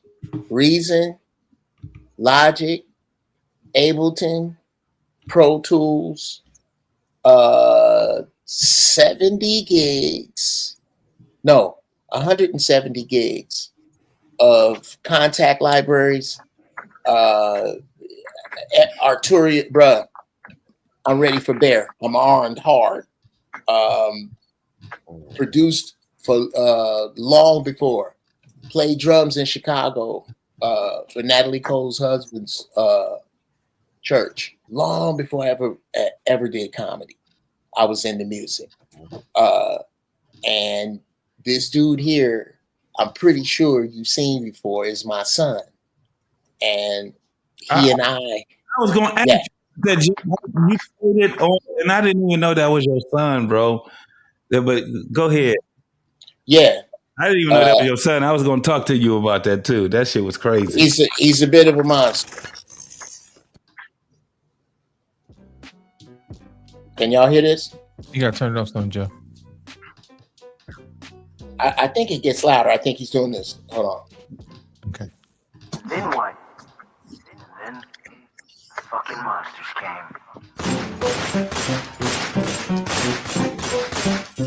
came. You missed. Everything raw, everything raw, yeah, everything raw, everything raw, yeah, everything raw, everything raw, yeah, everything raw, okay, everything raw, yeah, every team came against us, every team lost, stepping in looking like the money green lord, see me out with squad, bet y'all fiend forest, but I'm dolo, I got my stats up, bitch, yeah, I'm stacked up, I know it's all of y'all, one me, but you'll need backup, I ain't the most famous, but I am the most potent, and now this ain't no runts in my blunt that I'm smoking, you crackheads. You boys say it cause it rhyme, not cause it's true. You mix them words cause it's fly, not cause it's you. And me, I don't even try. This shit is liquid. To get the O's, you gotta lie. And that's the difference. I put the E after the I. I never switched it. I hit the weed and now I'm fried. Giving the business. I got the streets, I got the sky. God is my witness. So beat me means you lied. I don't fuck with fiction. Okay, back to my business. Get the dollars here with precision. That's immaculate vision. I was never asking permission, just attaching to the email, then attack my decision. I'll be back in a minute. Now hold this. Everything raw, everything raw, everything raw, everything raw, everything raw. Yeah, that's Wait, that's but it was a song. It was a song that your son was in a group with. Audio. That's him. That's Audio Push. Teach me how to jerk. Crazy. Teach me how to jerk. That's what it was. Teach me how to. That's your son. That's my son. That's him. That's him. As Juju Nevermind. Him and Octane are. I mean, him and Price are still like this. They still tight. Yeah. It's just they doing stuff on their own right now. And he and I have joined forces to make a company called Zero Frame. And this is a multimedia company. It's a gaming company.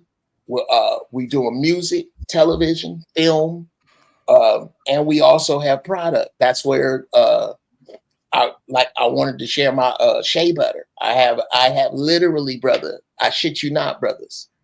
There is no shea butter. I challenge anybody to find a better shea butter on earth than mine. Body butter, rather. Because of the things that I don't use. because of how much it means that people gonna put this on their babies. It mean that much to me that when I go shopping for my ingredients, I only want the best. The best shea butter comes from Ghana. That's all I use. The best coconut oil, the best jojoba oil, the best black castor oil. What's that? No, I was saying you need to definitely promote that because that's all I use is shea butter. Bruh. I Okay, use coconut oil. JT, fellas, I challenge y'all. I bet everybody here $20. I'll give it back to you if it ain't. You go to my website, buy a jar of shea butter, and I want you to meet me back here with whatever you think is better and why. Put it out there. I'm that confident, bro. I'm that my shit.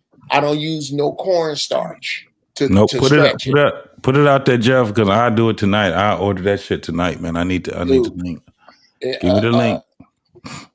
Here you go. Hold on. Hey, but let me do this right here with beans. Just so you know, there was two jerk songs that came out at the same time. Yeah. Audio Push song was the one I thought was better. The other one, I think it was because I think they was from Atlanta. I think that's why they got more push. But that Teach Me How to Jerk song was so fire. Yeah. Bro. That song today. And then the dance moves. It was this one dance move that your son did with the hat where he was moving the hat and his shoulder. Oh my God. Bro, I'm trying to tell you. Fire. I don't crazy. These Ain't cats, it, man? It's just super crazy, bro. These cats, and I'm trying to tell y'all, man, this ain't a boast. This ain't a flex. This is the truth. Entertainment and talent ran in my family, man. My auntie, my grandmother stopped her. Maurice White wanted to take her on there were supposed to be 4 emotions. One of them was supposed to be my auntie. My uncle was real tight with Maurice White and got her an audition for Earth, Wind, and Fire to back up Earth, Wind, and Fire so Maurice could produce her. My grandmother wouldn't let it happen. My brother, when R. Kelly had public announcement, he wanted a 4th member. That 4th member was my little brother. My mother wouldn't let him. I'm not bullshitting you, bro. This is not shit I'm making up. I used to play drums for Natalie Cole's husband, Marvin Yancey, who wrote This Will Be. I learned how to play drums in the church. Nice. So yeah, I hate to make this all. I don't like doing this, fellas. I swear to God, I really don't. No, let me tell you something, Jeff. This is the funniest thing, and it's funny that Beans came up here and he was like, "I'm seeing this nigga on TV." And he out here, that shit is wild. We do this. I've done it. It's been so many times where I've done it. Where I'm like, I'm looking at this nigga, and I'm talking to a nigga on the panel, and I'm looking at this nigga on motherfucking TV right now. Here's the real truth. Here's the real truth about my comedy career, and I do something on stage about it. I go through my shadow box for a little bit. Bay Area Black Comedy Competition winner. 1994 Star Search winner. Open up for a gang of people I ain't gonna run right now. So young brothers, I'm telling you, I'm standing here living proof to tell you that the wrong pussy is where a young man's dreams go to die. You don't. It's the truth, brother. It's the truth. It is possible to love your kids and hate where they came from. And see, there are things, and this is where brothers get hamstrung. There are things that I don't regret, that I also do not advise. Yeah.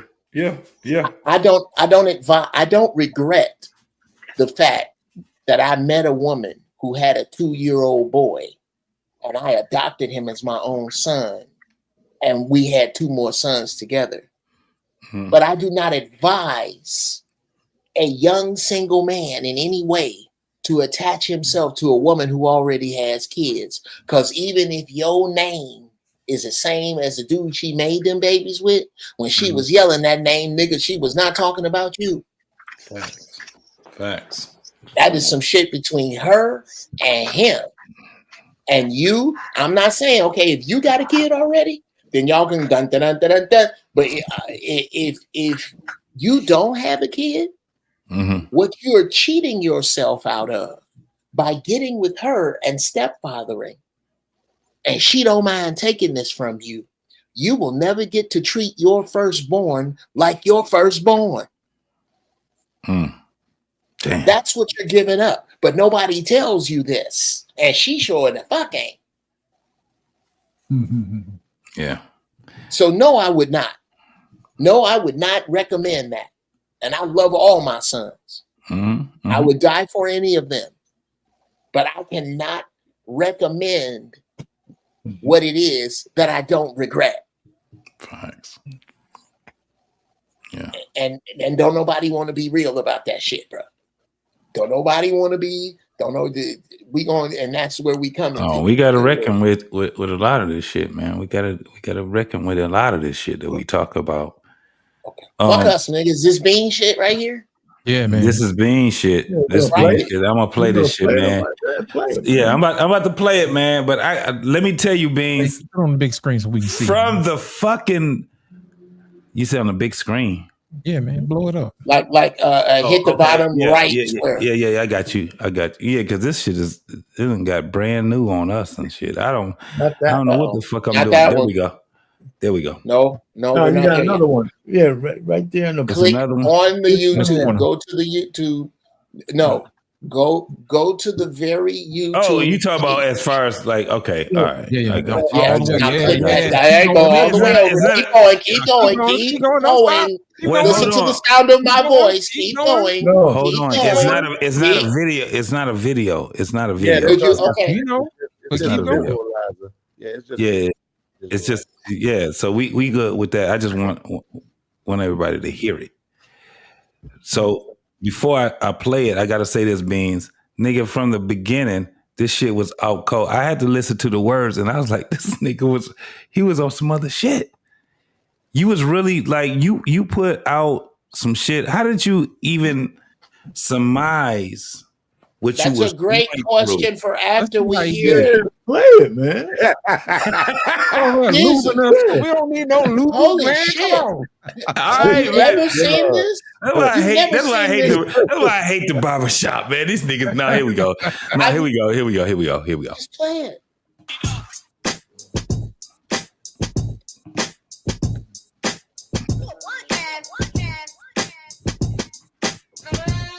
They say don't come around here with your bling on. It could get ugly for a nigga like Klingons. Fuck you and your flag, I use that bitch to pee on. Type of shit we pee on with niggas that's peons. Used to roll blunts with my cousin from 6th straight. Used to shoot crap and sell crack like every day. Bottles of Hennessy looking out for my enemies. Never found Jesus, guess he wasn't a friend of me.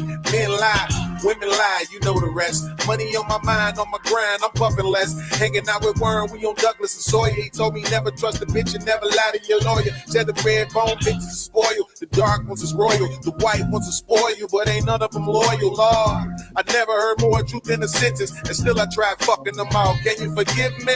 Lord, forgive me for my brash delivery, but I remember vividly what these streets did to me. More nights stealing, less nights chilling. The more shots they hold, the better they feel it.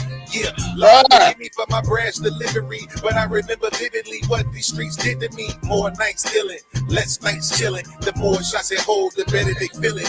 Yeah, Father, forgive me, but I'm talking my blood pops. I cannot forgive you for your life, it's a blood clot. Half a century still stuck on that needle. This is why I lie and tell the world I don't need you. Shit, I overcame my addiction to weed, bro. It's obvious you love dope more than me, though. 86 Regal creeping up, that's my cousin Nate. Kevin got an 87 Cuddy, so we celebrate. Jody got a Corvette, he took it off a customer. European face on that Chevy, cause I'm a hustler. Headed to the lake, summertime, that's all I know. Swerving a Suburban, curbing in the reserved and flirted with this virgin nurse from West Suburban. She said she loved herb and served me after her shift. It's lit like the Sunday service. Sins of a father, now I'm addicted. Forgive me for my brash delivery, but I remember vividly what these streets did to me. More nights stealing, less nights chilling. The more shots they hold, the better they feel it.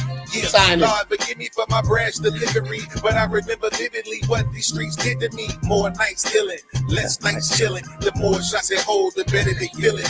Yeah, R.I.P. my people before us, don't ignore us. Watch over our sons and daughters in that order. Full-blooded Taurus, fuck whoever deplore us. Deeper for that BL, label me an explorer. Couldn't cope with boredom, so I fell into whoredom. Started getting money and now my time's important. Chase pussy, you waste time, that's a fortune. Eat better, sleep less, grind twice as often. Might just be the kiss of the shot. You diss and you die. Verbally, flipping verbs to you who never heard of me. It's surgery. How I curve of me, itch on the nerve of me. My mission to avoid you break it bad like you bitches do. Listen to affirmations, mentally acclimated. I'm ready and activated, but working with half the patience. Be careful who you trigger and you fucking with. Now let me go and knock some shit up off this bucket list. Lord, forgive me for my brash delivery, but I remember vividly what these streets did to me. More nights stealing, less nights chilling. The more shots they hold, the better they feel it.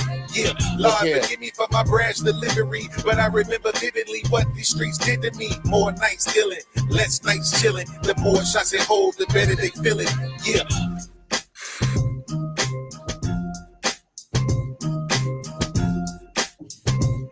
Man, that shit's so dope, man. Bruh. Goddamn beans. Look. That shit so beans, that was hot fire right there. Man, that shit is so motherfucking dope, man. I was like, but it just got first after I get over the whole thing of the beat and all of that shit, and then I'm listening to what he's saying. Like at the beginning of the fucking song, Beans, it was like that motherfucker catch people right there. You know how that's how it catches all of us. But I was like, this nigga's a real MC because this ain't the only song. Yes. This ain't the only song that I heard you. I was like, this nigga can rap for real. I don't, after hearing this, I don't doubt Bean's catalog. More lights killing. Okay, let's go here. Let's go here. Last night's chilling is killing me, man. I'm like, damn. I'm gonna grade as hard as I fucking can right now. As hard as I can. The only thing I got on you is mix. All that they just need a mix. Mm-hmm. That's it. When you say mix, you mean like a bridge or something like that? No, a master mix. I know. No, the sound of it. The sound of it is waxy and small, but that's not a diss. No, it's not. That's not. Yeah. Do you know how many niggas wish they could say they're the only two problems they got? Yeah, I know. Yeah. An engineer will take them tracks and put them where they need to be, and that should be Beans. I can't tell you what to do, but I tell you what I do if I was you. And I will do in front of all these cats. I will do these two things to help you. I'm not going to tell you who they are, but they two friends of mine that are DJs that got pulled. You give me your MP3 of that or your wave of that, and I'll hand it to them. These are bro. I'm in LA. These DJs. It ain't but a few people I'm a couple phone calls from. I don't stick my neck out like this. That shit is fire. It's fire, bro. Two, bruh. Me and my son producing. I would love to take a crack at the acapella of that and get it back to you. And it's me in front of everybody. The split will be as fair as you say. This is how we doing business. We are starting a movement of music that's unapologetically fucking greasy. That could have came out. That's a flip side. That's a Craig Mack flip side. Man, this shit right here. Let me 90s. It's ridiculous, bro. I dig it. Jeff, that shit was so greasy. That bitch oinked on the way out. Oh my God. No. This is the thing.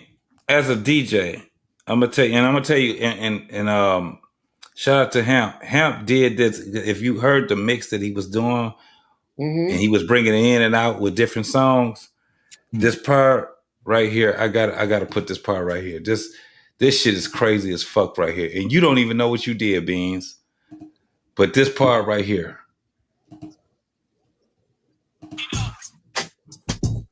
That part right there, nigga just killed it right there. That part right there just killed it. Cause I'm gonna tell you how and I heard, Hamp was doing it. He was cutting it in, right? He was cutting that shit in. That part right here. That shit right there, man, that's so fucking powerful right there, bro. I was just like, I don't even know if Beans actually understood what he did. You know what it is for us, JT? What it is it's like water after walking through a desert for 3 days. Yeah. There has been such a drought of just nigga throw on that scratchy ass beat, hit it with some ivory soap, try to clean it up, some alcohol, get it right, clean the needle. That's as clean as we can get it. Kick it. But I would cut. The thing is that part right there, I would cut it up because this is what Beans did, and I understood what he did when he did the enough. Right, that's Slick Rick. You know that what? shit right there. This part right here is just so goddamn out cold, bro. Well, I said this nigga just did some motherfucking Slick Rick on their ass. That was crazy. But here's the thing: what y'all are missing is that the versatility of how this beat is set up. You can run R&B stuff on top of that, and go in and out with that thing. Matter of fact, I'm gonna show you right now. Play it right now. Play it. I'm gonna show you what I'm talking about. Hit it. Just hit play. It don't matter where you at. Now listen to this beat.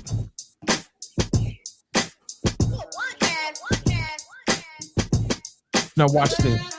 They say don't come around here with your bling on. It can get ugly for a nigga like Klingons. Fuck you and your flag, I use that bitch to pee on. Type of shit we pee on with niggas that's peons. Used to roll blunts with my cousin from 6th Straight. Used to shoot crap and sell crack like every day. Bottles of Hennessy looking out for my enemies. Never found Jesus, guess he wasn't a friend of me. Okay, you gotta stop. You know why? There's a lag. Yeah, it is. That's what it is. It's latency. I kind of figure it's a latency. But we get your point.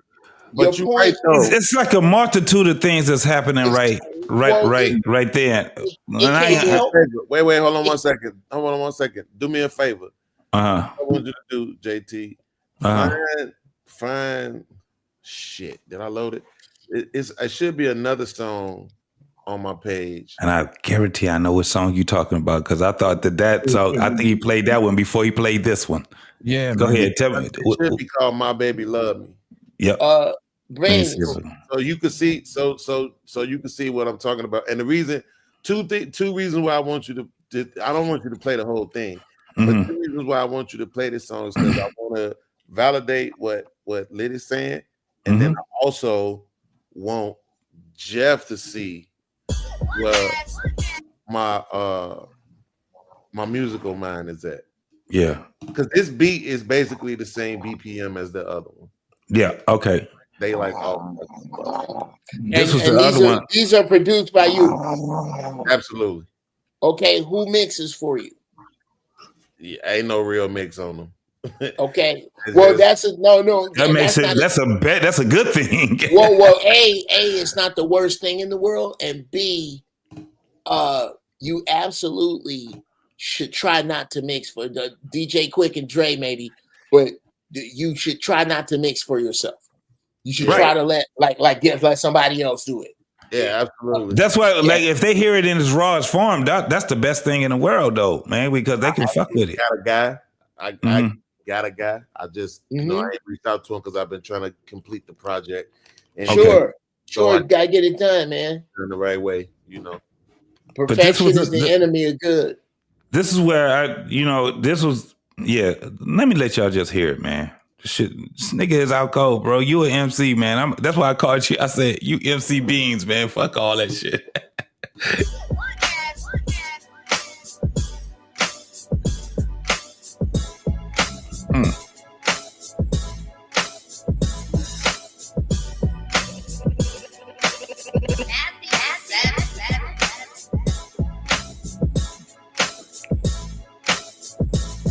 Yeah, bro, come on. The frown on my face when she vexes me. Yeah, the smile on my face when she texts me. I feel blessed to be anywhere next to she. I can't sleep if we ain't flesh to flesh. You see, it's pure ecstasy whenever she sexes me. Melanin flesh, yes, the darker the best to me. I give her my bread and my loyalty. So submissive in bed, yeah, she spoils me. People judging me cause I bent the knee and pledge myself for eternity. I put a crown on her head cause she's royalty. I put the pound in your head if she orders me. You must deserve it, but I know she's worth it. Proverbs 31, that's how she earned it. She's not a burden, she is my journey. She is my purpose, without her I'm worthless. My baby loves me, my baby needs me. For the love I gave her through the years, I was made to love. Worship and adore. I hate you right now, man. I hate your ass right now. Okay, stop it, fellas. You gotta stop it. You gotta stop that track. Stop the track. Beans, stop the track. I can't stand your ass right now, Beans. No, here's a question. Here's a question. Okay. Did you clear that sample? I know you was gonna ask that. Yeah. Of course I didn't. I knew you were gonna ask that. I knew that was gonna ask that. But I guess you know what you do. You know how you just change up the frequency to try to get away with it. You know. Okay. No, well, here's but the you problem. can I ask can't Cap do this that. shit, man. I can't. Okay. Here's no. You can't. Here's. Let's just suffice it to say, I have a direct link to Stevie. You can't do that. Okay. That right there. Yeah, that. Here's what you do. Here's what you do. You get somebody. You get musicians to replay that and re-sing it. Then it's an interpolation. Yeah, absolutely.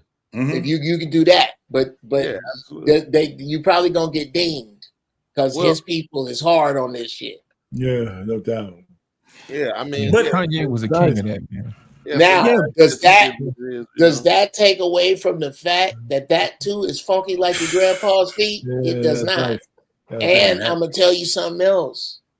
To be honest with you, the groove is so greasy, you can come up with another hook. I wasn't mad. I mean, don't do that. Okay, hey man, I ain't in trouble. Did you do what you do? That was my mistake. That was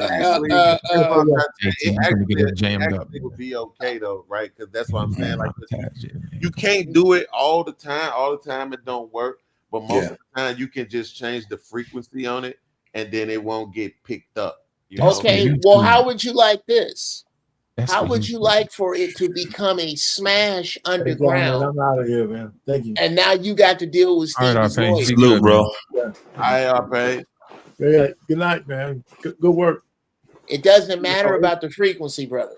Because it's actually a chick that I had in mind.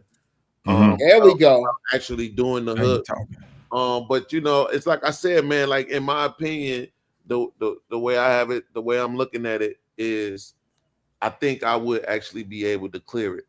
And the reason why is because one thing I noticed about guys like Stevie, Prince, Michael Jackson, and all them types, you know what they used to, the things that they would say yes to was when the music was clean.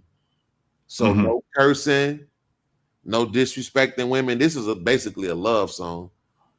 Okay, well then let's do this. Yeah. Let's do this. So no cursing, clean song, no disrespect. I need this. I'm gonna say this in front of everybody.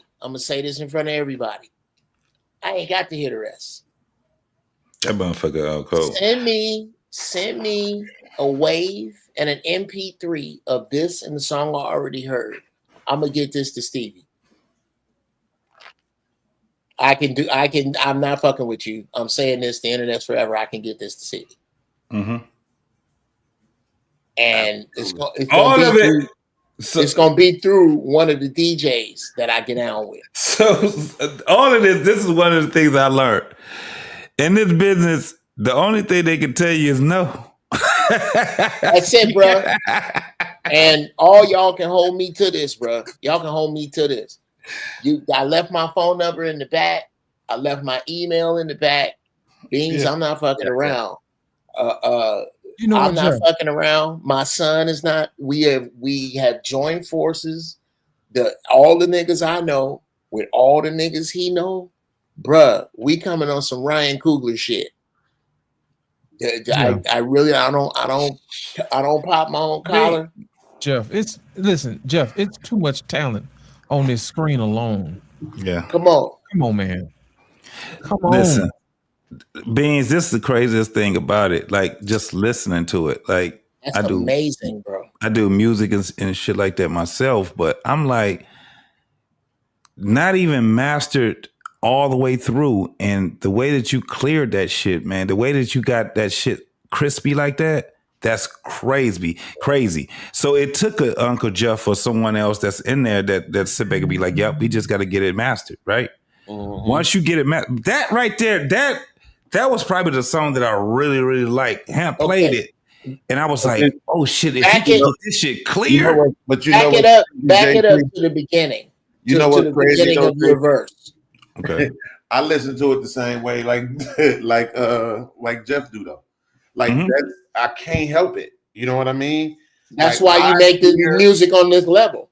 When I listen to anybody's music, but most of course my own music, you're a bigger critic. Wrong with it. Oh my God. It's not that I can't dance and jam. It's not that I don't be like, oh my God, that was fire. I said that. You know, I'm working on this new song right now. I literally was in the middle of doing that when Jeff came across the TV screen and made me start cracking up laughing. But I'm working on this song right now. I think the beat is just absolutely so fire. It's on some Jay Dilla type shit. Yeah. But man, what you know about Jay Dills? When I listen to listen. That's what really got me. Like that's part of my motivation right now is just read this. You know, one of the things I noticed, man, a lot of times, when things be out new and relevant, but you ain't really paying attention to it, and then later on down the line, when you actually discover it, it's almost better that way, right? Like I'll give you another example: The Wire. When The Wire was out, everybody was wire. I literally just watched The Wire like 2 years ago, and it was a beast. It was like, man, this show dope. It was like opening an aged bottle of wine, right? And I didn't have to share it with nobody. I didn't have to call nobody and be like, "Yo, you seen this? You know what I'm saying?" I was just able to enjoy it. You know what I'm saying? And it's the same thing several years ago with Jay Dilla when I can't remember what I was looking at, but it was like they was playing one of my old school favorite songs from Far Side, and they was like produced by Jay Dilla. I'm like, Dilla produced that? And then I looked it up. It's like, oh my God, Jay Dilla did produce this, and then boom, I just went down this train of listening to all these Jay Dilla beats, and it's just like what it did for me, Jeff, was it inspired me to make music that feel good. Because that was the thing about his music, is that it felt good. It wasn't just making you want to get up and dance. It didn't just make you want to recite the lyrics. The music itself made you feel good, which is why people to this day play his instrumentals. I believe this. You know I what I'm believe saying? this. Yeah. This is where this is right where the rubber hits the road for me in business. I'm gonna give you the same speech that if you should decide to fuck around with me or not. I believe that there are 10,000 people on the earth who feel exactly like you do about your music, and it is your job to find them. And if you tend them like a garden, they will feed you.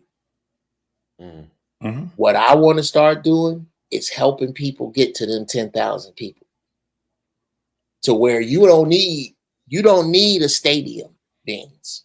Right. Yeah. If you can get your music in a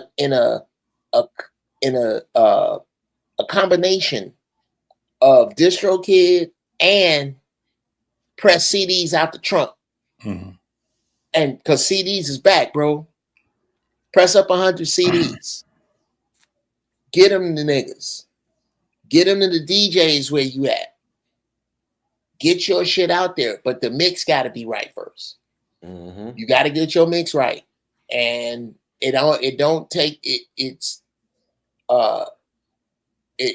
you need to start with a fairly decent treated room, or a room like, where did you put this mix together? Just in my office. Right. In your office. And your office is probably a square, right?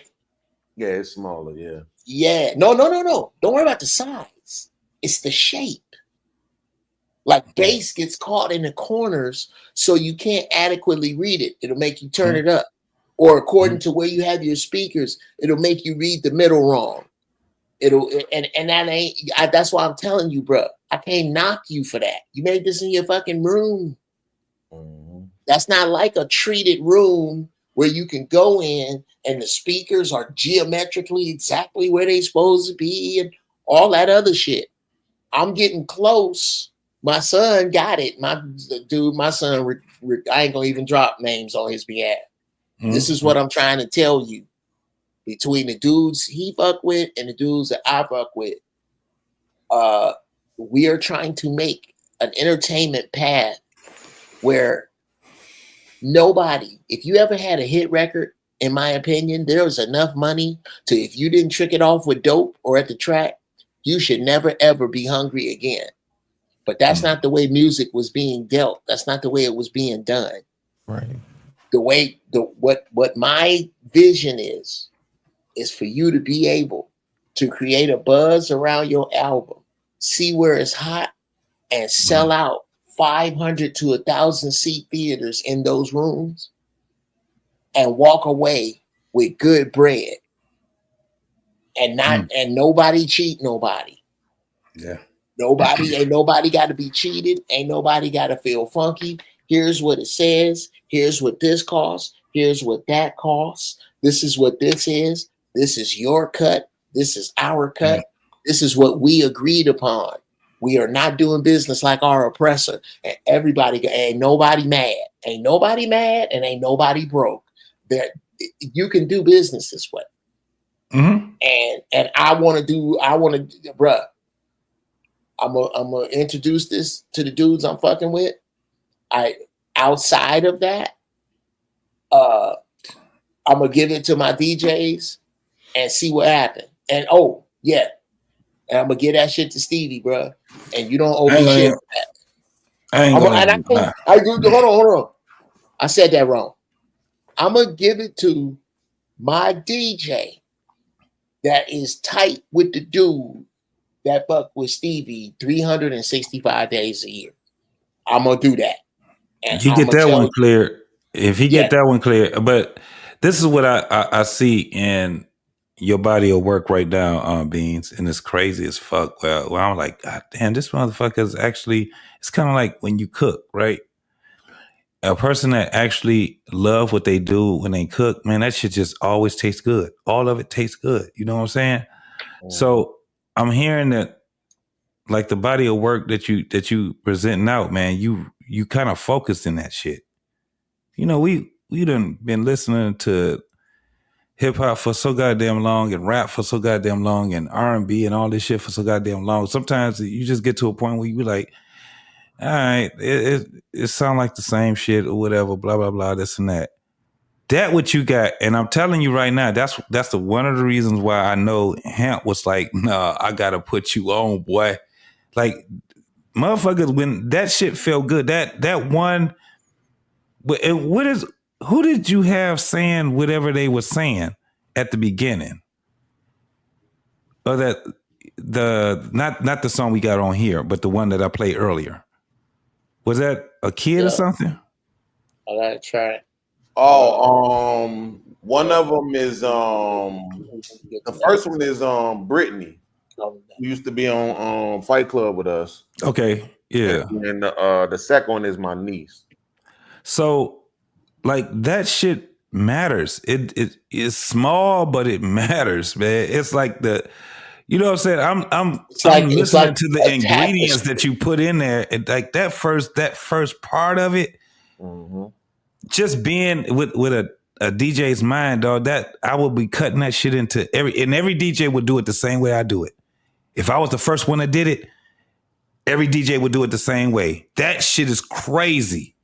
When you put that in there, it's kind of like sometimes you just do something and it's like you wanted to be a certain way. But I'm telling you, dog, that right there, what you just did, it affects people a whole different way than what you even planned on it affecting them. That first 2 seconds of that shit, that makes a big ass difference on your song, homie. Big ass fucking difference. When I get the opportunity, like I got a whole plan on how I want to do it, with the album and all of that. I'm actually working on that right now. Because I was working on it earlier. It's this one song that I'm probably gonna have to relay the vocals to because it's not doing what I wanted to do. So I gotta try to change because it's an emotional song, and I think that's probably why. But it's the last song for the album, and then how many cuts? 10. That's good enough. Yeah. Cool. So, but I think, but then what I have is like I want to do like a visualizer with it, right? Where I break down the story of the songs, because these songs ain't just like I'm in the studio trying to knock out a record. You know what I'm saying? Right. They come into me in certain ways. Like these songs, them songs that we were just listening to, those are same day songs. Like we made that day, lyrics came to me that day, recorded it that day, knocked it out. You see what I'm saying? Except for the first song, the first song that you play, Forgive Me. Yeah. The story behind Forgive Me is that it was actually on another beat. Okay. It was actually made for another beat, but it just so happened that I was putting that to the side and trying to work on something new, and I was going through. I'm like, man, I got all these beats, and then it was like when I played it and I was listening to the beat, the lyrics just started playing in my head. I didn't think it was gonna work, you know what I'm saying? But the lyrics was playing in my head, so I just mashed them together to see, and sure enough, not the original, like garbage. I'm Beans. Shit is dope. dope. I'm going to demonstrate to you the level of shit that I smoke. Okay, think about this. I want you to think about yourself standing in a room. I'll be right back, fellas. With a wall. The wall in front of you is like a velvet curtain of chocolate, like chocolate velvet just flowing down. This is music. When you walk up to the wall and put your hands on it, that's what you mean when it comes to you. And it comes to you in all kind of neon different colors. And it's different when I put my hands on that wall, or when any of us that say this came to me. That is absolutely true. Michael Jackson, y'all, you've heard what Michael Jackson said about Prince, right? That he said, they say, Mike, why is it that you don't sleep much? He said, because God talks to me at night and he gives me songs. And if I don't catch him, he'll give them to Prince. That's exactly what he said. Bruh, do you know what that means? That means he's experienced that before. Wow. God, them two dudes had a radio tower, and that's what they were receiving. What you're doing is receiving when you make these songs, bruh. Somebody's scared to talk to their woman like this. Somebody feeling what you doing. Them your 10,000 people, bro. You don't need 1 million. You can eat off of 10,000. You fuck around and get 20,000. Mm-hmm.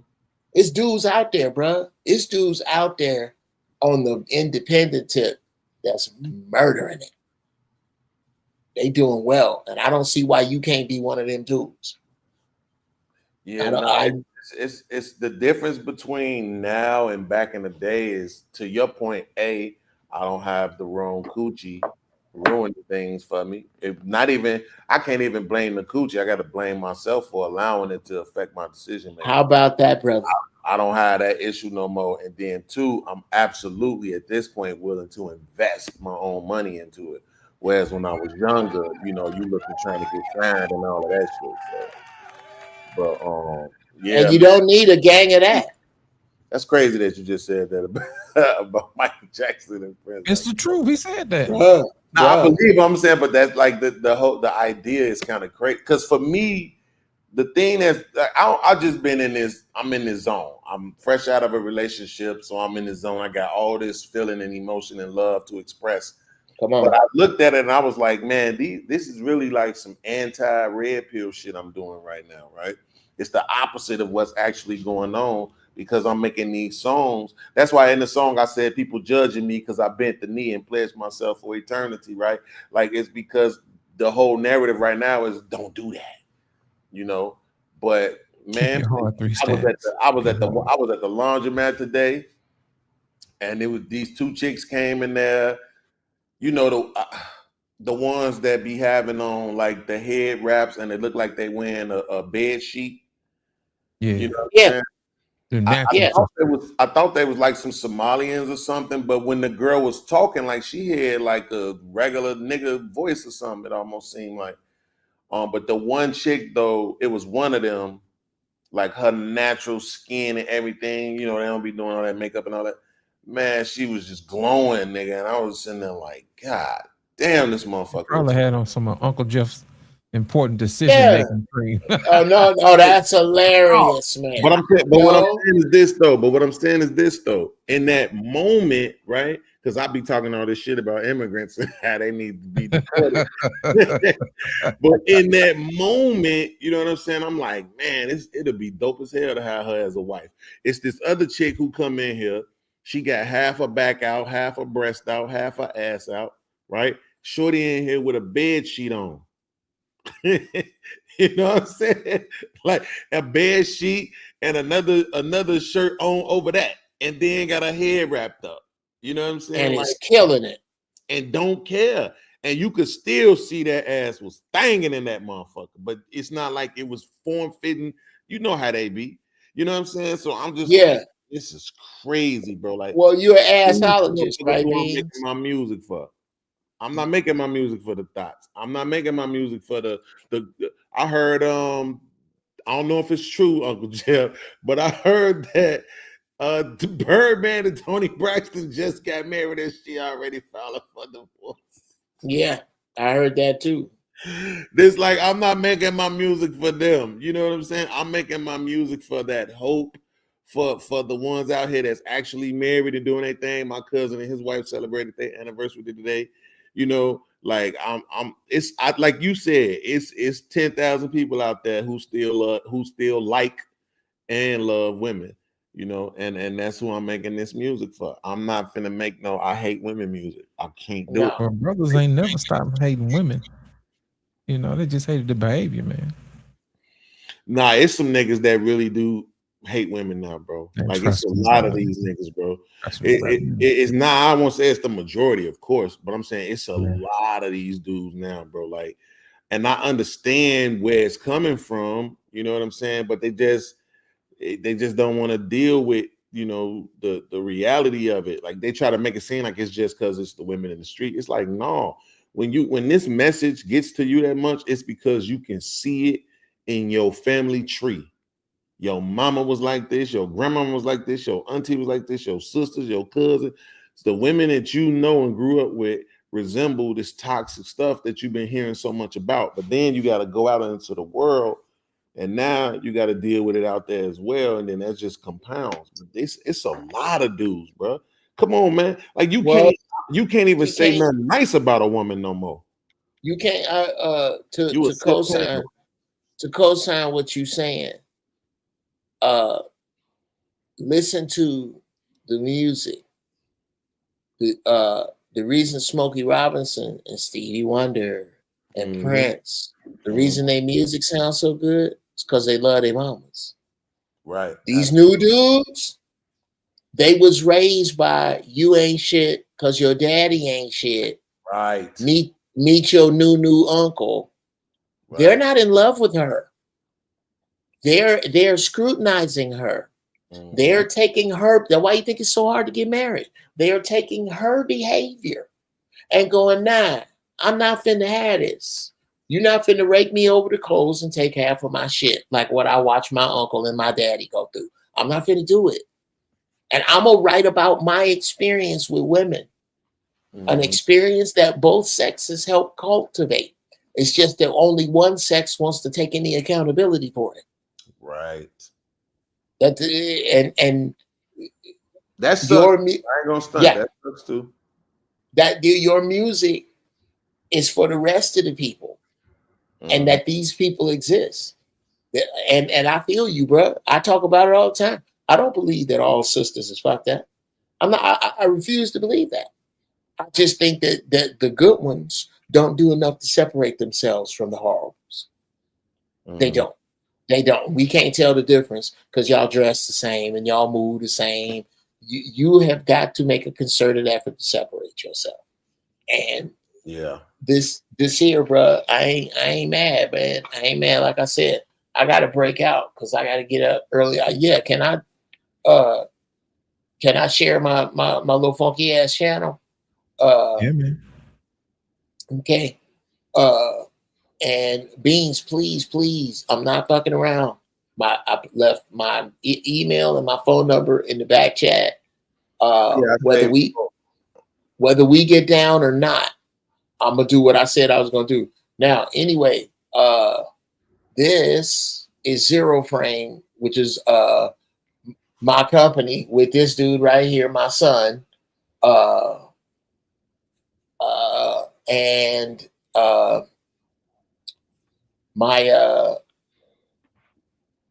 my shea butter is known as the family secret.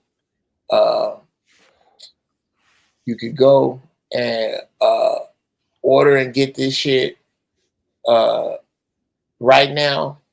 This is what I was telling y'all. I got lavender. I have China musk. I have Formula One, which is one of my favorites.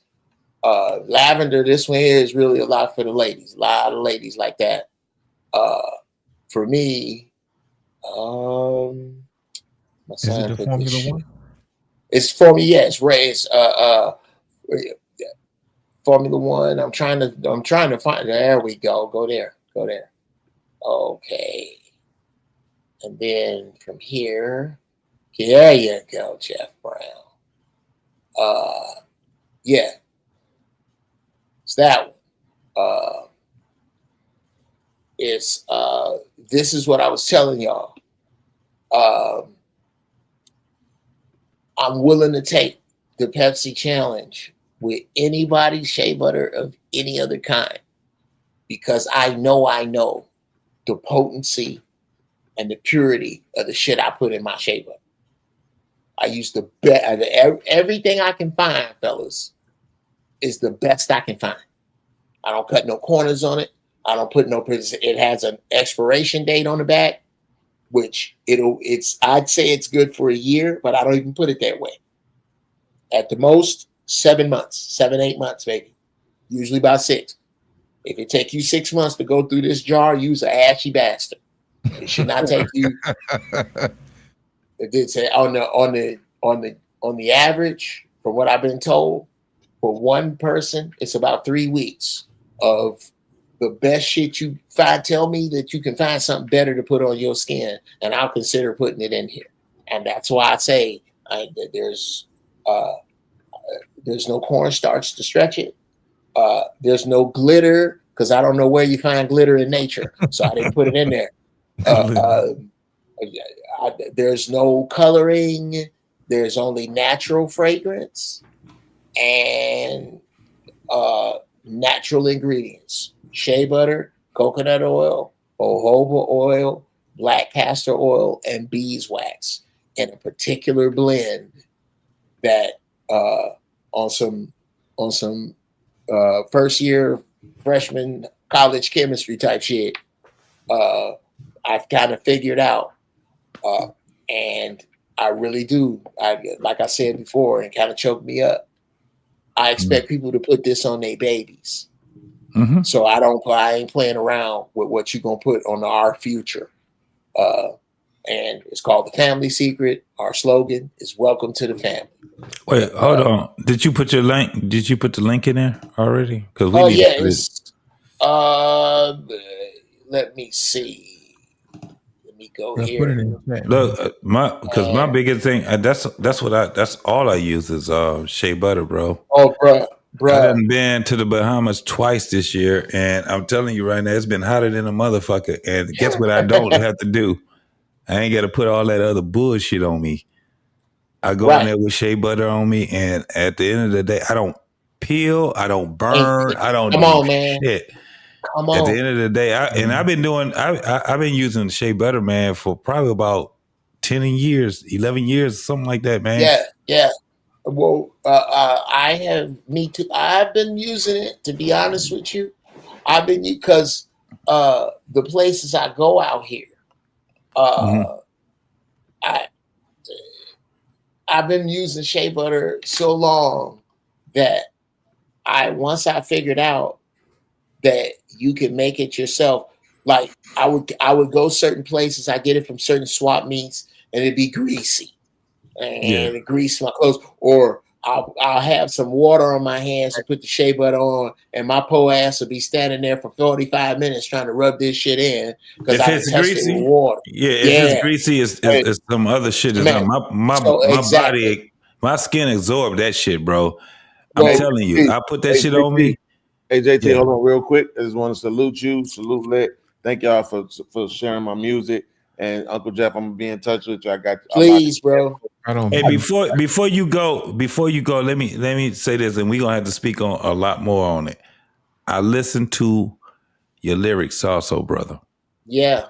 And when I tell you that again, that forgive me, man. Listen, if you don't do nothing else, bro, get that motherfucker mastered and really out there, because that right there, again, at the beginning, it hits.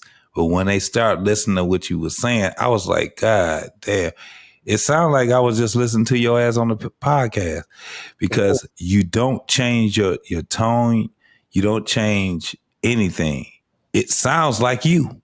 You dig what I'm saying? It sounds like you. That's not the bullshit when I'm on the mic. Like it's okay to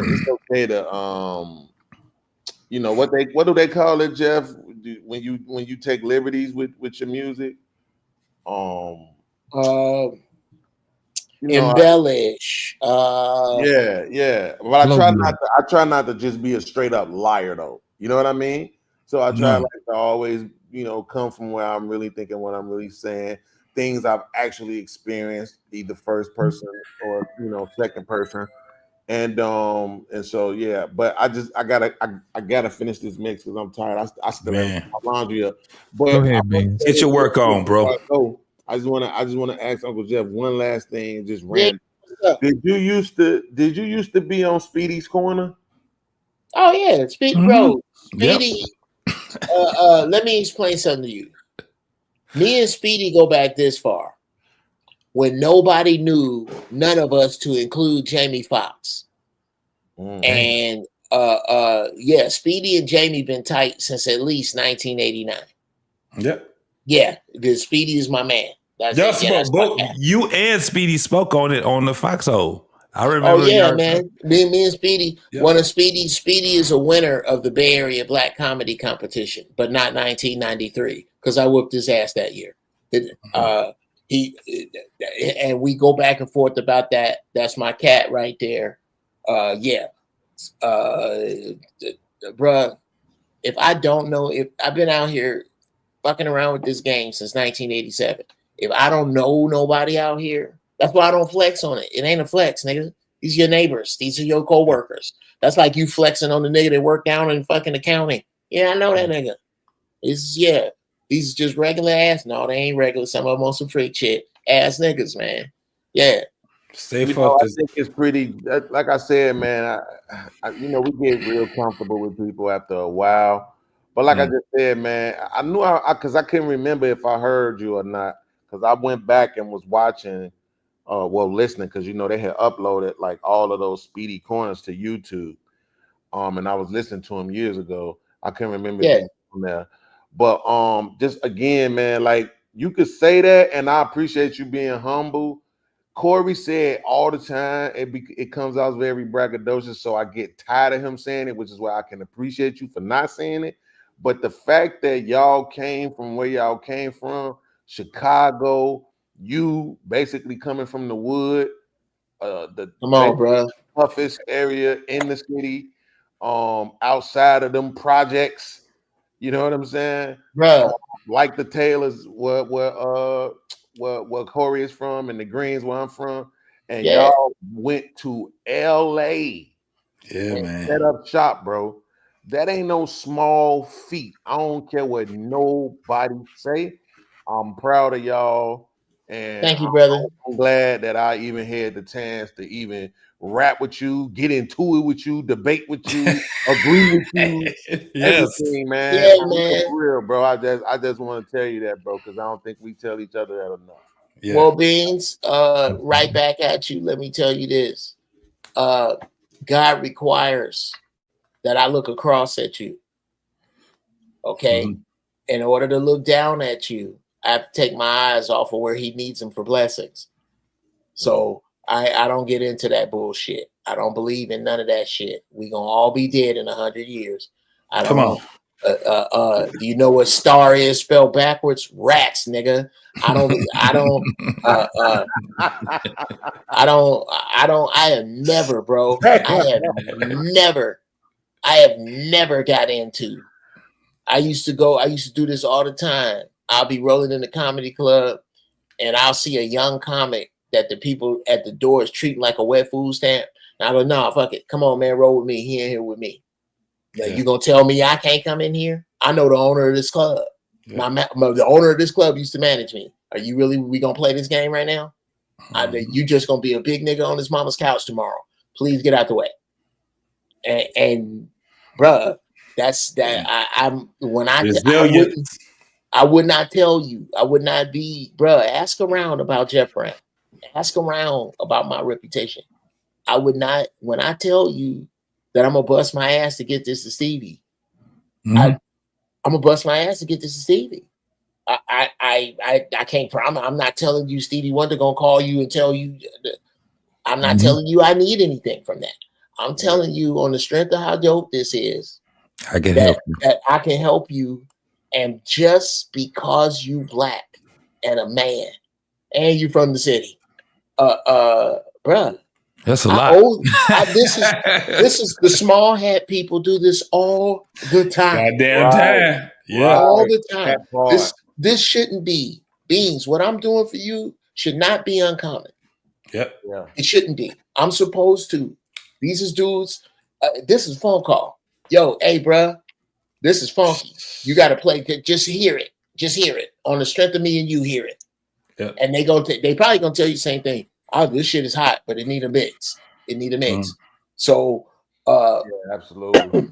Yeah, that's why I'm just trying to get everything together, and then I'm gonna reach out to my guy. He was so excited when I talked to him 2 weeks ago.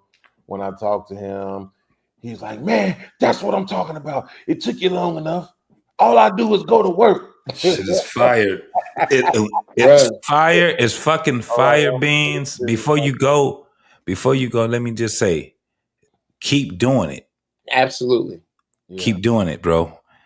That's it. Keep going where you're going at. That direction you're going into, bro. I'm telling you, this shit is about to be something totally different, bro.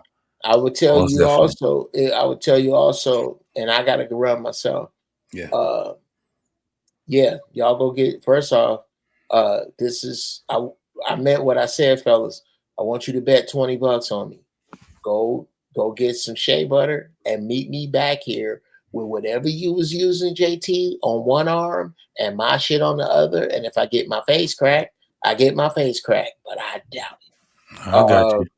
And the other thing, Beans, is I think the concept of being directly signed with anyone, to include me,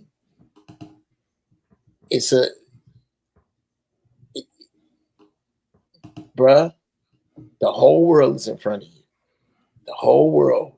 Somebody in Japan tomorrow could be listening to your shit, and you don't need the big machine to make that happen. You need to mix coming out the trunk with going worldwide online and find your 10,000 people, bro, and serve the shit out of them. Yeah, that's respect, bro. I've been there. I don't know if you know DJ Sluggo. Yeah, I do. Sluggo, one of my best friends, Byron. That's his uncle. Okay. I remember we was down because Byron has he has a spot called Archive Duplication. They do all like the print stuff, whatever you want to print anyway. Right. And so one time he had a spot downtown, not downtown, but like over there by Cermak and like Halsted or something.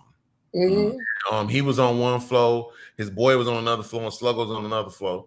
And we in Sluggo office, and a couple of people from the mayor's office come into Sluggo joint, hand him a check for $10,000 because he was doing some music and was DJing an event for them.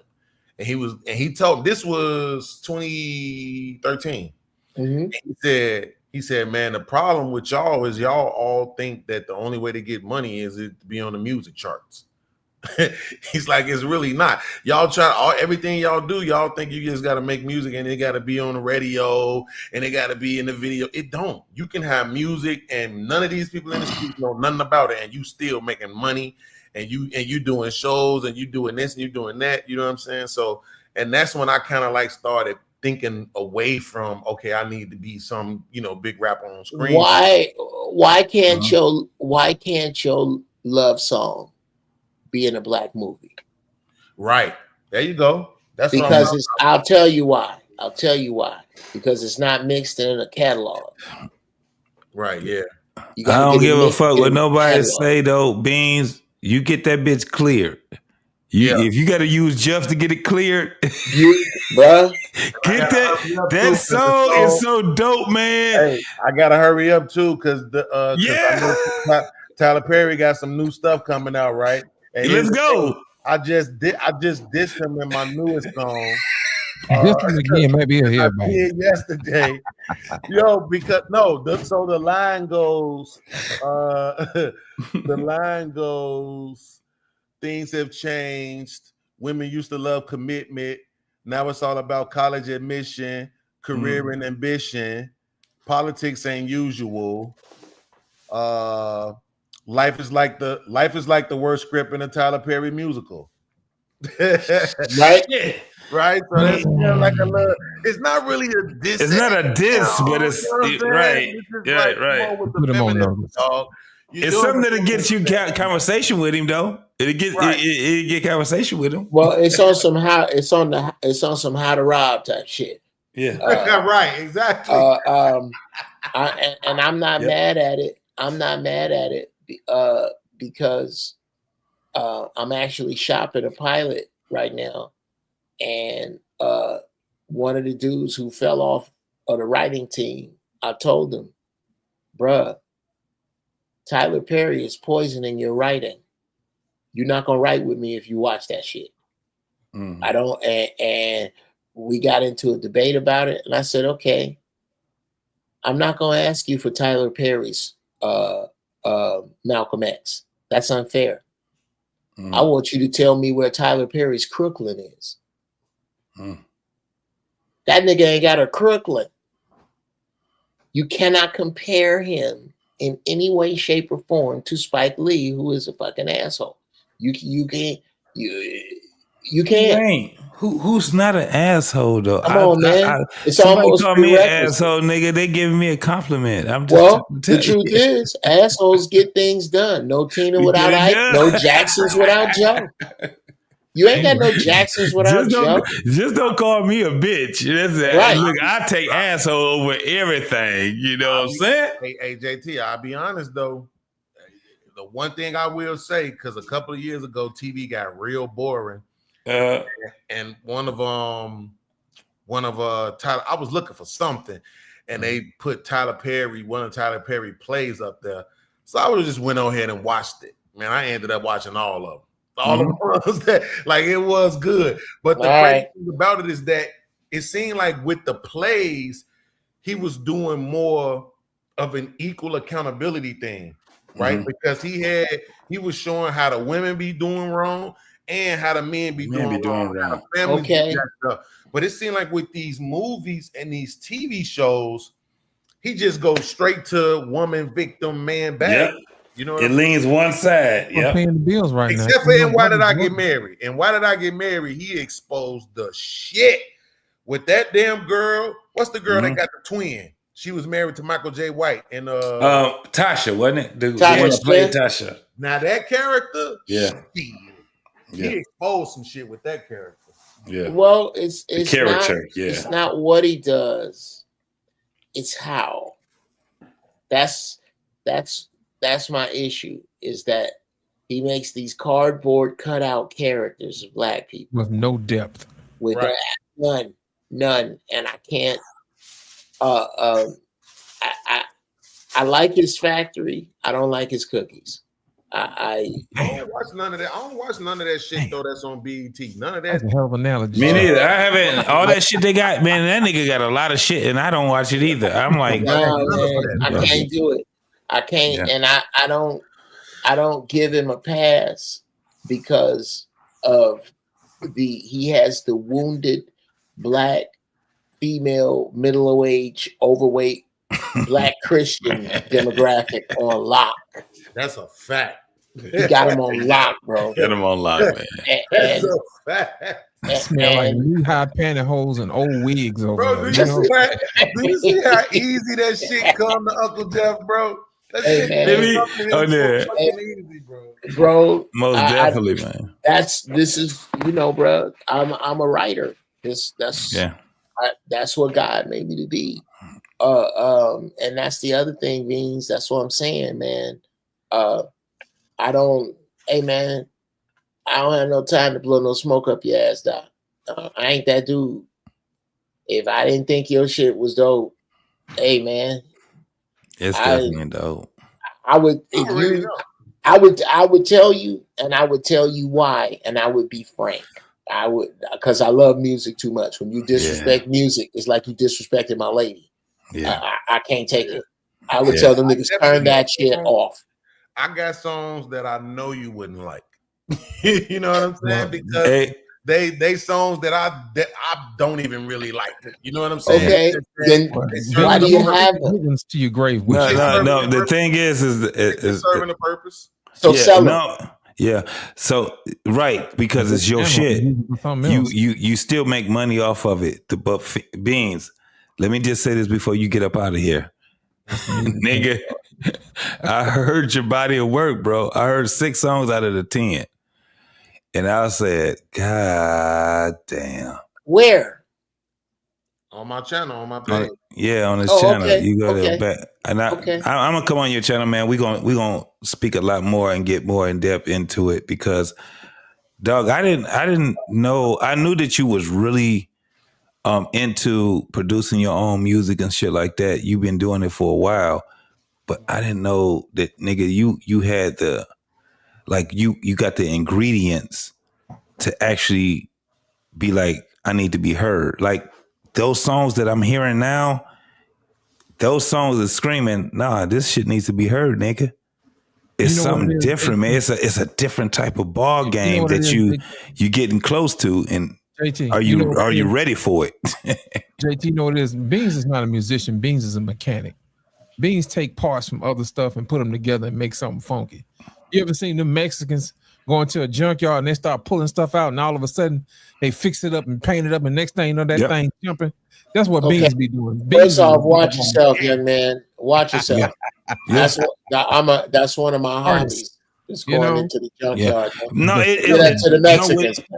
Yeah, but what he's saying is not really far off, man, because oh no, I'm fucking with him about the Mexicans. Oh, no doubt, no doubt. My thing is this: I am a advocate listener of James Brown, right? And James Brown is crazy because the things that he did was so against at the time. It was just against all of the fucking shit that was going on, right? James Brown, and when he was like, it's funky, it's not. Think about if you was in his band at that time, you be like, this nigga going fucking crazy, right? And then, because a lot of people, they didn't understand it. I'm talking about the musicians didn't even understand what the fuck he was talking about. And then it gets to a point where this man been doing this shit for 10 years, 20 years, 30 years. And you like, oh shit, it resonates with the majority of the world.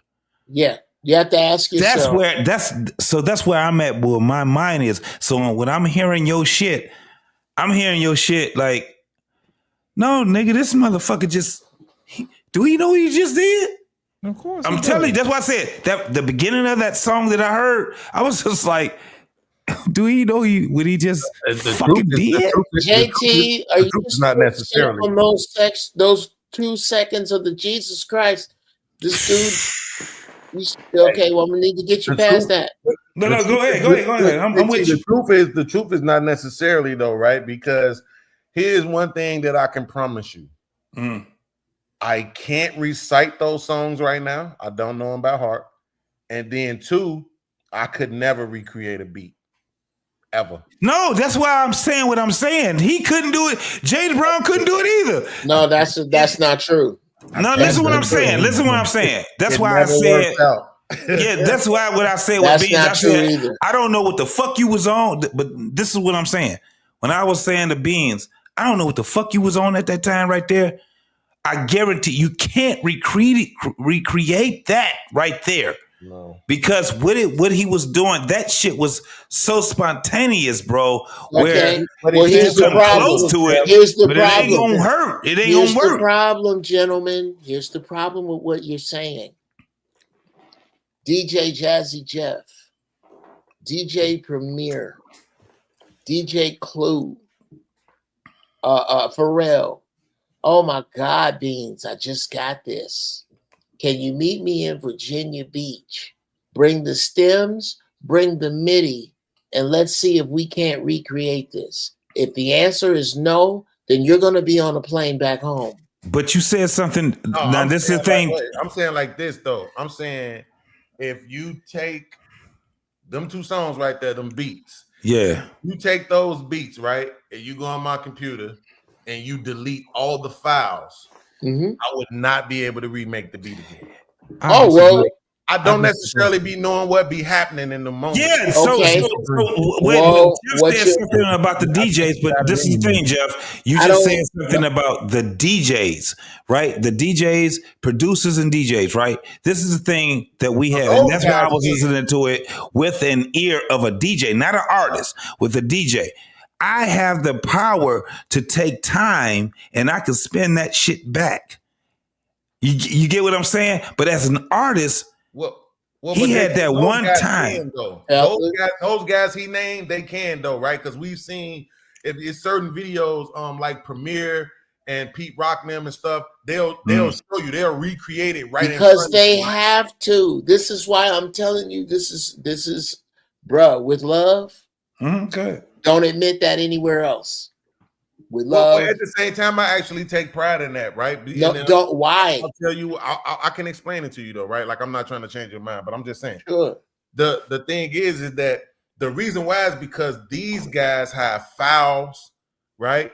They have stocks. They have, you go into their basement, they have shelves and shit organized and all of that. I don't have that, right? sometimes I could be watching a TV show. And it could be some kind of sound or something in the TV show. Now I'm on the internet and I'm trying to find out, okay, what was the music that was playing in this TV show at this particular time? I find that, boom, then I go get the sound that I needed, boom. Now, after I got the sound that I needed and I'm taking and I'm messing with it, I'm not trying to talk like it's the Holy Ghost or nothing like that. It's like, it's like something is telling me you need to put this kind of snare on there. You need to put the drum like this. It needs to go like this. The sound is telling me what the beat needs to do. And then here's the other thing. While that's happening, I'm like in a trance. I'm just doing the shit. I'm not actually paying attention. I'm not logging nothing. I'm not categorizing nothing. I don't remember where the hell I got that snare from. I don't remember none of this shit. I'm just doing it. Now I got the files, of course, right? It's all in the Logic because that's what I use as Logic. So that's all there. You know what I'm saying? But I don't know what that shit was I just did. It just happened. Exactly. I heard you. I know exactly where you're going. When you are producing and creating, that is exactly the wrong time to be documenting. You are supposed to produce and create freely. And when you get finished, where did these hi-hats come from? I'm going to take a file. I'm going to make a file and call it Beans Hi-Hats. And every time you use a different hi-hat, you put it in that file. And so on and so on and so on.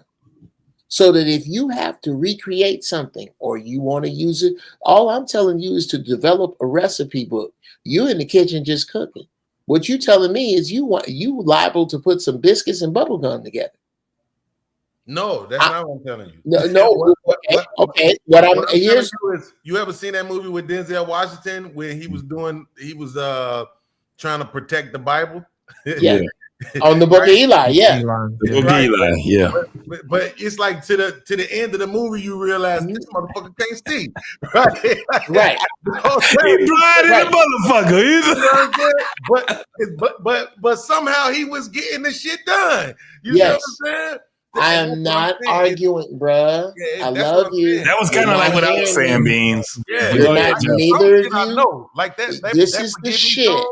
This is the shit that makes Black businesses fail. Listen to me. I'm not making this up. I'm not jumping on you. I'm not telling you some shit that you wouldn't hear. This is what you need to do. I'm not telling you to stop in the middle of what you're doing while God talking to you and create this shit and document this shit. That's like fucking by number. No, I'm not telling you to do that. What I am telling you is that when you are finished, you need an accurate documentation of what you have just done, because if you don't have it, when you go to the next studio, it's useless. It's useless. You need to know how to get to your shit. You need to know your tools. The fact that you are naturally wonderful, you are talking about your gift. You're not talking about your craft. I'm discussing your craft, brother. Not your gift. I completely understand what you're saying. Believe me, listen. Do you know how much shit that I had that I'm never gonna hear again because my car got stolen? They stole all the CDs. The goddamn disk drives got warped. Left it in the sun too long. Beans, let me help you out, man. We live in an age where we have technology all over the place. I implore you to get as low tech and lo-fi as possible. Back in the day, we did exactly what you did with a tape deck. A little portable little tape deck that you sit down next to you and you just create and you free flow. And you just rewind the tape back if you need to. That's it. You got a cell phone, the internet, you can record your stuff forever and just hide it private on your channel. Don't stop doing what you're doing. Just hit record, man. That's it. That's all we're saying. No doubt. I'm not disagreeing with Jeff, Right. I'm just not lying about the fact that I'm not gonna start doing it. We You can know get what I'm saying? organized. Like, Okay. but I absolutely, Okay. I'm absolutely not. I'm not disagreeing with him. Like I said, when I watch the video and a motherfucker sit there and recreate, what was the whose world is this? The world is yours, the Nas joint. And I sit there and watch him recreate the shit. I'm like, wow. Right? Like that's super nice, right? But at the same time, what I'm saying is I have all my files. Everything is already logged. Once you know, if you got Logic, you already know how it is. Everything gets logged in, and then when I use certain sounds, I just save them as an instrument. So I have them there. But what I'm saying is so sometimes I might know the samples, like the "Forgive Me" beat. That's a Ray Charles sample, right? How do I know it's a Ray Charles sample? Because I named the beat after the sample. See, that's kind of how I do it. You see what I'm saying? So when I made the beat, I named the beat "I Believe" because the sample came from the Ray Charles song "I Believe," right? So that's kind of like how I kind of remind myself. You know what I'm saying? Sometimes, but other times. I just be in the zone. Right now, I just did this beat I'm working on. I have Keith Sweat in there. I have look, I'm already forgetting. I gotta go to the Logic to tell you it's the Whispers. The Whispers, I got the Whispers in there, and then I got a Donald Byrd joint in there, right? So I got these 3 samples that I fucked with, manipulated, you know what I'm saying? And it came out to this particular sound. What I'm saying is tomorrow, if you ask me what's in that beat, I won't be able to tell you. Yeah. And you know what I'm saying? Like, no, well, here's who is gonna care. A, the people who love what you make. And B, the people who, because people A love what you make, people B have to clear what you make. No doubt. That's what I'm saying. That's why all of that is that the files is there. But it ain't gonna need to get cleared if I can't use it, right? That's what I'm saying. If it can be, if it's being used, that means I have it. You know what I'm saying? But you know, there's a website. I don't know if you know about this, Uncle Jeff. There's a website called Who Sampled. You ever seen that website? Yeah, all the time. Man, that shit is so fire, bro. Oh my god! Oh, it tells you who's been sampled the most, what a sample has been used for. Like "Impeach the President" drums has been used. Right. Oh my god. Right. 3,000 times. Oh yeah. So I'm well aware of those sites. What I'm also aware of is multi-platinum artists getting up and walking out of a studio session because a new producer can't find their music, because a new producer did not make stems and MIDI outside of Logic that is their own. They didn't document this beat we're all in love with, so you know what I'm gonna do? I'm gonna take this beat you did and I'm gonna take it over to this producer who can do something close enough, and now you just lost money. Hey, close enough ain't never good enough. But yeah. Oh, really? Really? No, but I can cite you. I love you, brother. I can cite I'm not you. gaslighting you. I'm just talking about for me. I can cite you instance after instance after instance where we need a beat for this TV show in 2 days. If we don't have it from you by tomorrow, we're not gonna call you back, and we ain't gonna worry about you. We gonna move on. Hey, bro, do what you want to do. Maybe I'm wrong. I'm wrong. That's why I said you're not wrong. There's no reason to impress upon it. You're not wrong.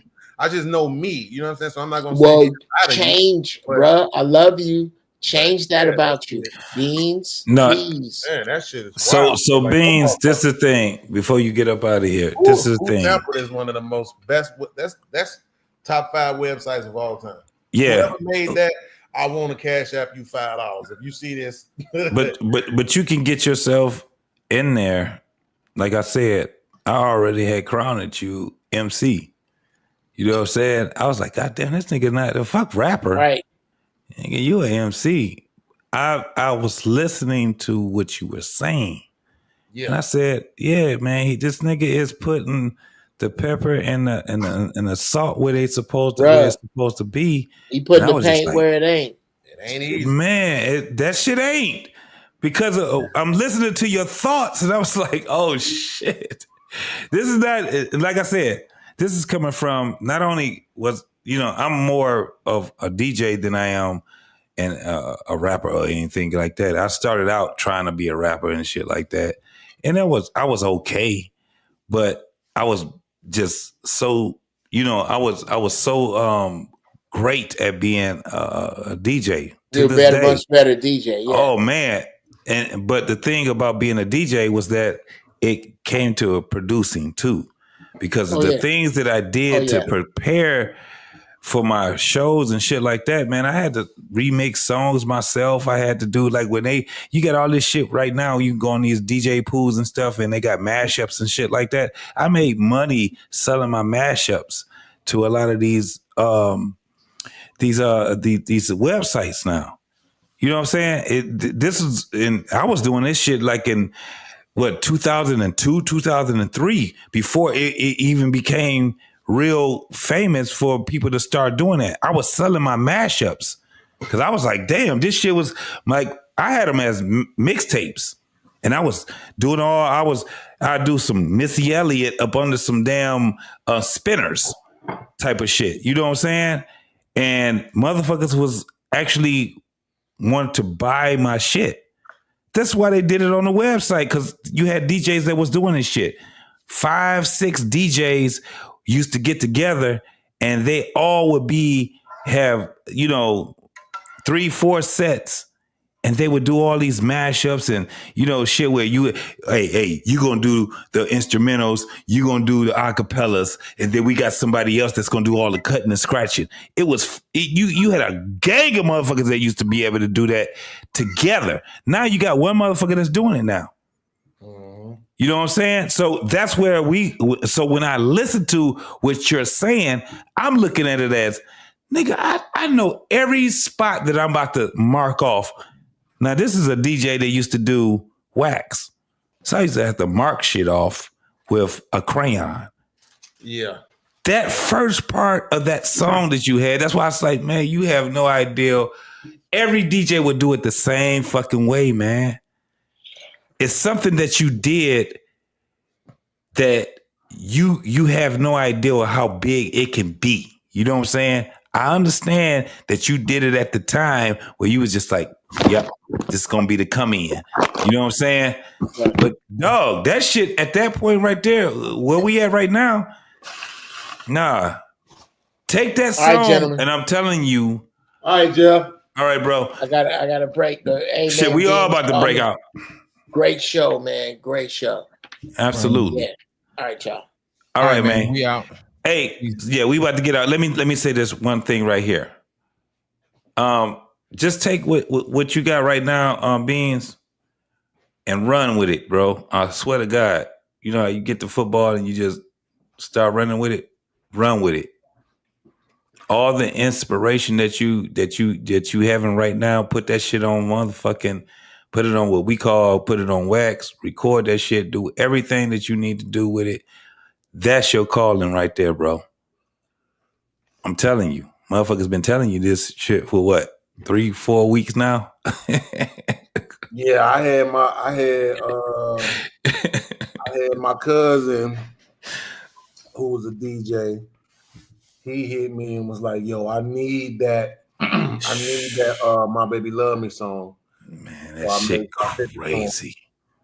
And then the Forgive Me song. I had a few people ask for that. Man, I had people hitting the cash out like, yo, them songs fire. Keep going.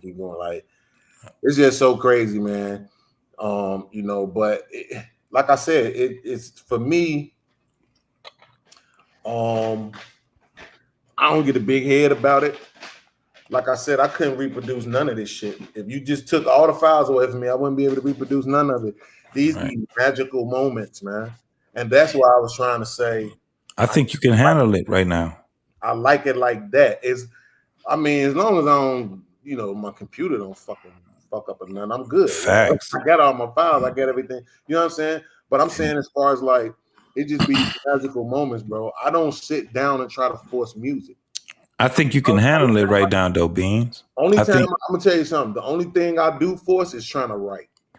Because rap block be pissing me the fuck off sometimes. That's why I went to being a DJ, because I was like, fuck that shit, man.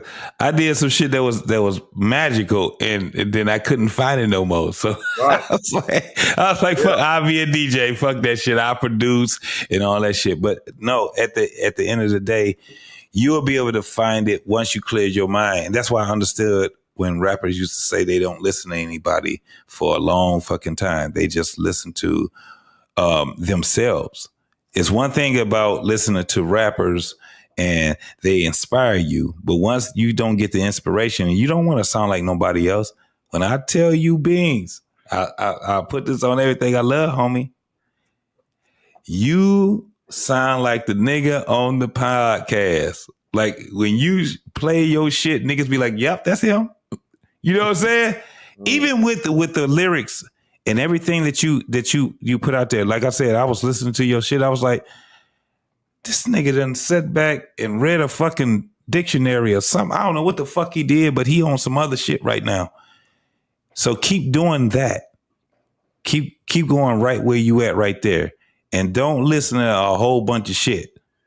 I can tell you that right now. Just listen to what's going on with you right now and keep being inspired, because that shit only lasts for a little while and then you got to regenerate yourself and you got to get back out here in this world. But go ahead and do what you're doing right now, man. Get on your motherfucking grind. You already doing it. But that one song, is it Please Forgive Me or is it Forgive Me? Forgive Me. You on are you already registered with ASCAP? ASCAP? Mm-hmm. You got your shit on all platforms yet? Mm-mm. All right, let's get it going, boy. You already know what it is, man. That's what you gonna make some money off that shit right there. Let's get it going. All right, man, I love y'all. Here, man. Yeah, man. You got one last thing before you go, man? Yep, I just want to say I love y'all. I appreciate y'all. I'm glad somebody is consistent. Because I don't think it's another damn show that's as consistent as Barbershop on Friday. We be trying, man. Barbershop on Friday. We be struggling like a motherfucker, boy. We be struggling, man. Nah, but I appreciate y'all, man. Y'all make the world a lot less lonely for some of us, man. So I appreciate you. No, we appreciate you too, man. Thank you, man. All right, y'all. We All right, out, man. Peace All right, out, man. Y'all make sure y'all hit the like button, hit subscribe. This has been another 5 episode of the Barbershop here on Black Man Unfiltered. Y'all be good, be easy. Hey, Loss. Wait, before you go out, let me just say this, bro. I love you. Love you too, man. All right, man. Peace out.